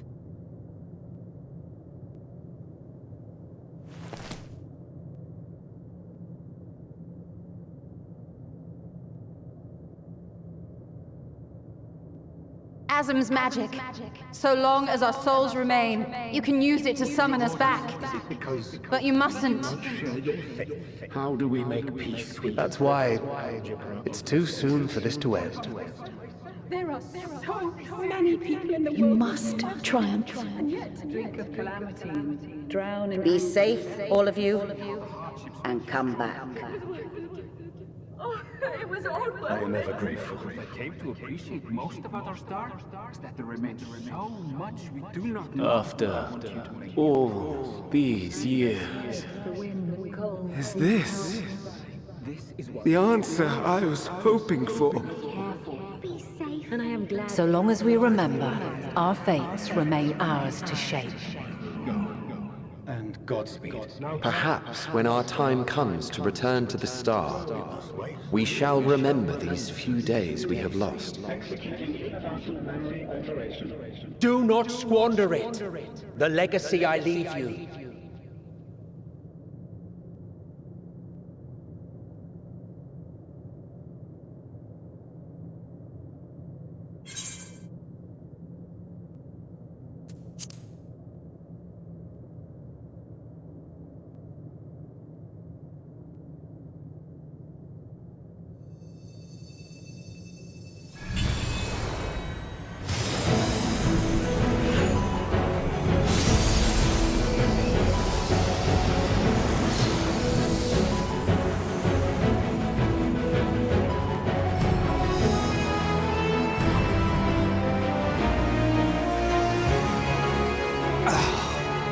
I bid them remember, but all this time I'm the one who had forgotten.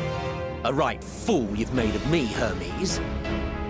And to add insult to injury, I've been denied a sound rest, forced to watch this clamorous show. Oh, come now. It's been a gripping tale. Unbreakable bonds and noble sacrifice, sprinkled with moments of levity to counterbalance the pathos. It's got it all. I, for one, would have been perfectly content to watch enraptured from the stalls.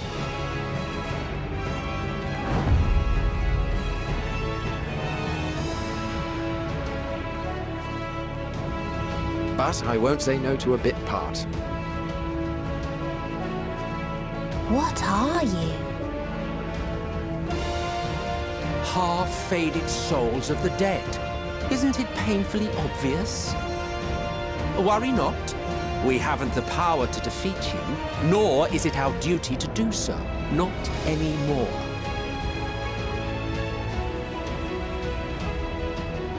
That being said, we do have a score to settle. So here I am, Vinar. I suppose you needed me to tie it all together, these frayed threads of our history. But knowing you, I suspect there's a joke in it too. Oh yes, I can imagine you gloating over my forgetfulness. Were I feeling charitable, I might assume you had left room for the possibility of this outcome. Even so, you'll get no applause from me. A single gesture will not lighten the burden I've had to bear.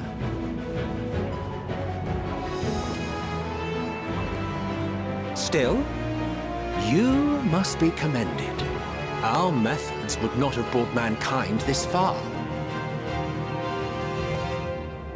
And so, as a show of respect to the last of us, I make this declaration.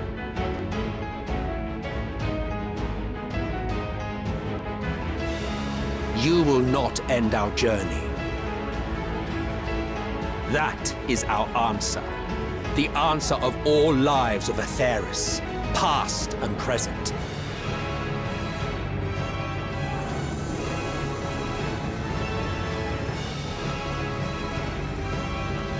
As you've called us to the stage, so shall we perform. And creation magics never fail to please.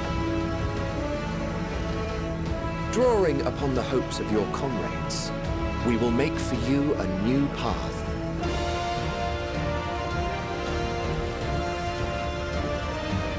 What form said path takes depends on you. So focus. Focus and envision that which rejects the claim that you cannot attain your goal.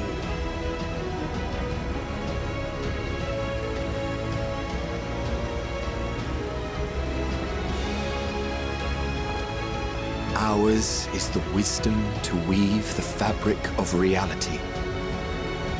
Ours is the power to create.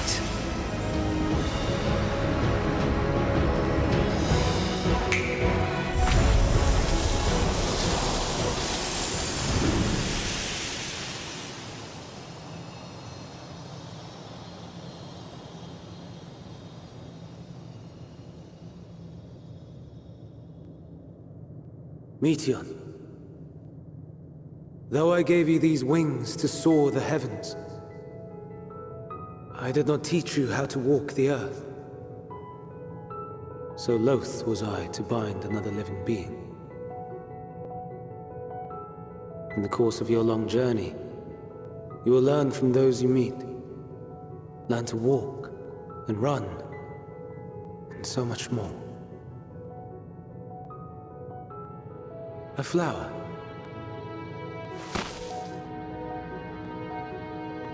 Yes. Upon your return, I will gift you a beautiful flower.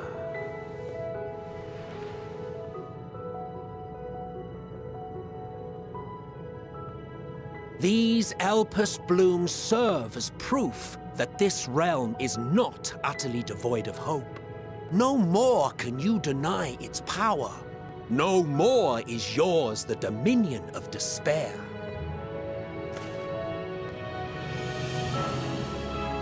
In case the practical implications were lost on you, your comrades no longer need fight their fight.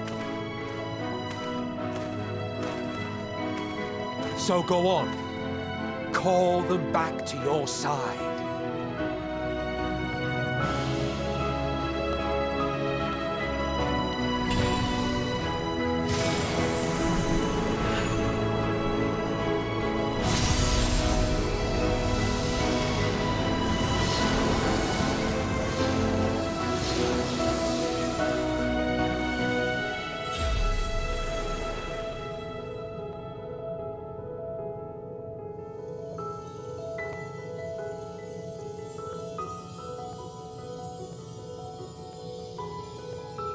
May you ever walk in the light.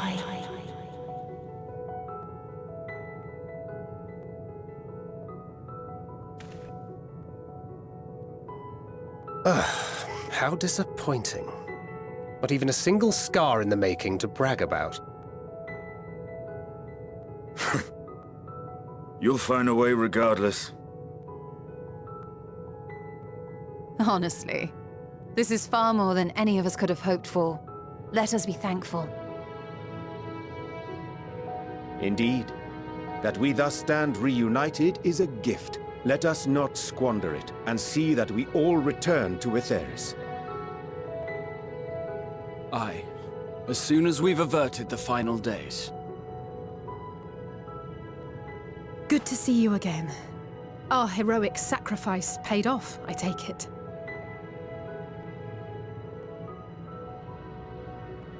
Come, my friends. Let us carry on and finish it. Together.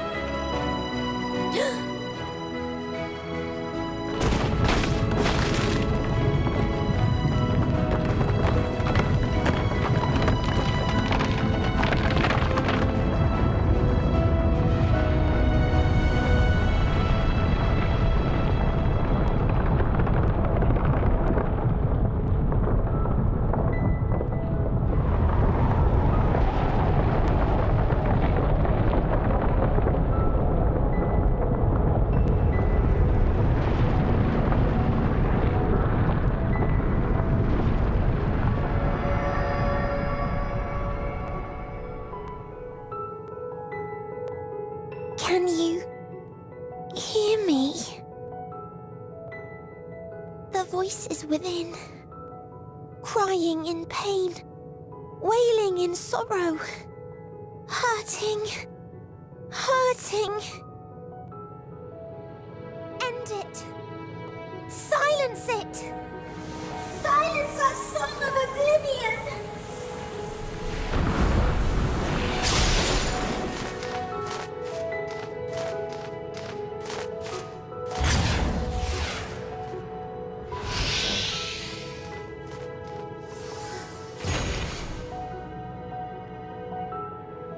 The way is open. They can proceed. So it seems.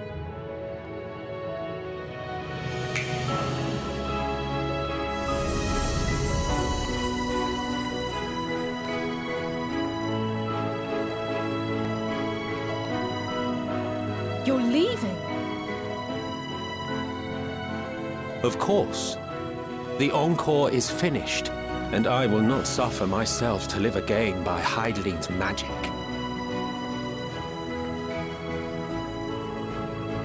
But more than that, the future you seek is not the past we loved. That is why we fought, and why I lost. But though you defeated me, my ideals are inviolate, invincible.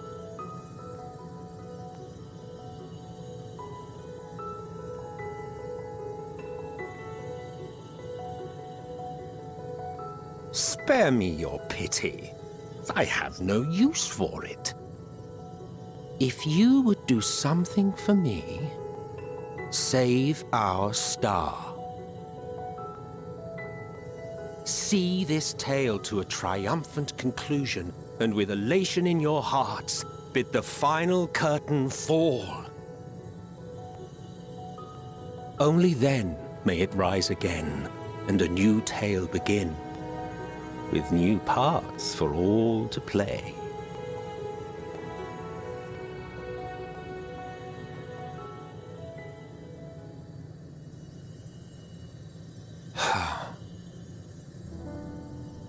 Tell me, have you been to the ruins beneath the waters of the Bounty? Or the treasure islands beyond the frozen waters of Blind Frost in Offerd's north? The fabled golden cities of the New World, the sacred sites of the forgotten people of the South Sea Isles? What about Mericidia, the southern continent? Do you know aught of its present state of affairs? I thought not. Even of your little Eorzea, you know precious little. The true identities of the 12, for instance. All of which is to say, expand your horizons, go forth and seek discovery. Some of the civilizations in the reflections will surprise you.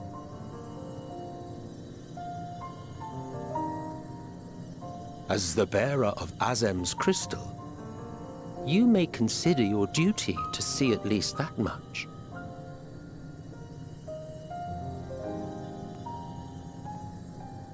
I certainly did.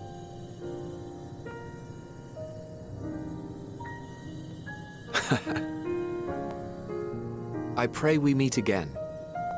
If not in this life, then perhaps another. Whensoever it should be, I trust it will be a most joyous reunion. For you, maybe. I want nothing to do with it. Oh, don't be that way.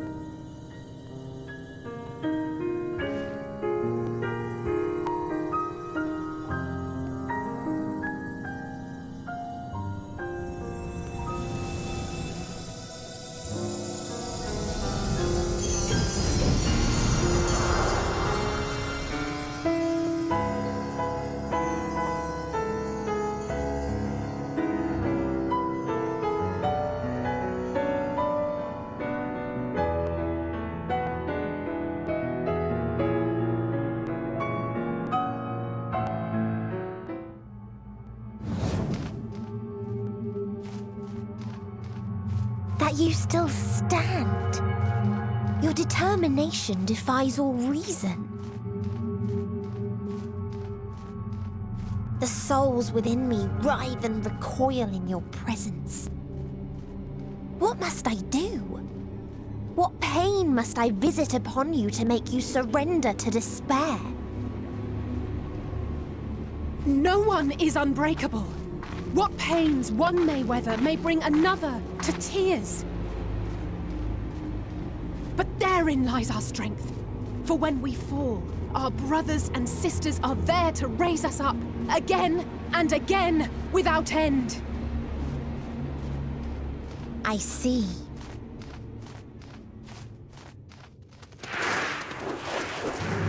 But no matter how much hope exists, ever will there be more despair.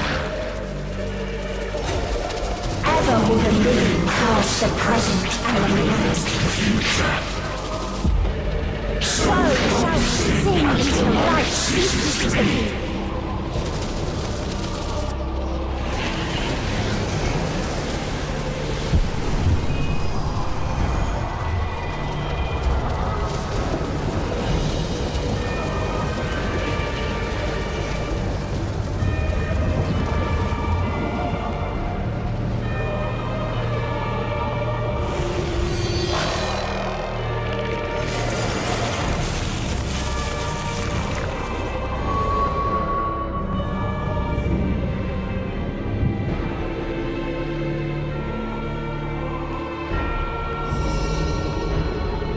seven hells!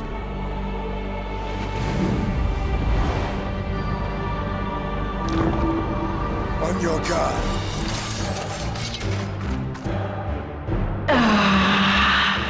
The rage.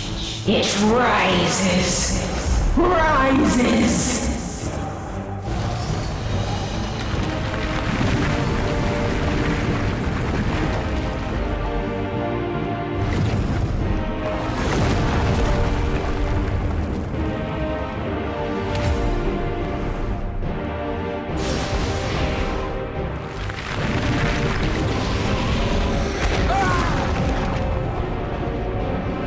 Stop! Calm yourself, please.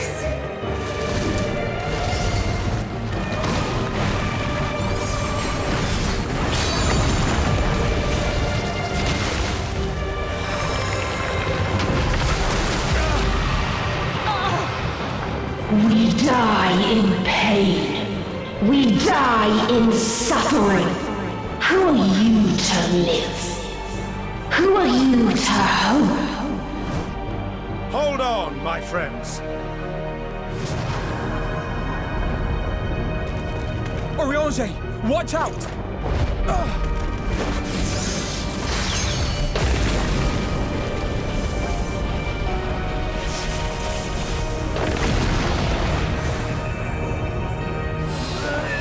Alphino! We cannot comprehend. We cannot know. We cannot know!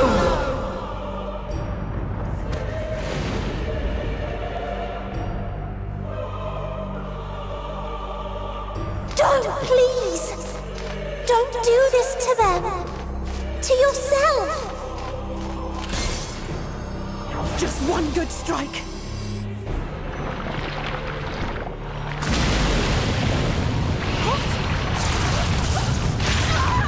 Stop! Please stop! We will not suffer alone. All will know our pain. No, you don't!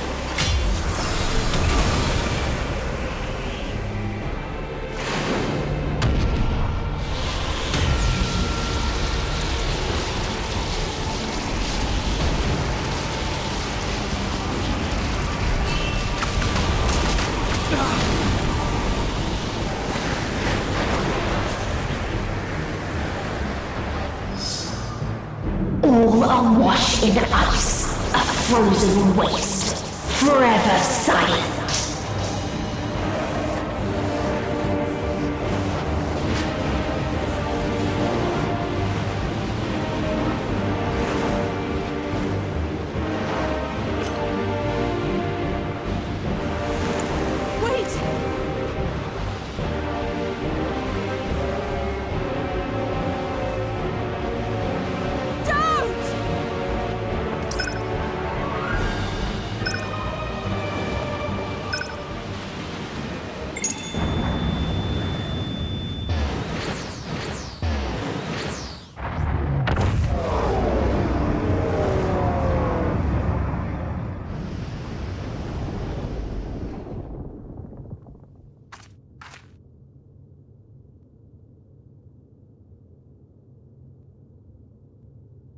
You gifted them escape and rendered yourself powerless. Bereft of the synergy you claim is your strength, unless you need to call upon the dead once more.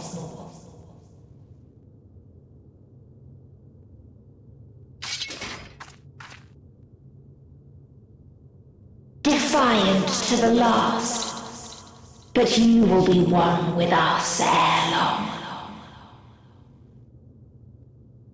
You will be battered and torn and made to crawl.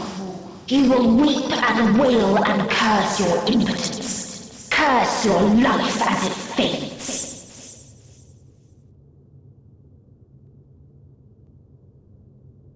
As we did. as we died. Such pain and sorrow we felt, such anguish and rage. We tried, but it was no use. Only when we surrendered did we find release. Only when we embraced death.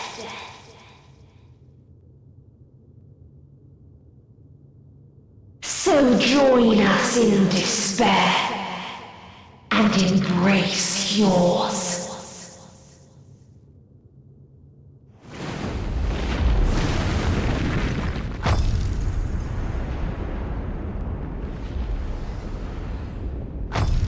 My ultimatum.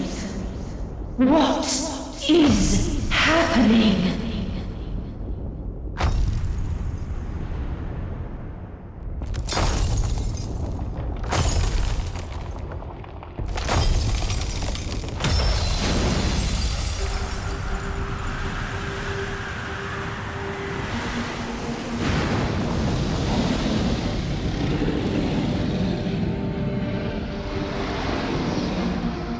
At the end of everything, I find you, my friend. I sought something in you once, as you did in me. When at last I understood what it was, I journeyed to Sharlayan to seek you out. Struck a bargain with the woman who shares your gift. In exchange for lending the Scions my aid, I was given the means to come hither. Gorging upon what remained of the Mana Crystal, I reclaimed the form of the dragon. And, hungry still for our reunion, I rode the light of the stars to you. I take it this is your prey.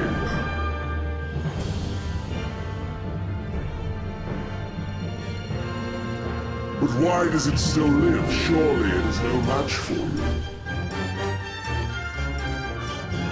I assumed you would be above something so banal as despair. Am I mistaken?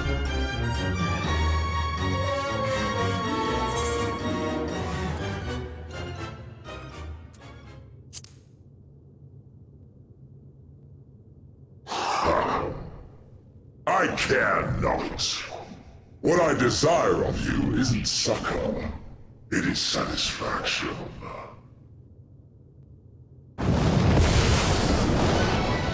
So come! Let us dispense with this distraction, you and I!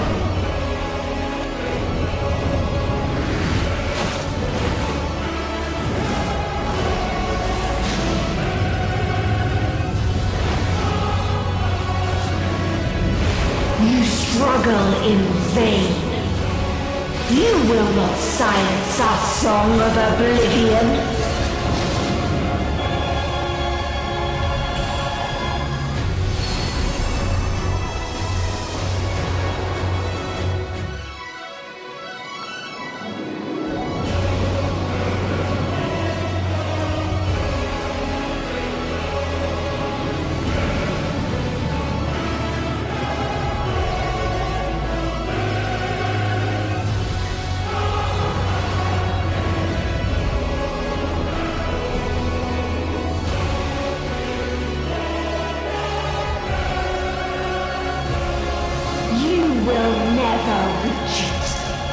Will never reach the deliverance you seek.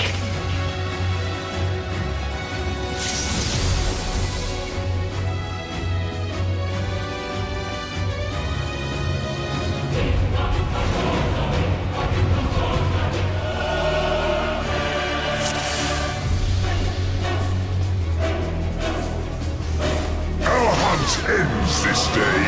There is nowhere you can flee that we cannot follow. Even stars must die.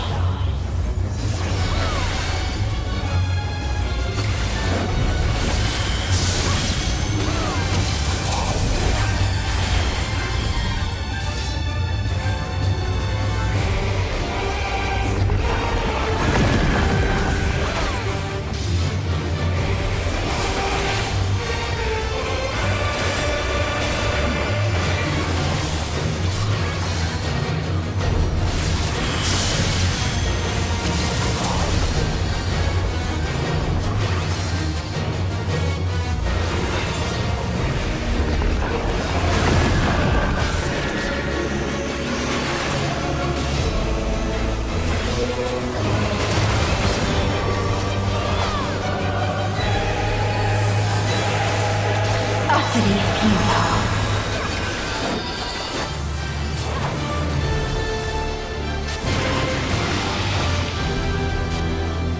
Your suffering is at an end.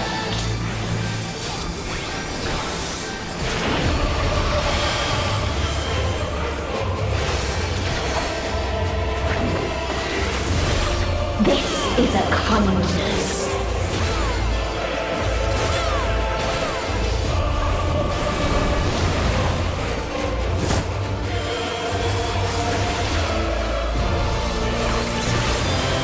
All of us have known despair.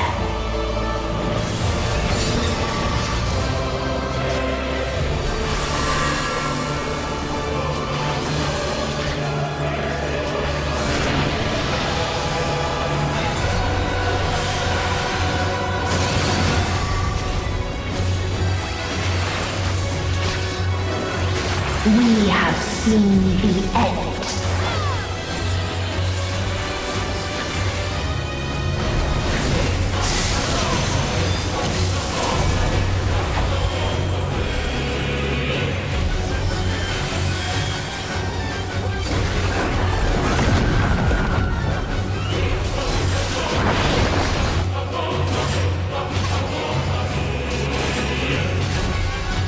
The same end. Again and again.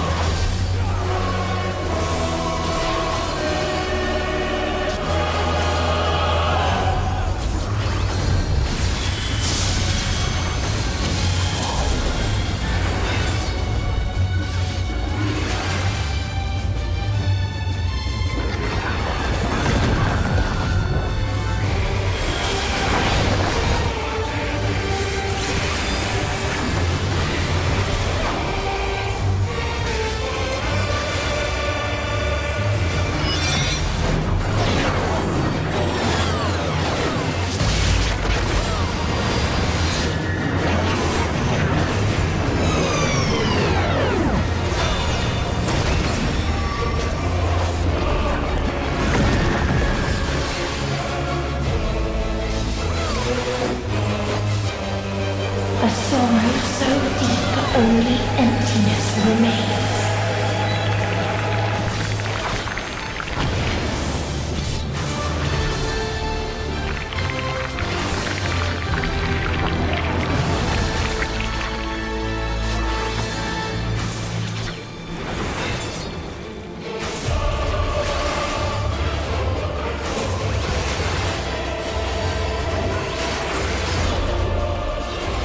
Tis so lonely between the stars.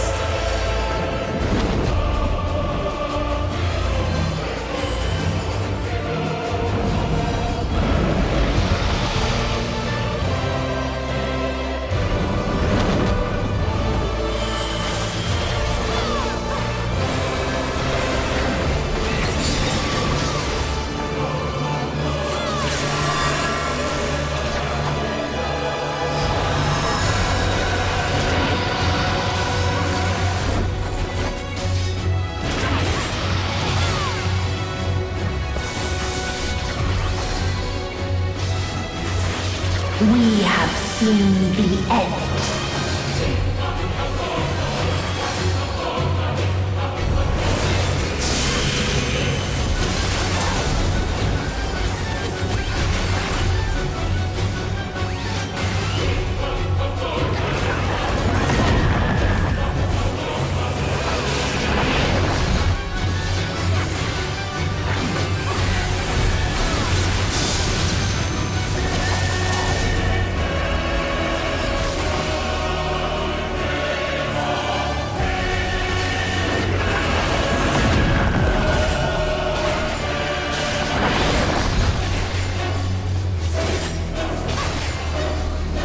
The same end. Again and again.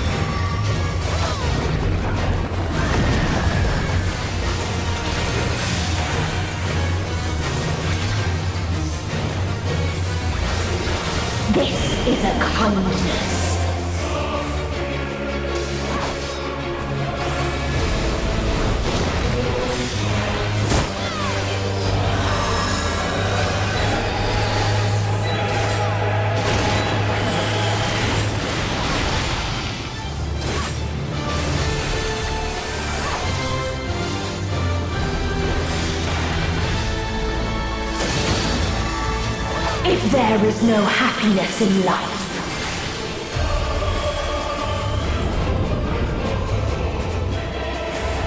There is only one place it may be found.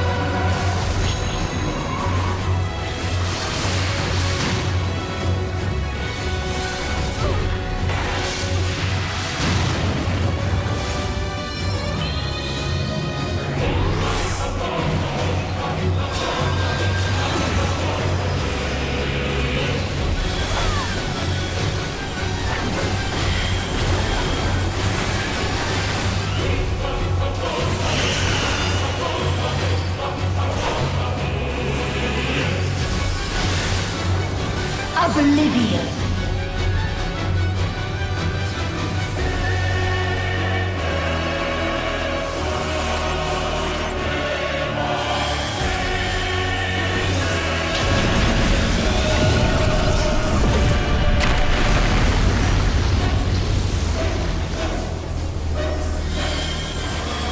Dynamis.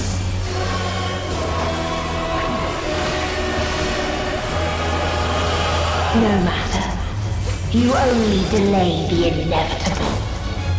This is fate.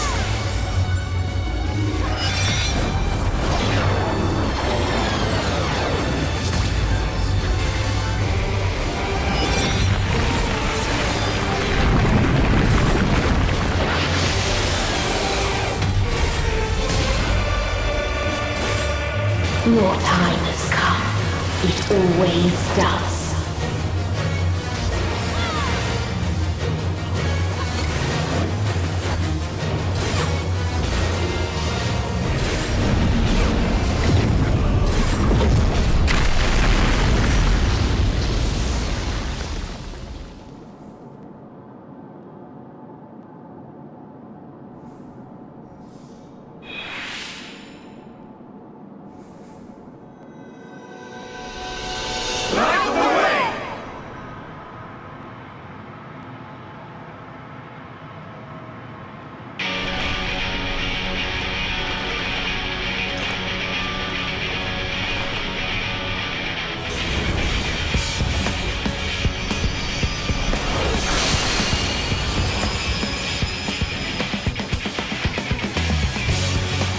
What is this defiance?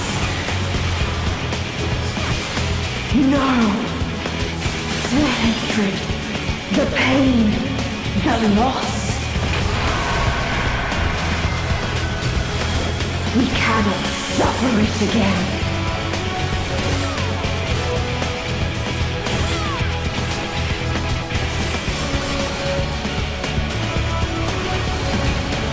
We will stand against fate! No matter the cost! We've been here before. Many a time. Thus do we know. To never give up. The hope will shine again.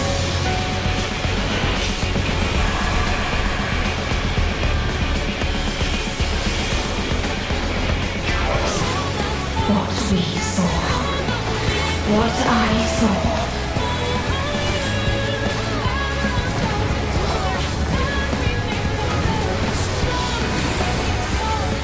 This can only end in misery and desolation.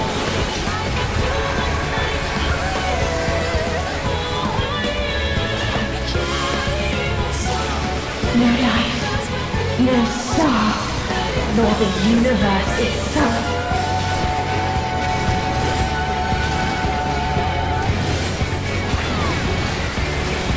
None should hope for better.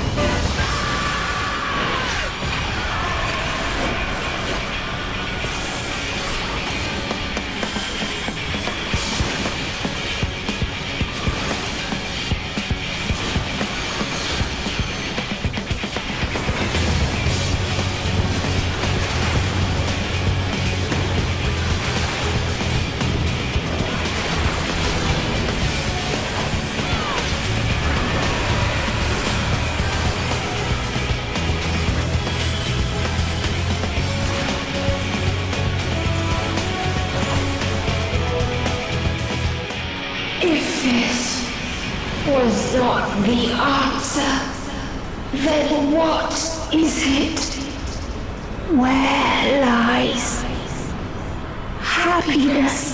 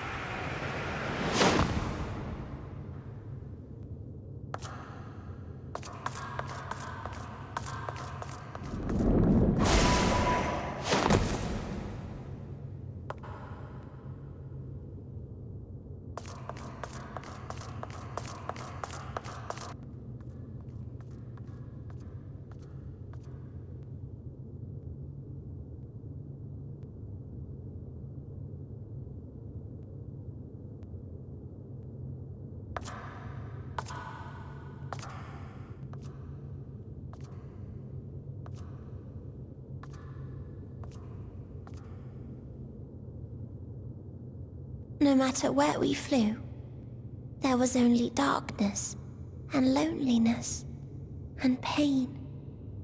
We couldn't find the answers Hermes yearned for, the answers he deserved.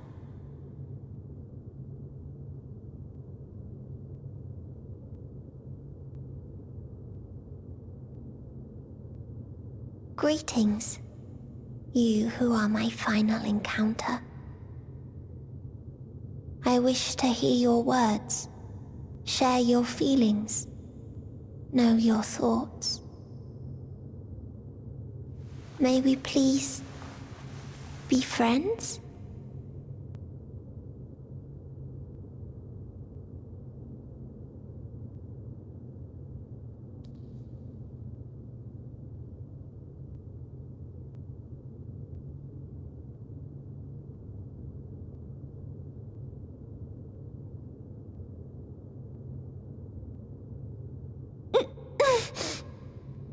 Yes, I can see them. The memories of a long, long journey. So many people. The thoughts of them overflowing in your heart.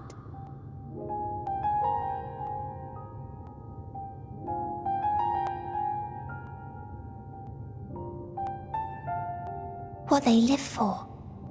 What gives their lives meaning. There was never a single answer. Welcome and well met.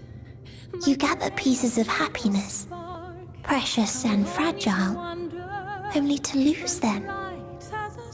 Then start again. On and on it goes, until death takes you into its gentle embrace. Past every fate, now sing with me once more. That which Hermes sent us to find was there all this time, on Etheris.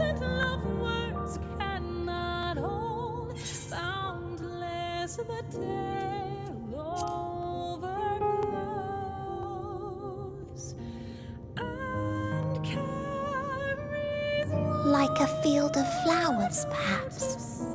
At first a single blossom. It spreads and takes on more colors. Thank you for guiding me here. To find these words at journey's end fills me with joy. from heavens above, and how as time flowed on the And so, before I fall forever silent, there is one thing I must do. rivers and lakes reaching for the horizon. No expression of regret will undo what my sisters and I have done, or restore what we have stolen. But if you would allow it, I would sing one last song. A song of the newfound joy that swells in my heart.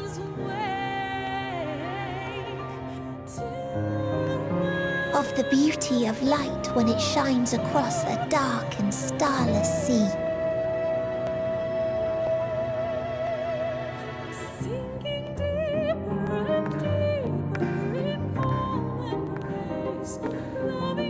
Of a dream that from the soil of worlds now lost to sorrow, life will spring forth once more,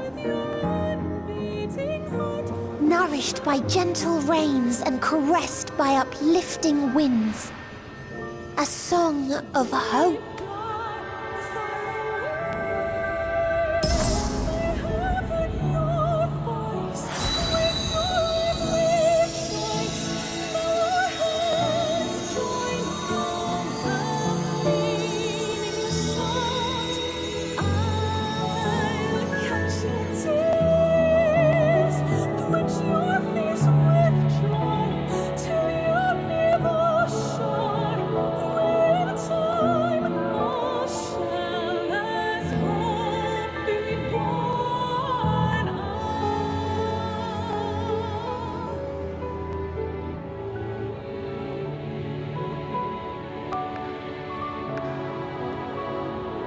One day, life will fill the universe again, and Hermes will see this and smile.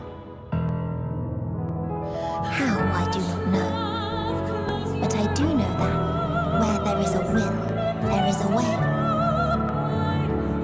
After all, miracles happen every day, do they not?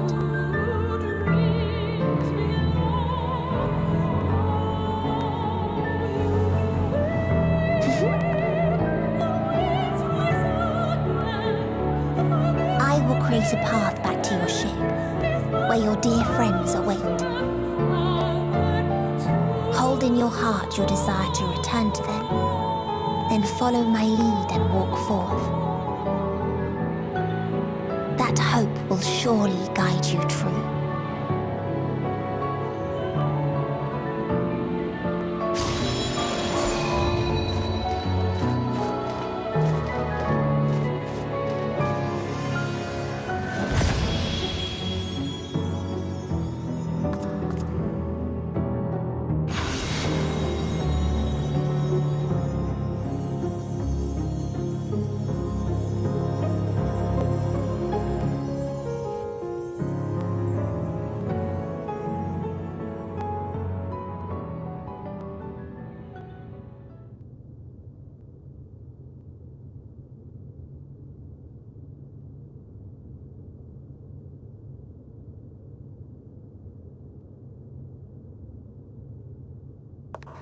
You mean to return to the world where you are hailed as a hero.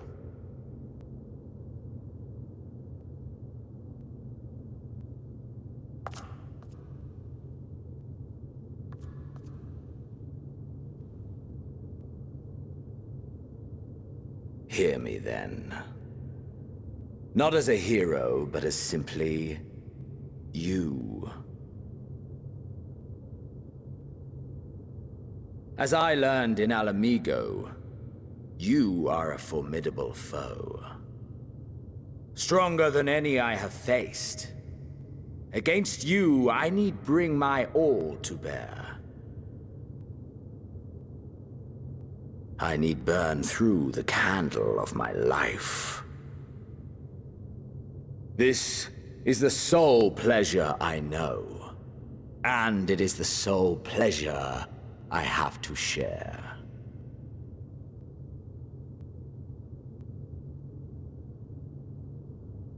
And so I come before you to issue challenge and offer singular bliss.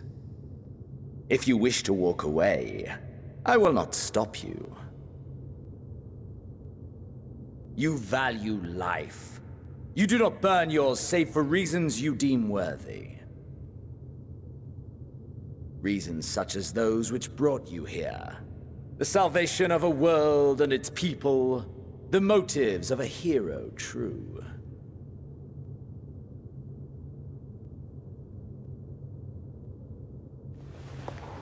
But there is more to you than that. You know this to be true. As surely as you know the thrill of pushing your body and soul to their limits. Of confronting ever mightier foes, dancing ever closer to the precipice, wondering if this will be the one to finally fill the void. Such pleasures you seek for their own sake, and no other reason. Is this not so, adventurer?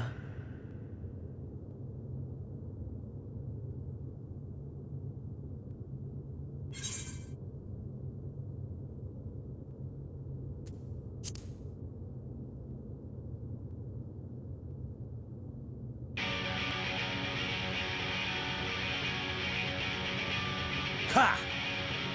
Acceptance! At long last! The conflagration of our clash will scorch even the stars!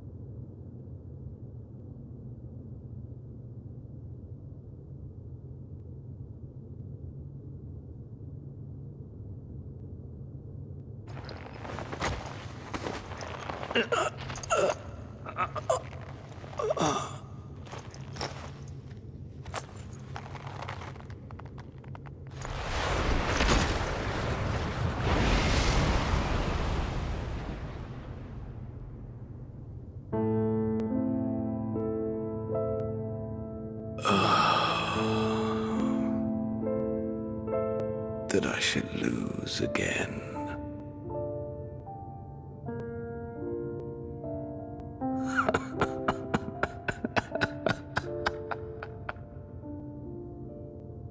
How disappointing.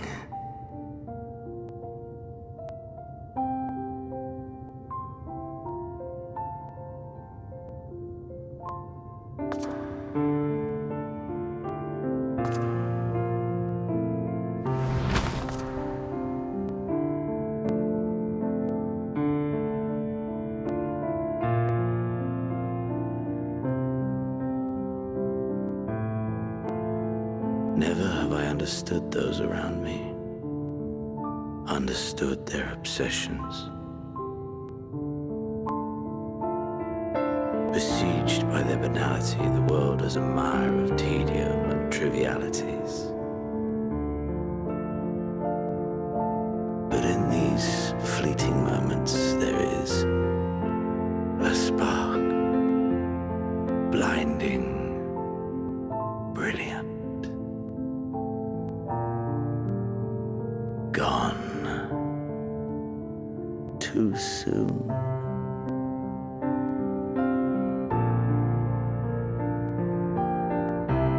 What of you, my mirror? Born into this world, bestowed name, bid bid to seek out strife and adventure.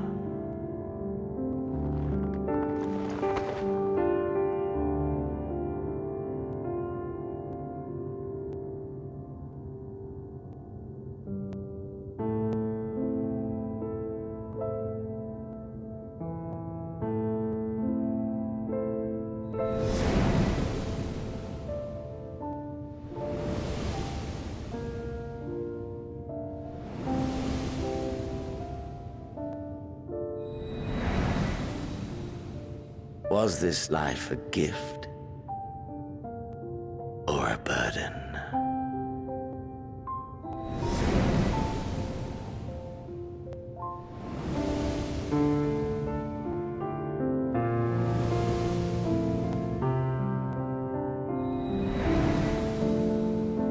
Did you find fulfillment?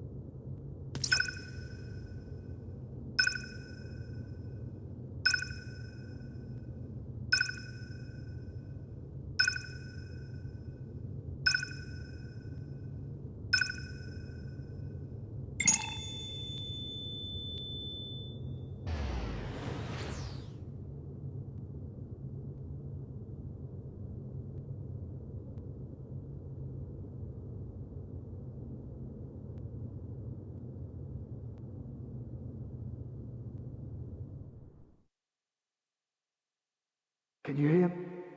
Safe. Must tend to.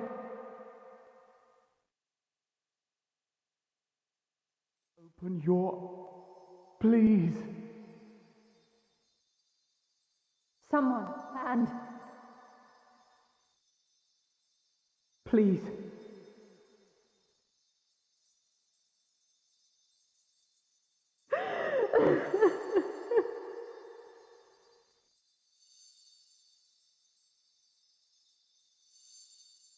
You can't leave us! Not like this! If you do, I'll never forgive you! So come on! Open your eyes and get up!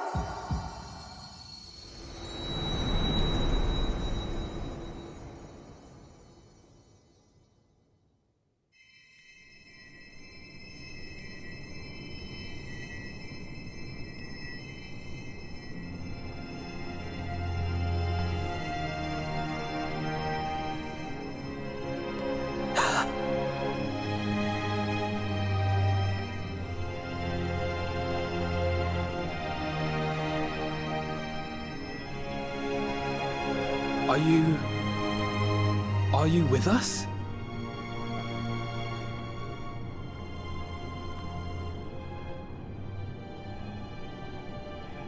Oh, thank the heavens.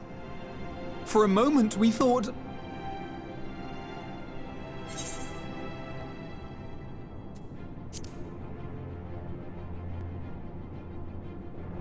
After what you've done, you're the last person to be asking that.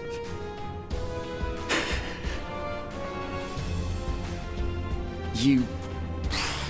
How can you keep your promise if you're not here?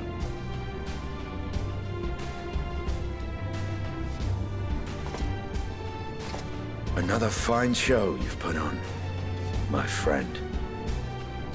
A fine show indeed. What were you thinking, fighting alone? Never do that again. My poor heart couldn't bear it. Put yourself in our place. If you hadn't returned, how do you think we would feel? And if that sounds harsh, it's because we care. We tended to thy wounds as best we could. But how is the pain?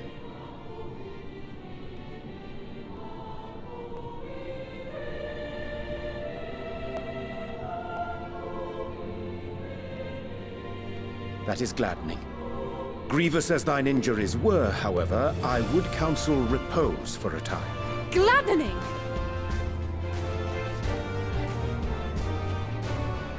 There's nothing gladdening about this! When Meteion appeared in here and told us that you were right behind her, we all got our hopes up. But you never came! And when you finally deign to appear, you're within an ilm of your life! Damn you! Damn you for making us worry!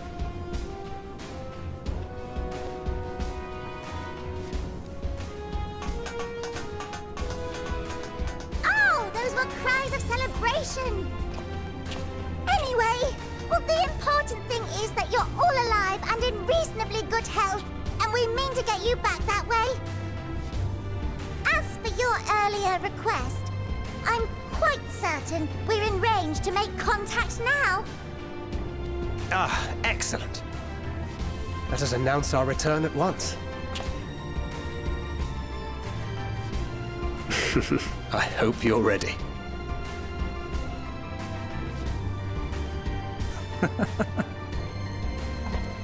While you were unconscious, we set out from Ultima Thule, you see. Can you stand? If so, you may wish to see what's outside.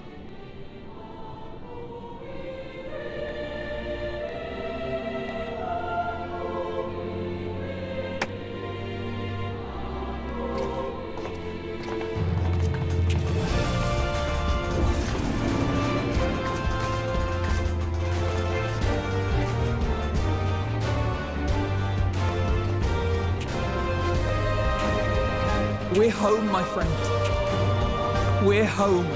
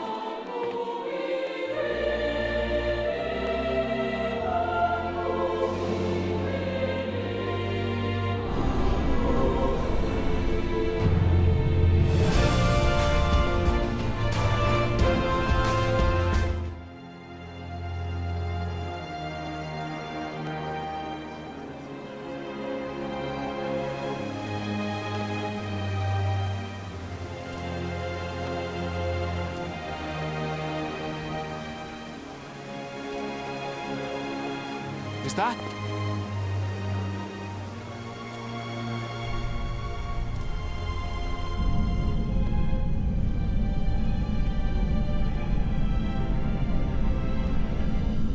It is! It's the Ragnarok! They're back!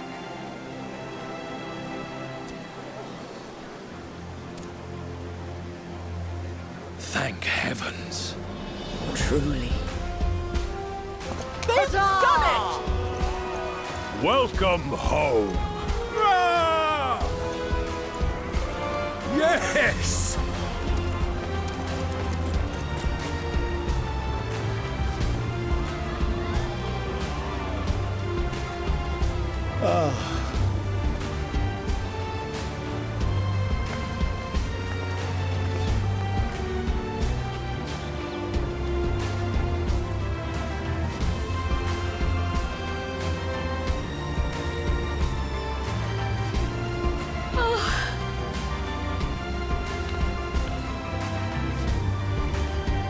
Welcome home, everyone!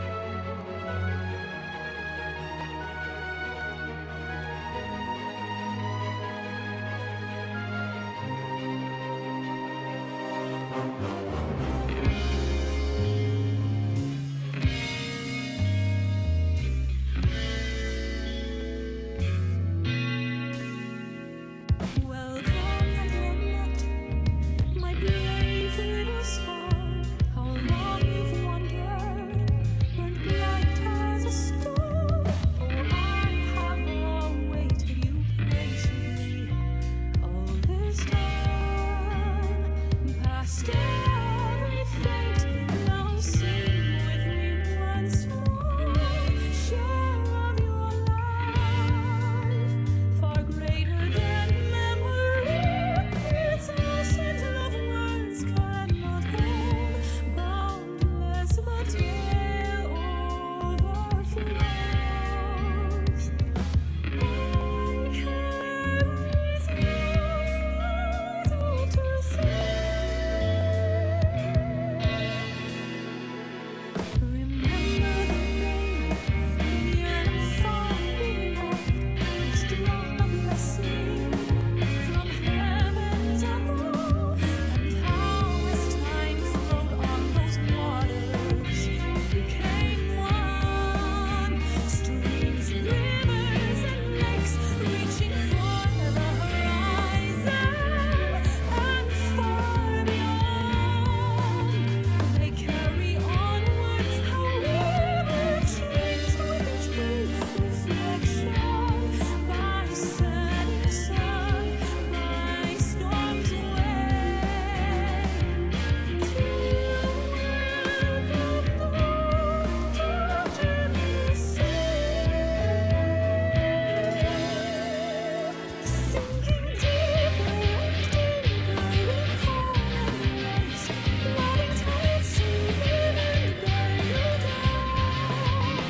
Should you meet us rising silver skies, with your unbeating heart reach the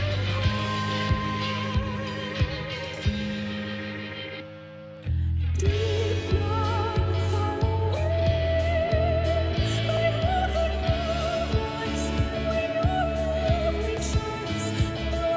Let's join round the meaning you sought, and catch your tears, quench your fears with joy, till your mirror shine. When time all shall as hope be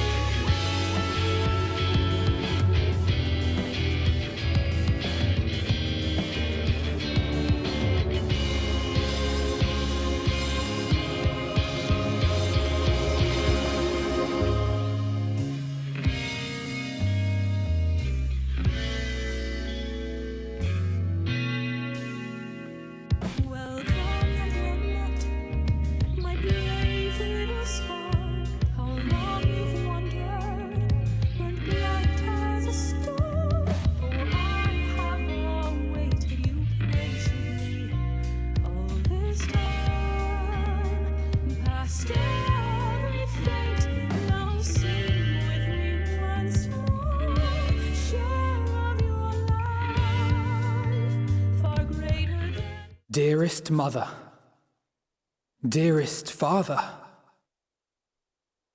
this letter will be the very last that I write to you from the rising stones.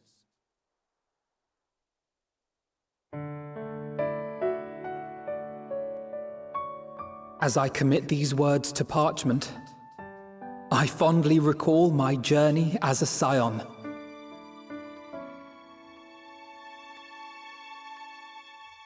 From the time I first walked into the Order's former halls, to the time I set forth to forestall the final days.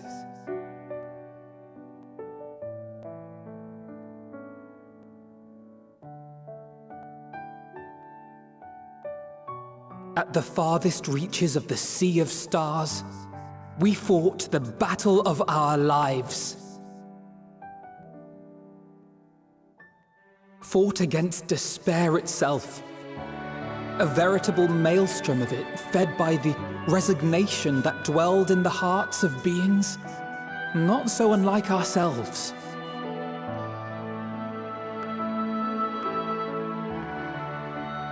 Full oft have I harbored the same malaise. Have I been brought to my knees, crushed by the weight of sorrow and defeat, convinced that I will never rise again.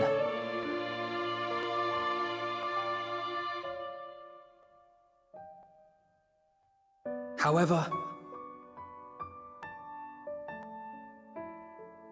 I have also known many moments of unbridled joy and happiness.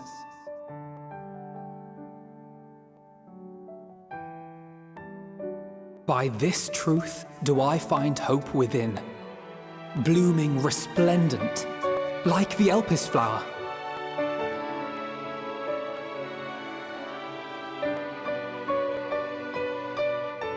And thus do I endure.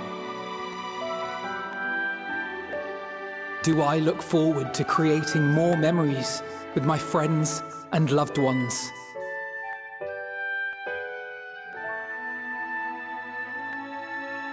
For from these fertile seeds, yet more hope shall spring forth. And they will grow to become shining lights that illuminate the dark.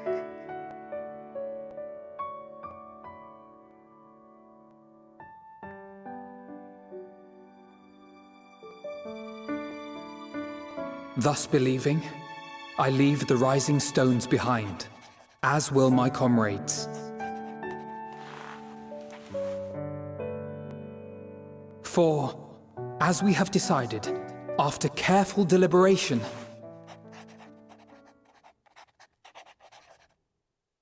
we are disbanding the Scions of the Seventh Dawn.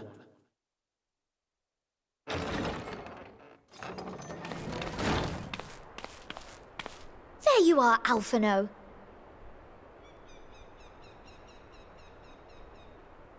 Everyone is already gathered in the foyer. My apologies. I'll be right there.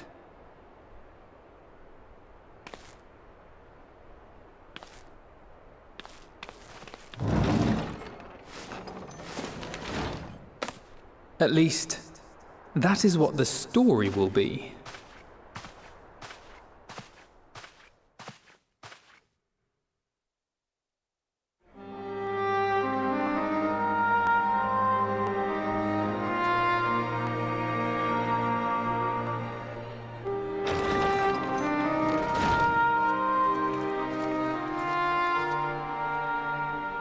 Sorry to keep you all waiting.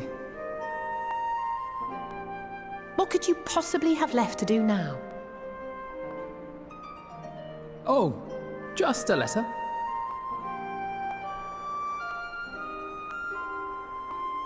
I imagine it will be a while before we can gather like this again. So it must be, if we're to keep up appearances. From now on, it falls to the Grand Company of Eorzea and its allies to deal with the realm's crises. Meanwhile, we shall return to our erstwhile ways. Retreating from plain sight to take our place in the shadows once more. Indeed. For the foreseeable future, I expect that we must work independently as we seek out problems that want for solving.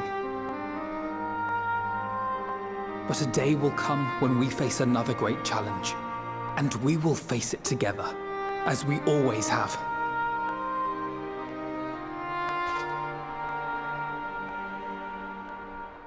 As much as I look forward to that day, I do hope it doesn't come anytime soon. Formal association or no, if any of you should require my services, you need but ask. I'll be glad to keep my lance arm honed. I'll hold you to that. So you had better keep your link pearl on hand.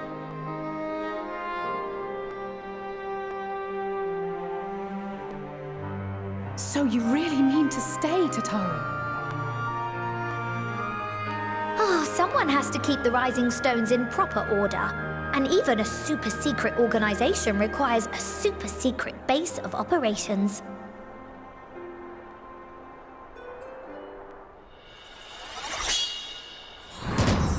To the rest of the world, it will be naught more than a workshop for Eorzea's foremost up-and-coming artisan.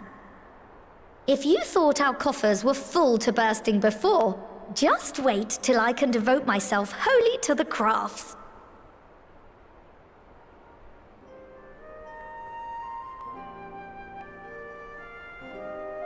Plotting to build a mercantile empire to rival that of Lord Lodorito, are we?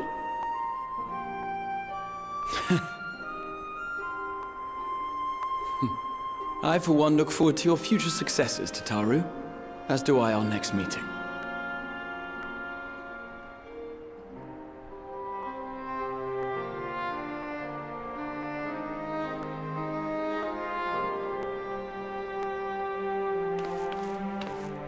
And with that, I believe it is past time you all made ready to depart. Leave no preparations undone or words unsaid, all right? Now, off with you.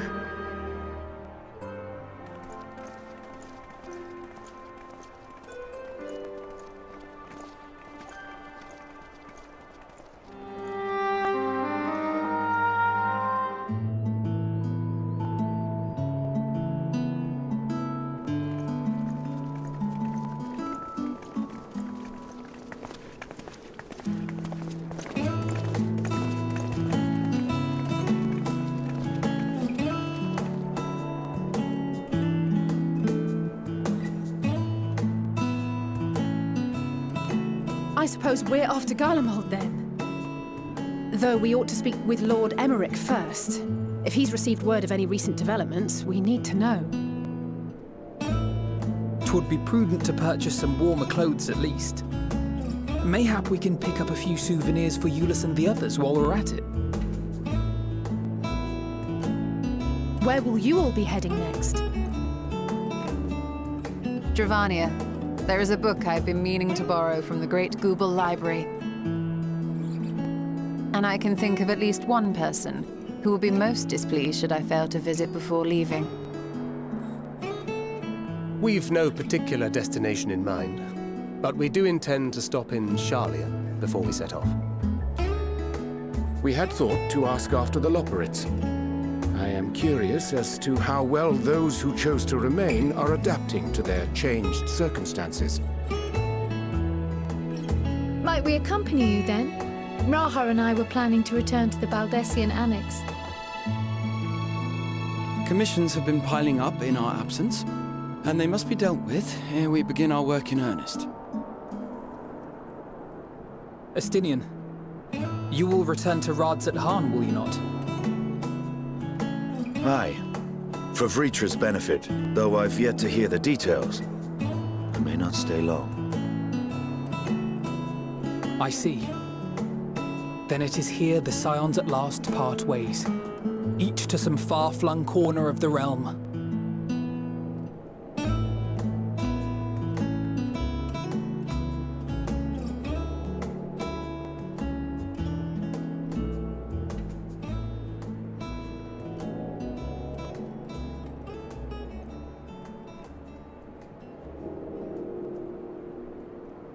Perhaps.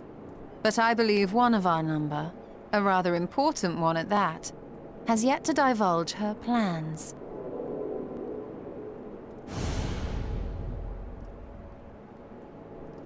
Quite right.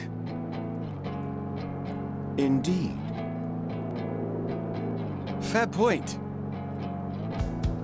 So, what's next for our humble adventurer?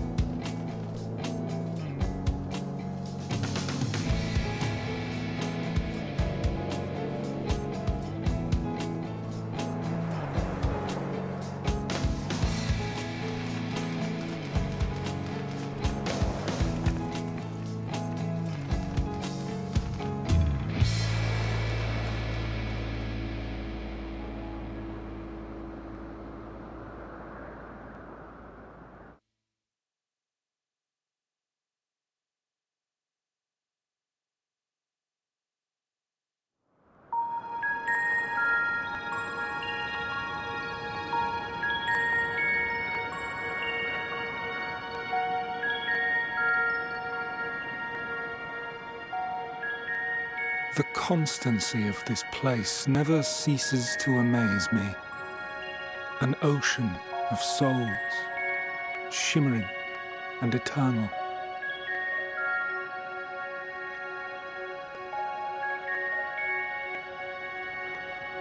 And yet, something stirs. Yes. Steeped in darkness, deep as starless night. A beast hungers. Alas, I dare not investigate in earnest before the coming of my guiding star, as she foretold.